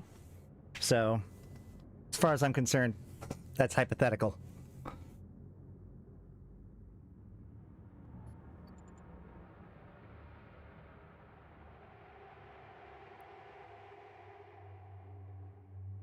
Okay, so I'm going to need a Nomad program frame and one of these other doodads in order to build some of these other ones. Oh yeah, that's right. We were going to go look at that. So if I look at fitting, I can look at the holes and fits. Here's my different Corvettes. So let's see.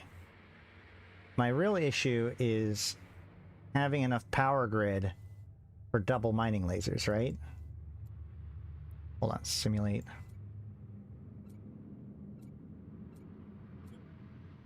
Yeah, I need more power grid. I need more than 35 power grid. Unless, wait, hold on. No, I still would need to turn that off. I could do it with turning off the hop. But I need, you know what I want? Hold on. What I really want, and what we gotta figure out before anything else, really, is the goddamn freaking cargo extender.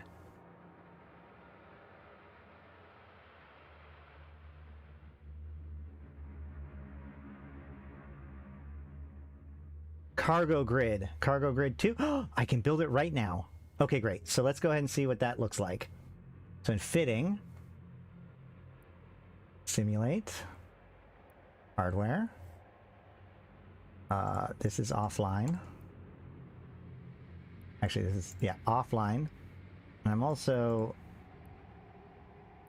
yeah, whatever. Where is... Why do I need so much power? I don't need a hop. Wait, hold on. I don't need a hop if I already put down the refinery, so I'm warping to the refinery. So I could do that. Have a cargo extender. Can I also... Hold on. Oh, no. Man, if I do nothing, if I have nothing on my ship but the 2 mining lasers, I don't have enough cap to run both of them at the same time anyways. But I do want to have a... I need to have this cargo... I need to build a cargo grid just so that I can, like, move things back and forth. So let's go ahead and build that.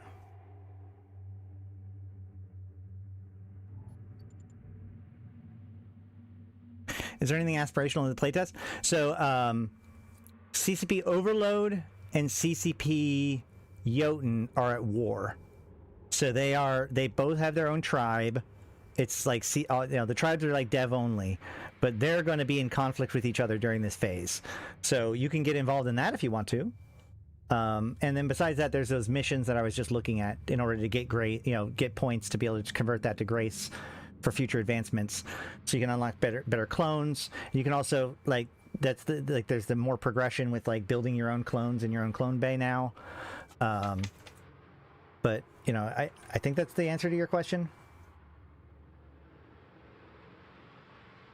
Other than that, it's kind of a lot of the same stuff as previous ones, just a little bit more polished. Cargo grid. Oh my god. Facility offline. Haha! Online unit. Perfect.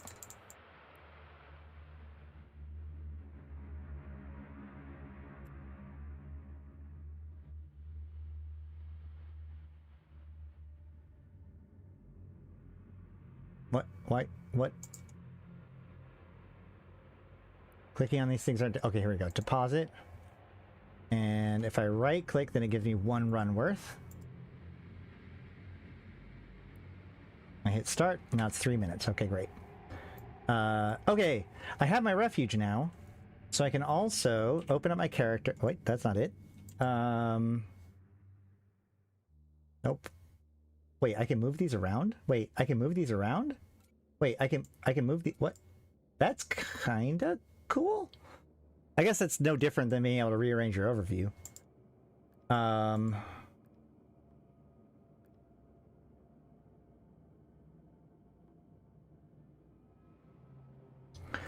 Okay, so we figured out last time not to just delete memories, but to add your memories to your guy. So I'm going to go to Incarnation. And I can... Wait. What? Okay, so I can... Send? Yeah, I can put these in here. And then ascend the Incarnation. And now my character has all these different abilities. Which I don't know what that overall means. Oh, I can weave a crown. We don't... whatever that means. So we weave a crown. I promised I click it. I'll click it again. You can weave a crown every 30 minutes. That doesn't tell me why I might want to do it or whatever, but let's find out. If I weave a crown, the new crown is stored in cargo. It didn't make any of my abilities go away. I have a vestment slot. So I can hit my inventory. Here's my crown. It has 7 memories in it. And I can click it. I can click and drag it. It worked! Yay! And that... Wait. That puts it back into my memories? Have we just gone around in circles?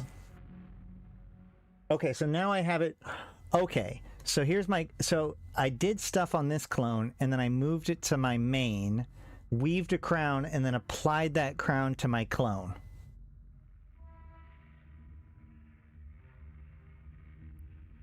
The only thing that I don't know is what do all these things do? What does it mean to have logical...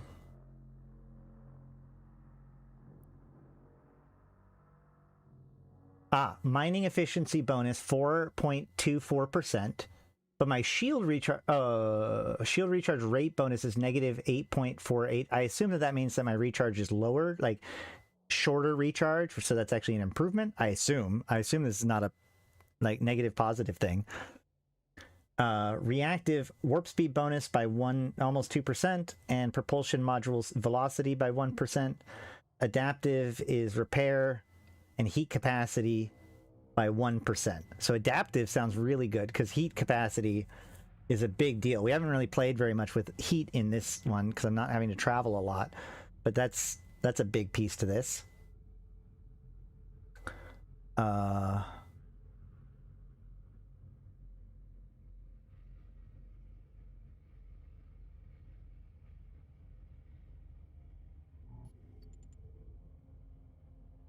There's nothing I can get from that right now. Do I have my cargo yet? I do. Okay, so then I can use fitting service. And I can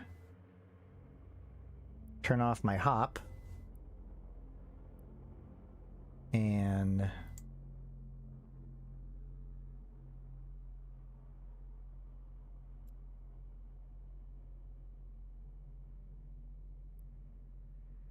take my cargo grid, put it there. Okay. Hell yeah. So now my cargo went from 520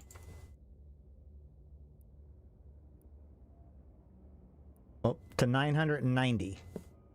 So that's good. That seems good. And I still have my hull repairer on, so that's good.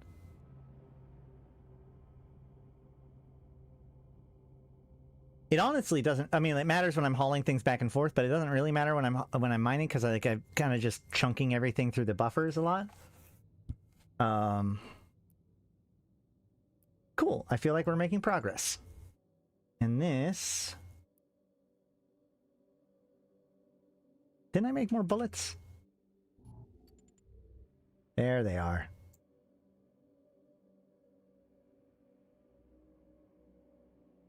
Oh, nope, I didn't need to do that. I needed to withdraw. Okay, so now that I've done that, we need more carbon weave for building foam. Ooh, Tholen aggregates. Where do we get the Tholen aggregates from?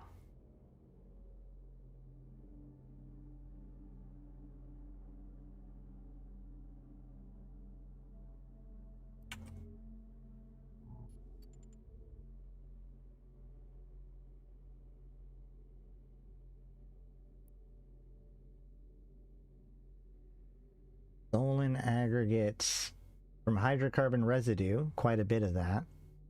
I also can get it from methane. I don't know where to get those consistently. That's it. So I need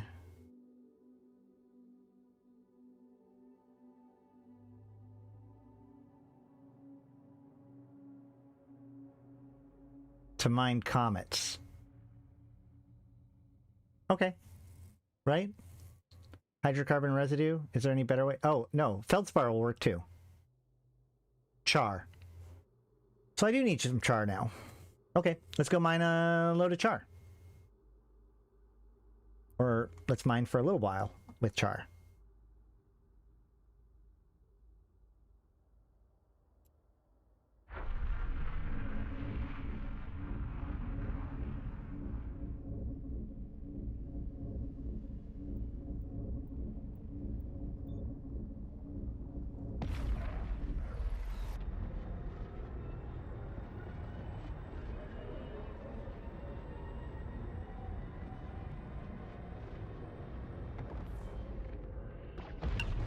Okay. We'll wait a couple seconds for everything to resolve. There's some char. Oh, that's 70. Char at 90. Really? There's slag. Char. There it is.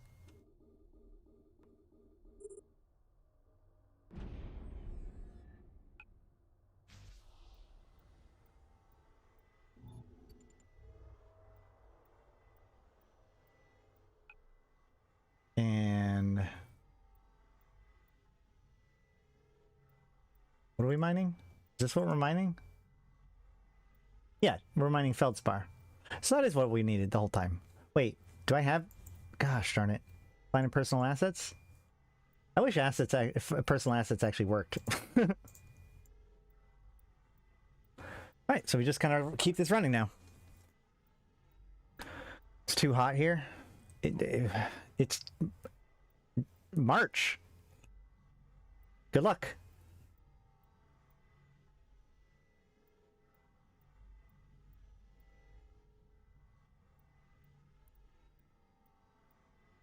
I need that second mining laser now. Oh wait, no, because I don't think I'll have enough capacitor to run 2 mining lasers constantly, so this is fine.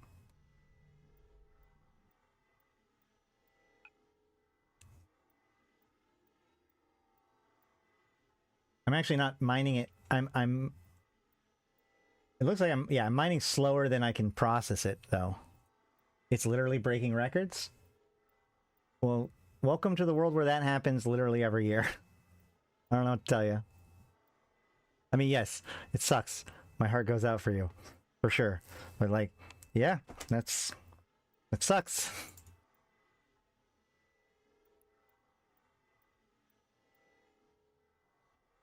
I don't know. It's been cold and wet here.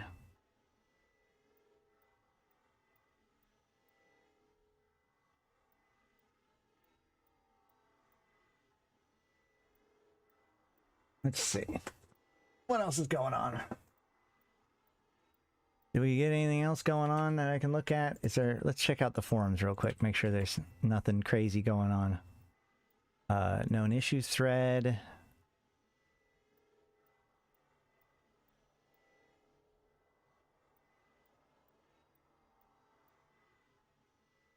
HUD changes color when rotating camera in space. To be completely honest, I don't know if this is a bug or a feature. That's pretty good.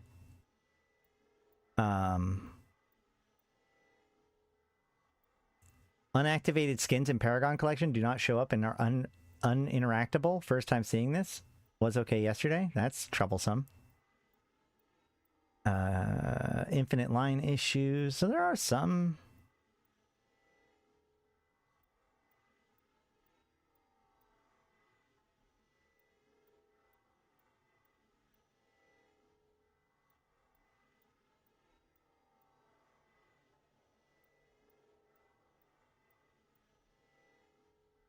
Oh yeah, there's the character info window. They've made some improvements to it. And I looked at it, I couldn't really figure out. I figured it was just the padding and stuff.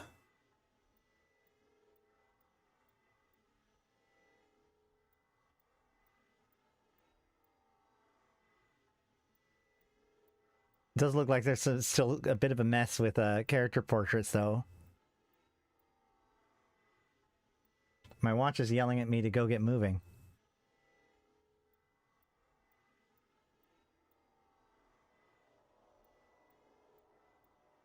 Lots of little problems still. Any news in the Aura guidance feedback thread?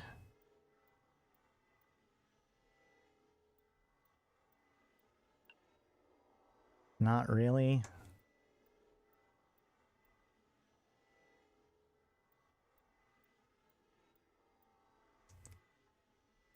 CCP and Skinner, the completely unnecessary add-on and amplification of running lights that ruin the aesthetics. Wait, what?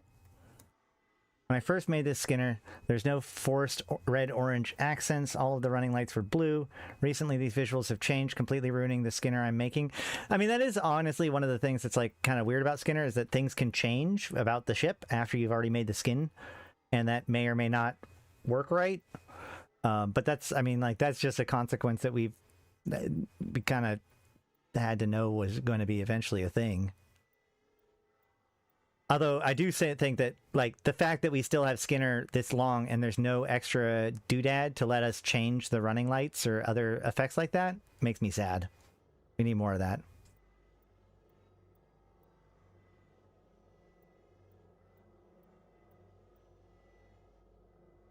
Hey, look, Malak is bringing sense to the forums. Who would have guessed?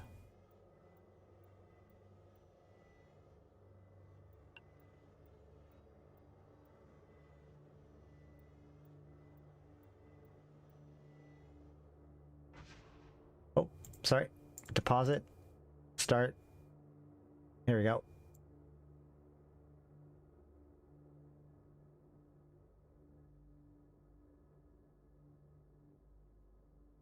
Just making sure there's no updates in the universe portal, right?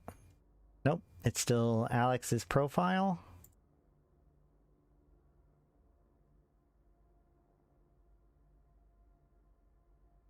Latest news is still the standing and AWOX changes. Was there any patch notes?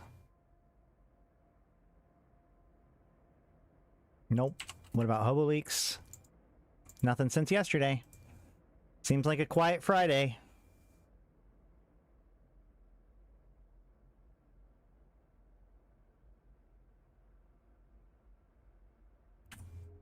Oh, I'm not mining. Shit. Keep mining.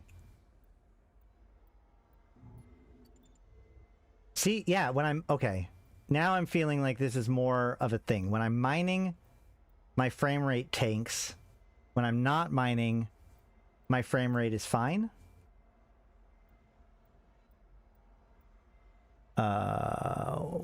Wait, there's somebody's chatting there, but it's not showing up here. God damn it. YouTube! So much they could do with Skinner. Almost entertain the idea of making it my Eve career, but supply is way bigger than demand. That's absolutely true. Well, it's not even just supply is bigger than demand, but it's like the behavior of like, oh, I need a skin for my ship. I'll go check Skinner to go get a skin. Like that behavior has never been really reinforced. Like people will look for skins in the show window, and maybe some people might think about making their own skin, but like you don't see it. It's not a buyer's market. The skins cost way too much too. That I'll push back on. That really depends on a lot of like comparable to some of the skins that CCP puts out. It's sort of fine. There is definitely, if you're going to make skinning into your like career, you know, you have to realize that CCP like gives discounts every once in a while, and you really got to capitalize on those.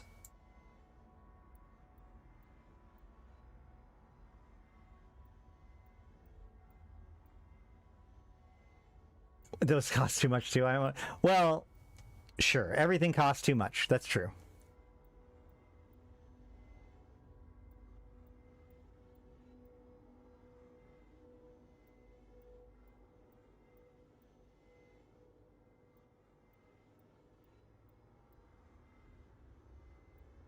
But skins are perma skins?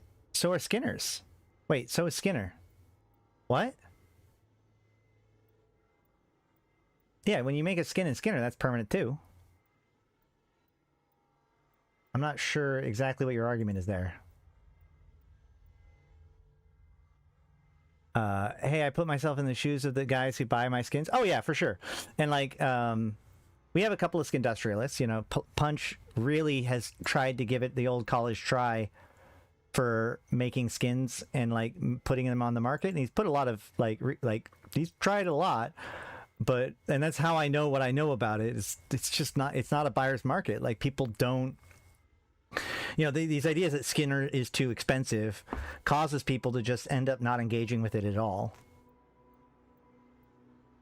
Oh, yes, the skins are permanent, so maybe I mean, I think it is. I think it is. I think, like, this goes back to, actually, this goes all the way back to, like, Fearless and microtransactions and $60 pants.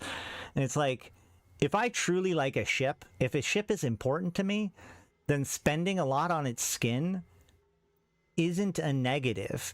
It actually, in a weird psychological way, becomes a positive, right? There's a certain, like, normally when it comes to purchases and stuff, the idea that like it being cheaper is good, but also something being expensive is just naturally psychologically evaluated by us as being valuable, right? Like Mercedes-Benz, I think it was it Mercedes-Benz? Rolls-Royce, I'm pretty sure.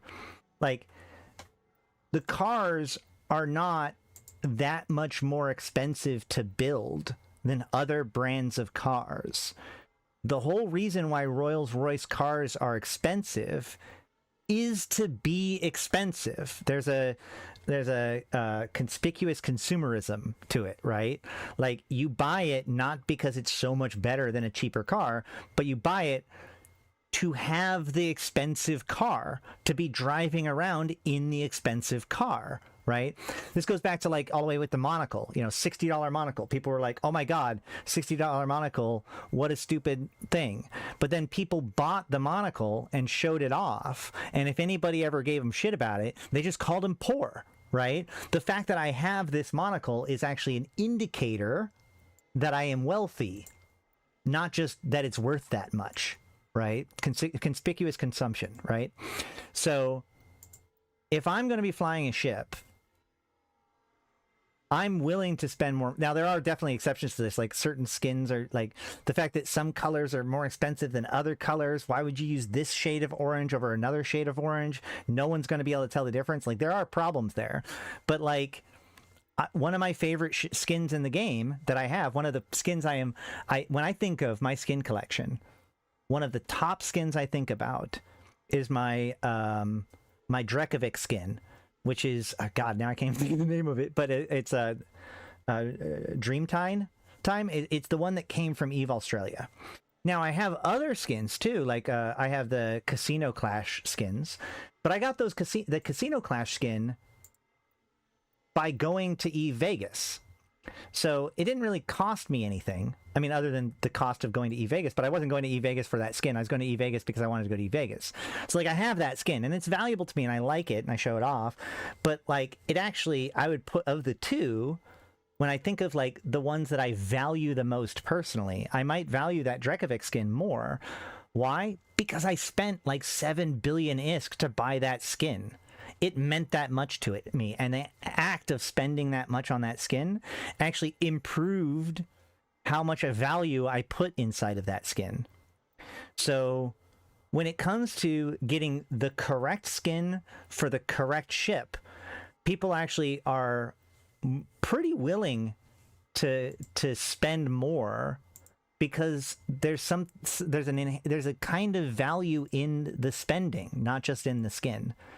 But again, this doesn't really jive with the casual, I just picked up a new ship, I need a skin for it, let me go look for a quick skin for it. I'm not going to go to Skinner. I'm probably just going to check the market for the most reasonably priced one and go for that, right?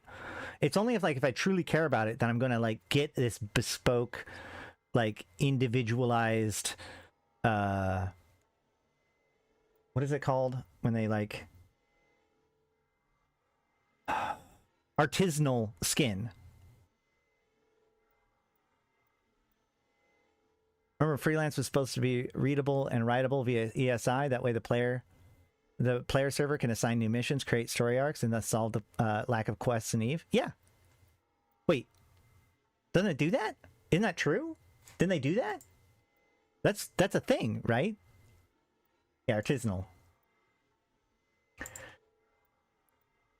And so right now, custom skins are that kind of artisanal thing. That said, I'm going to push back, right? Because for years we were like, please let us make custom skins. We'll spend any amount. Just let us buy custom skins. Like we told CCP that we would spend extra in order to be able to have our custom skins. So you know what? I'm going to stand behind it. I'm just happy that we have Skinner. I'm sorry. I'm sorry if you guys think it costs too much to get a skin. Don't be poor. I'm just happy that we can have custom skins. It's such a gigantic addition to the game. It doesn't fucking matter to me that it costs more ISK or more Plex or whatever. And yeah, that's a benefit of, you know, me being space rich or whatever. So, you know, take that for what it's worth when it comes to evaluating my opinion on that. You know, my bias is clearly there, but like, this is exactly what we asked for. And we told them that we would spend, it is literally cheaper than what I pitched years ago when I was trying to convince people to allow us to do custom skins. They would profit more if they were. This is an interesting one, because like, this is something I've been thinking about a lot when it comes to like gacha games, because, you know, I've been for some reason getting more into gacha games, which I don't. It's been a fun journey. At any rate, like one of the things I've noticed. When free-to-play first kind of came out, when the idea of microtransactions came out, the strategy was always to make the thing as cheap as possible, to make like it be almost like a no-brainer to, oh, it's just $1. Oh yeah, it's just $1, right? And one of the things I've noticed a lot when it comes to gacha games and microtransactions is actually we see this tendency now for them to value your money less and less. One of the very first things that I used to blog about was MechWarrior Online. Thank you, brain. MechWarrior Online. And one of my first blog posts I remember doing was like a breakdown of the different things in MechWarrior Online that you could buy with premium currency, and how much in-game effort it would take to earn that thing, because it turns out that different things could be earned easier or harder. So like if you were going to spend money, there were some things that were more efficient to spend money than other things. And so that got me to start paying attention to basically how much a game respects your money, right? And the old idea was like in-game effort was pathetic. You could, in theory, earn the cool thing, but it would take you 100 hours of gameplay to get a $20 mech, right? It's just like in EVE Online, right? When people say like, oh, what is the fastest way to get ISK? The answer is break out your credit card, right? There's no activity in game that makes your in-game effort worth more than just shoving money at it. It is always the most efficient way to get money, to get ISK in EVE Online, is to get a fucking job. That's just the truth, right? And yet, in EVE Galaxy Conquest, if you play EVE Galaxy Conquest for, let's just say 10 hours, you will likely end up with $150 worth of currencies and pulls. And so, like, we've kind of seen this switch where now in-game effort is actually significantly more valuable than money. This weird pattern that I've noticed in gacha games across the board, and it's across the board. It's like the most successful companies only trend in this direction. So it must be the thing that's working. That like they respect your money less and less and less and less. In Enfield, during the first patch, if you busted your ass and did everything in the game, you would get enough to basically get, or guaranteed to get, all three of the special dudes, banner guys, whatever. In order to get one of them guaranteed is like over $100. And so I end up having this thing where it's like I do all this effort in game, and I get all this stuff, and I'm like, okay, well, maybe I'll just spend a little bit in order to push it a little bit further. And then I go and look at what you get for your money, and I end up not spending anything because I just can't bring myself, knowing how much value I earned just by playing the game, just by logging into the game, compared to paying money. There's no respect for my money. I could play the game for 5 hours, or I could give them $400. You know what I mean? That's insane to me. And yet, that's what works. That seems to be what's working. And I think that this goes back to like the 80-20 rule and the concept of whales, right? They don't it used to be that you wanted everybody to give $5. You wanted to get every user to give you $1, $5, whatever, right? But I think we've gone away from that. I think that we've gone towards like more and more catering towards whales.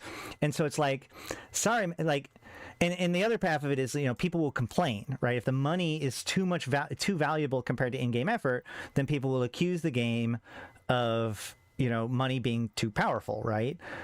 Even though objectively, like if you got more for your money, there's more likely that people will spend money. And yet, because of that, these games are like, oh, you want to spend money? Well, in order to get any meaningful amount of value, you can spend $20, but you know what you get for $20? You get one pull, No guarantee of something good. You have to do 12 10. You get 1 10 pull. It takes 12 of those. You need 12 times as much as you get for $20 in order to guarantee one dude. And furthermore, you get the same amount of currency just playing for the next month. You'll get that just by playing the game. Like, just paying $20 to get a quick little thing has so little chance of actually being rewarding to you that the game's like, sorry, man, pony up to $120 or go home. And I end up not spending on those games because of it. Like I set aside like I don't have a bunch of money. You guys take good care of me, or enough care of me, but definitely not enough to go fucking spend out on a gacha game. I don't, by the way. I play a lot of these games for free. It's one of the reasons why I play a bunch of gacha games, because my solution to this is to play a bunch of them to get the most out of the honeymoon periods. But the point is, like, even when I do, like, oh, you know, I've had a good day. I've got $40. Let's see what I can get from it. And I just like, that's, I could get 110 pull that doesn't give me anything, or I can get really good like 2 or 3 really good dinners, or a new video game. Like, it's the scale for what these games value your money at versus in-game value is so weird, and it only seems to be trending further in that direction. Eve Galaxy Conquest is a great example of that. You know, you go into Eve Galaxy Conquest, you play through it, you play through a season, you get several legendaries. You want to actually guarantee a legendary, you're paying fucking thousands of dollars for Jamil. It's crazy.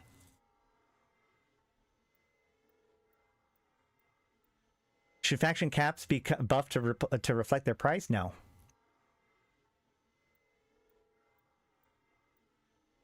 So yeah, I agree. I agree that CCP would make more money, probably, if skins were cheaper, because more people would make the choice that are otherwise not making the choice. But it seems to be that for some reason that the logic ends up being the opposite. Because again, this goes back to that value of things, the Rolls Royce of it all, right? These companies need to teach you. They need to convince you. Raid Shadow Legends needs to convince you that a sacred shard is $25. And the only way that they can convince you of that is never backing down from that. Right? And that like, you may not like it, you may resist against it, you may not agree with it, but it's a virtual thing. It's fake. It's pixels. It isn't worth anything. They could sell it for $5. They could sell it for $25. But in order for it to have value, in order to get you to value a sacred shard for $25, they must always charge $25 for it. And the discounts have to be like, not that much of a discount, and then really act like it's a big special thing that they're selling it to you for 10 or 15, right? They don't get it by like, oh, well, you know, if we reduce its value or whatever, then people will buy it more. They don't need people to buy it more. They need people to value it more, right? So the problem wasn't that there's a $60 monocle. The problem is that people don't think that a cosmetic item in a video game should be worth $60. And so the long-term goal, the long-term strategy, the long game of this whole thing is to never back down in that. Nope, sorry, a monocle's $60. You want the monocle? $60. You don't think it's worth that? Sorry, it is. And only by doing that over time do they manage to change the zeitgeist and get people to value, because the concern here is that people don't value virtual things. So they have to get you to value it. They have to dig into your brain and convince you that it's valuable. Is it bad? Hell yeah. Don't get me wrong. I'm not saying this is a good thing. This is not me defending them. This is an anti-pattern. This is bad stuff. This is there's this reason why actually, did you see that gacha games are now going to be, by default, 16 or older? Like, there's no more... You cannot have if a game has loot boxes, it is 16 or older. That's its new minimum rating. That's actually kind of interesting for a lot of different reasons. But that's going to be the reality now. But yeah. Pretty sure that model is crushing down, though. The thing is that they need to train the next generation, right? We old farts like me resist putting value behind virtual things because they're not real. It's like, whatever. But like, my son doesn't have to be convinced that. He grew up with that. He values virtual things on a level that I don't. And that's the long game.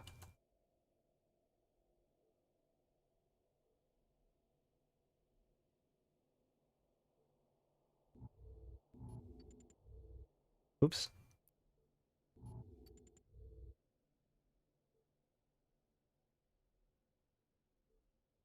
Did I accidentally mess up my thing? I was not against microtransactions because I expected that people could all get something to gift themselves. But if they betrayed that spirit, the whole thing deserves to burn. They earn more money. What if CCP employed 8 remote part-timers to answer instead of an LLM? Well, I mean, that's not even fair because like they already have ISD. Where, in the US or in the EU? It's the PEGI analysis. I thought it was EU, but I mean, it doesn't matter. It's going to impact everybody. Yeah, they've been training us. They have to convince us that it's worth that much. They have to convince us that Rolls Royces are worth money. Otherwise, they don't sell them.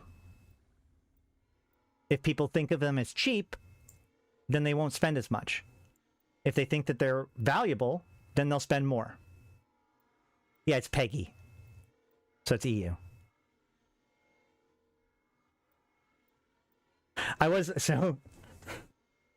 For those of you who don't know very much about gacha games, there's this gacha game called Nikke, which is known to be one of the more kind of goonery games because it's about kind of watching girls from behind while they shoot guns. But that game is like rated 12 and older. And then Uma Musami, which is a game about like horse girls racing, which is much more holistic, like much more like they don't have like sexy outfits or anything like that. That is rated 16, and there's this like meme online where Uma's like, how? And Nikke is just like, I don't know, because it doesn't make any sense. Imagine the value of the Wrath of Tyrannos crate in 5 years. I mean, that's fair. But even that, like the Wrath of Tyrannos crate, CCP didn't put that value on it. That was 100% players finding value in that. That's organic value, as it were.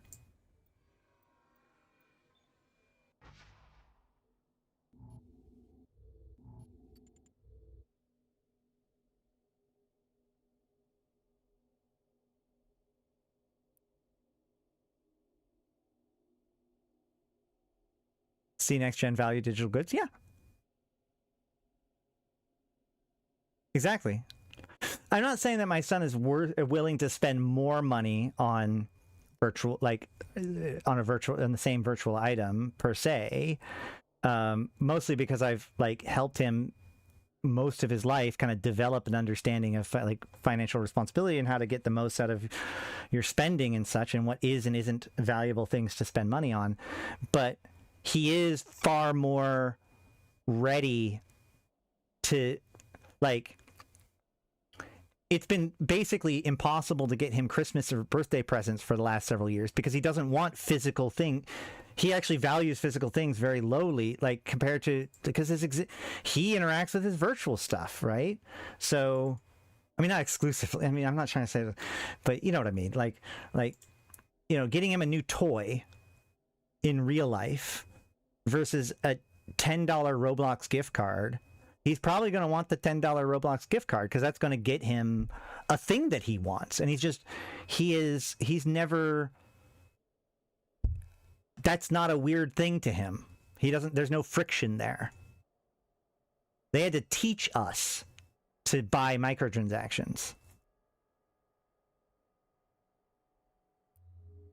All right, well, we're getting low on time, so let's go ahead and haul our stuff back. So your son reminds me of Sleepers and the concert. Okay, well, I don't know about that.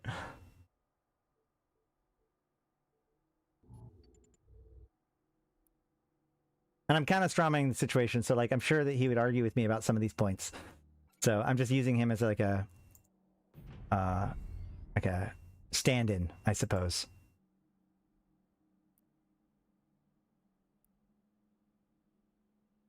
I'm not trying to shove opinions into his mouth. I do like my raid champs more than my Magic the Gathering cards now. Yeah. That said, there is a fucking GDC talk that is the creepiest GDC talk I've ever seen. Hold on. This thing gives me the chills. If you've ever been like if microtransactions or whatever, hold on, GDC TCGs. What can video games learn from TCGs? All right. Oh, collectible card games. So I'm going to post the link in the chat right now.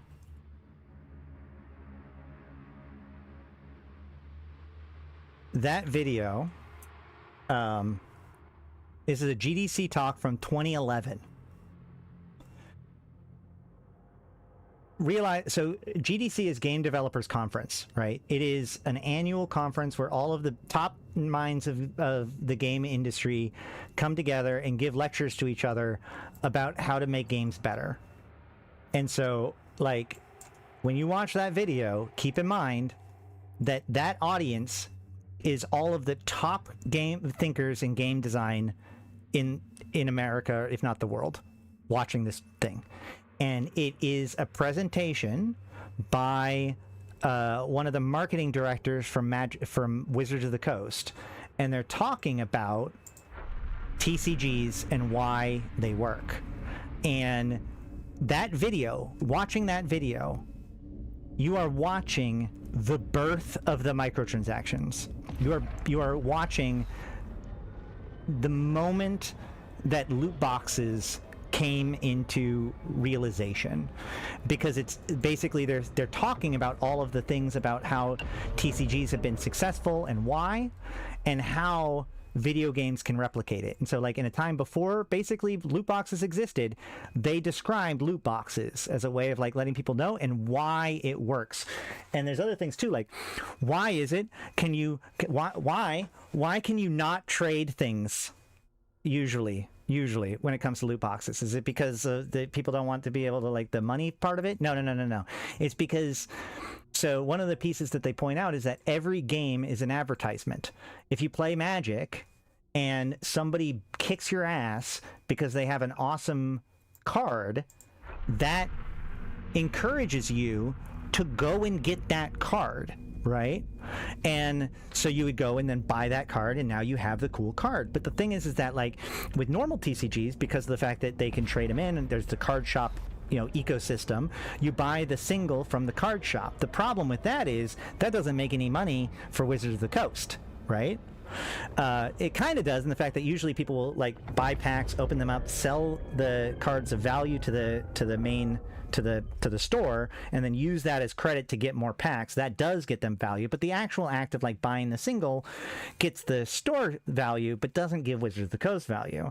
So if you see a cool thing, which, you know, video games have tried to sell power through this, but oftentimes it's just going to be cosmetics or whatever. But whatever it is, you're playing with other people in a social environment, you see the cool thing, you want it. The only way to get it is by doing the loot boxes, and that's like a big piece of all of this.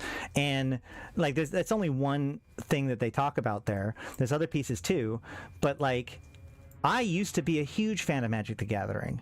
And like the argument even that Valve is making, that basically Magic the Gathering and loot boxes are kind of the same thing. Yeah, that's actually true. And that doesn't say good things about Magic the Gathering. That says, you know, or good things about loot boxes. That says bad things about Magic the Gathering. Maybe Magic the Gathering was a problem all along.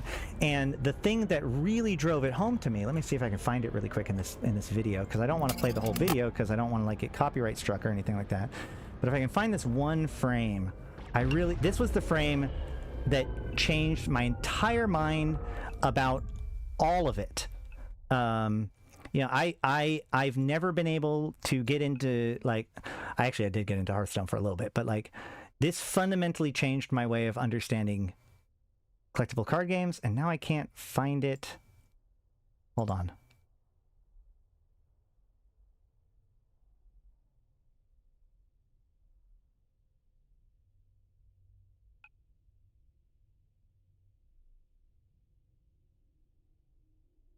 Every game is a sales pitch.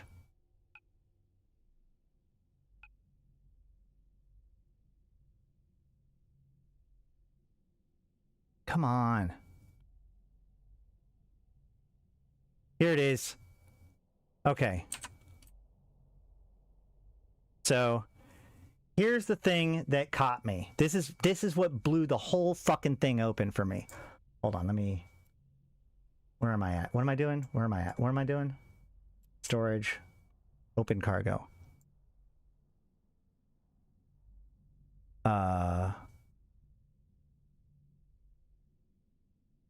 I wonder if next thing will value a forever MMO, a game which don't shut down, where character progression are not lost. The problem is that it doesn't matter whether or not people value those. Those are super valuable for game development, or like for studios. Like the idea that you can keep getting money for the same thing over and over. Like software as a service is it isn't popular because people like it. It's popular because game developer, or like, you know, the companies that manage the software as a service like it, you know. Photoshop didn't switch over to a subscription model because it was more flexible for their users. They did it so that way they can continue to get money from you, and they don't just get it once. But either way, hold on.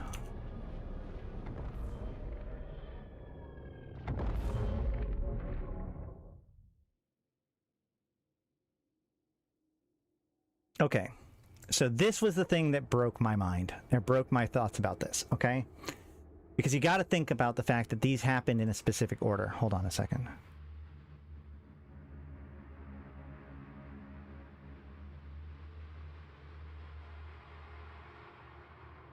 All right, great.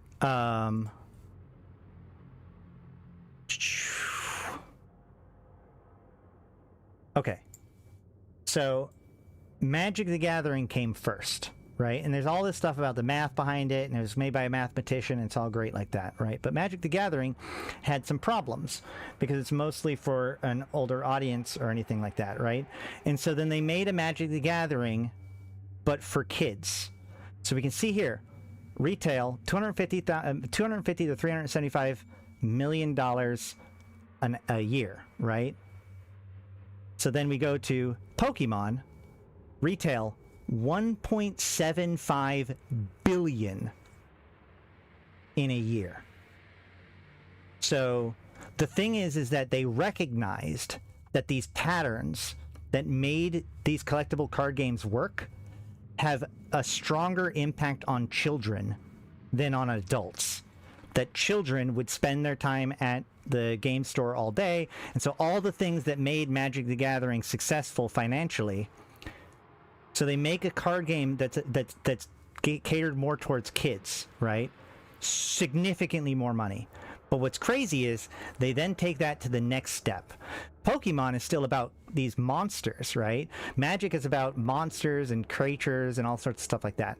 So then they make a card game that's about being a card game. Yu-Gi-Oh! Makes $3 billion in its top year. $3 billion. This doesn't just reflect the difference between the psychology of kids and adults. This reflects the psychology of the industry. They saw what was working and they refined it by making it targeted further and further to kids and to the exact anti-patterns that got them money. This is the moment where I was like, oh, we've been cooked from the beginning. So, yeah. I don't know, man. I don't know. It's a great GDC talk, though. All right. This is almost over here. Oh, yeah. 4 minutes. 4 minutes to shut down? Shit. I'm not... I think I'm just going to be done. I don't... Storage. Open cargo. God, now I'm panicking. Go there. Let's go one more trip. One more trip. Isn't that spooky, though? Come on. that's a little like, didn't that put a shiver down my spine the first time I saw that, just to see the raw numbers difference. It's like, of course that's what they're going to do. It's literally dumb to do anything else.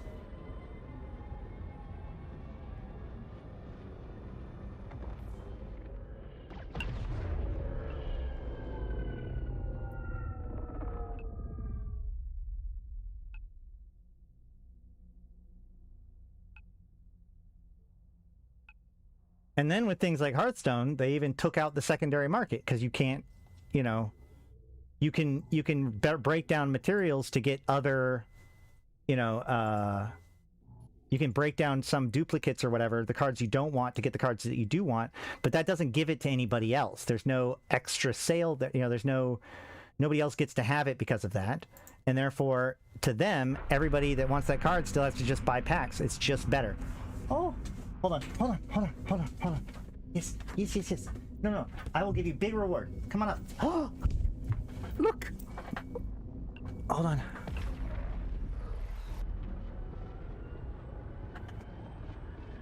Yay! What a great way to end the stream, huh?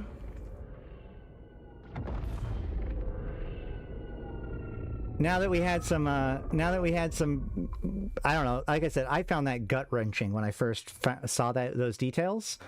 What audience? Well, that's the thing. Eve has made that mistake. They don't target children, which is probably pretty good.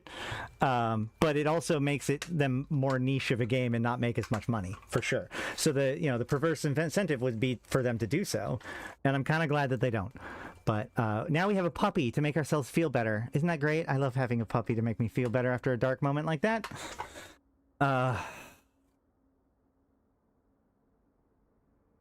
Yeah.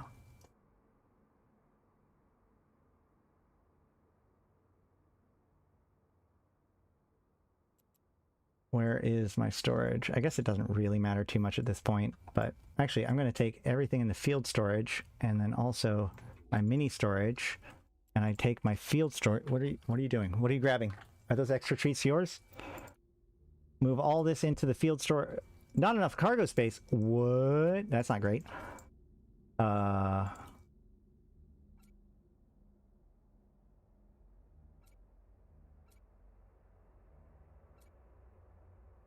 Just move in as much as I possibly can. Is it the silicon? No. What's not working? Wait, why is everything getting kicked back out? Aha, found it. Alright. So that's packed up. Everything's packed up. Here's my puppy. Alright, well, in that case, I will finish off by saying I've been Ashrathi. I've been playing EVE Online since 2012, and I'm here to put EVE into context for you, my fellow Imperians. Thank you guys for spending another day with me out on the frontiers. Like I said, members, we will do a vote for what we're going to talk about, what we're going to show off next week, but of course we have the, likely we have the election stuff to do, so that's going to be a big deal. Yada yada yada. Go check out my secondary channel, Ashrathi Decanted, for more videos of my puppy and other games and stuff. And bug me if you want more content from there. If you are interested, Convocation of Empyreans is hiring. We maximize player engagement with EVE Online. We're hoping to get really, really involved with the election and subsequent military campaigns. We would love to have you with us. And then also, if you are relatively new to EVE or whatever, there's a link that you can use to get 1 million free skill points. I don't think I have a link to my Frontiers thing down below. If you do want to get Frontiers, make sure to use my buddy code so I get credit for that too.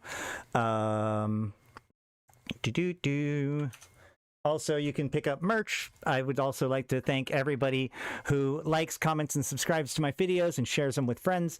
And of course, my even like those of you who've taken the extraordinary extra step of supporting the channel directly through likes, through super likes, super chats, or becoming a member or a patron.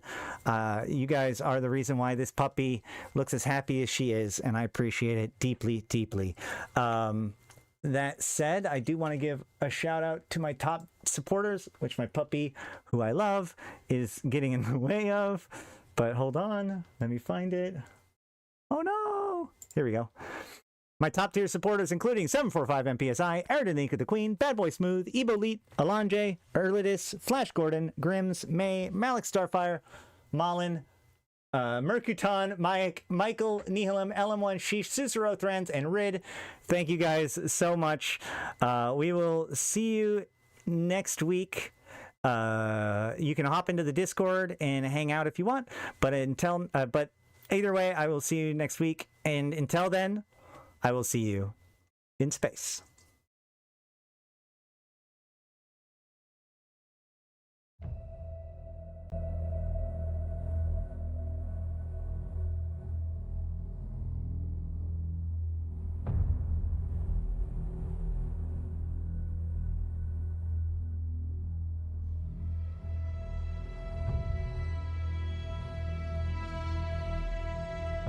Bring on the wrecking machine.